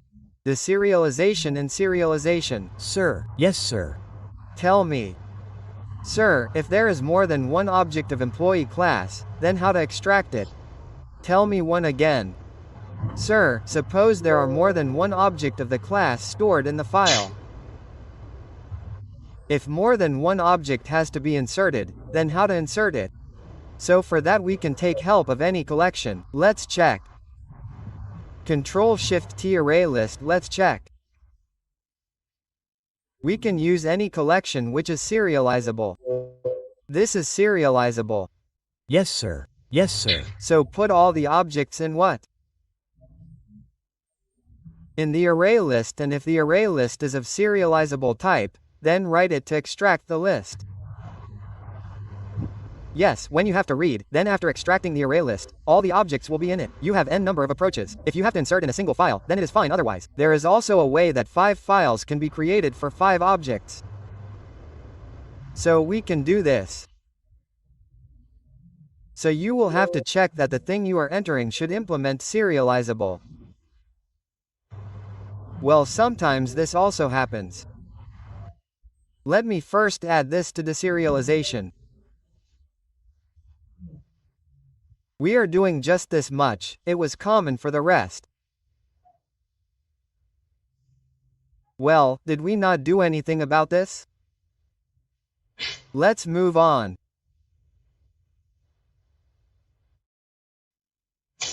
So then serialization above, deserialization below, sometimes it happens that we have many entries in the frame.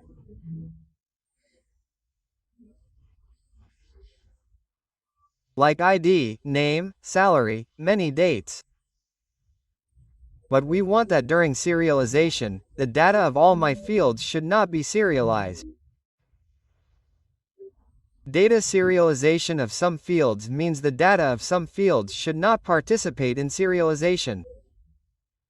For that you can use a keyword whose name is transient keyword. Transient. Now we have applied transient on salary. See what will happen with this. Here I am doing serialization, and just below that I am doing deserialization. Okay? Let's see. So I do one thing, I will delete this. So which data should be inserted during serialization? 11 Raju 1000, but 1000 will be inserted. No, sir.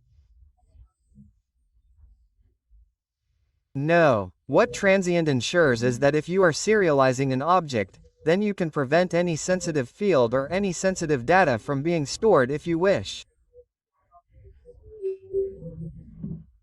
With the help of transitive keyword. Let's run it and see. So when we read it, we got its default value. It means that 1000 went in. No, sir. Did you? Understand? This is what I was asking. What's your name? Suraj. Suraj. Yes, sir, isn't it? So you play the Shanae for no reason. Look at that time, how easy it was. It was halwa, right? And that is what you were asking. I am not able to explain it. It takes a lot of brain to understand it. So, in this way you can perform serialization and deserialization.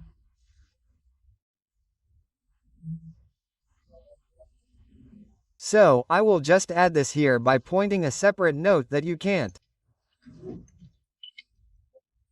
understand it. Let me explain it a little more.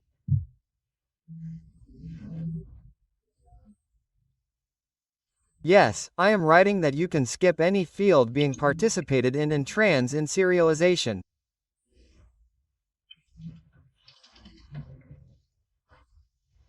Okay, now if you are performing serialization, what does it mean to perform serialization? You are converting the object into bytes in a byte stream. So, when you convert the object into this byte stream, it means that the object will have a lot of fields. So, you want to skip any field during serialization so that it is not stored. If everything else is stored, then put a transient in it. Understood, Kunal? Sir, when there is no need to store it, then we will not write it. It is not necessary like this. It is necessary that whatever things we are seeing, we have to store them all. Give me an example of something that we use but don't store. There can be many examples. Suppose there is a temporary password. Will you store the temporary password in the database? No, sir. We won't. There is an OTP. We will store the OTP in the database, but we won't. So, there can be a lot of data of an object that we don't want to be stored in the database. We have given an example of salary, so you are thinking, oh friend, why should we stop the salary? But it can happen that when you are using the object at runtime, then it is okay. But when you are storing it permanently, then at that time you want that sensitive data. Suppose there is a password, ID, name, address, salary, and you also want that the password should not be stored, right? If you don't want to store the password in your hard disk, then you can make it transient. So, many such use cases can be created. Right? So, when you create projects etc. in real time, then you will understand that yes, friend, you will automatically get such a requirement that I do not want to store this thing. Then you will remember, oh friend, Java has the transient keyword, right? So use it. So many times it happens, generally a sensitive intention is felt. Is there any password related to the employee? Any code related to the employee, which you do not store permanently? Do you understand the meaning of storing it permanently? Now it is in the hard disk. Now anyone can manipulate it. Anyone can deserialize it. That is why when we are storing any information in the hard disk, because the hard disk is not secured like MySQL. well. What is a hard disk? Anyone can pick it up and take it away. Then anyone can pick it up and take it away. To access it, you will need an ID password. So that is why this keyword was created, so that when you are writing any object, then you can sidestep the sensitive data if you want. Okay? So this is your file input-output. Now on this we will give you a task which you have to create. Okay? We will give you one task. What do you have to do? You have to create a recycle bin. Okay? Write a program to achieve the functionality of recycle bin.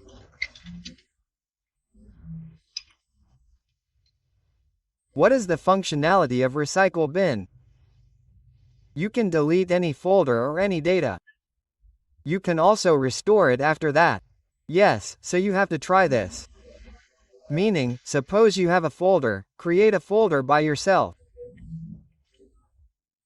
My recycle bin, this becomes your folder. Okay? My recycle bin. This is your folder. Now your data should be stored in this folder and there are many files. Suppose abcxt is fine. ijkkpnabcdm4.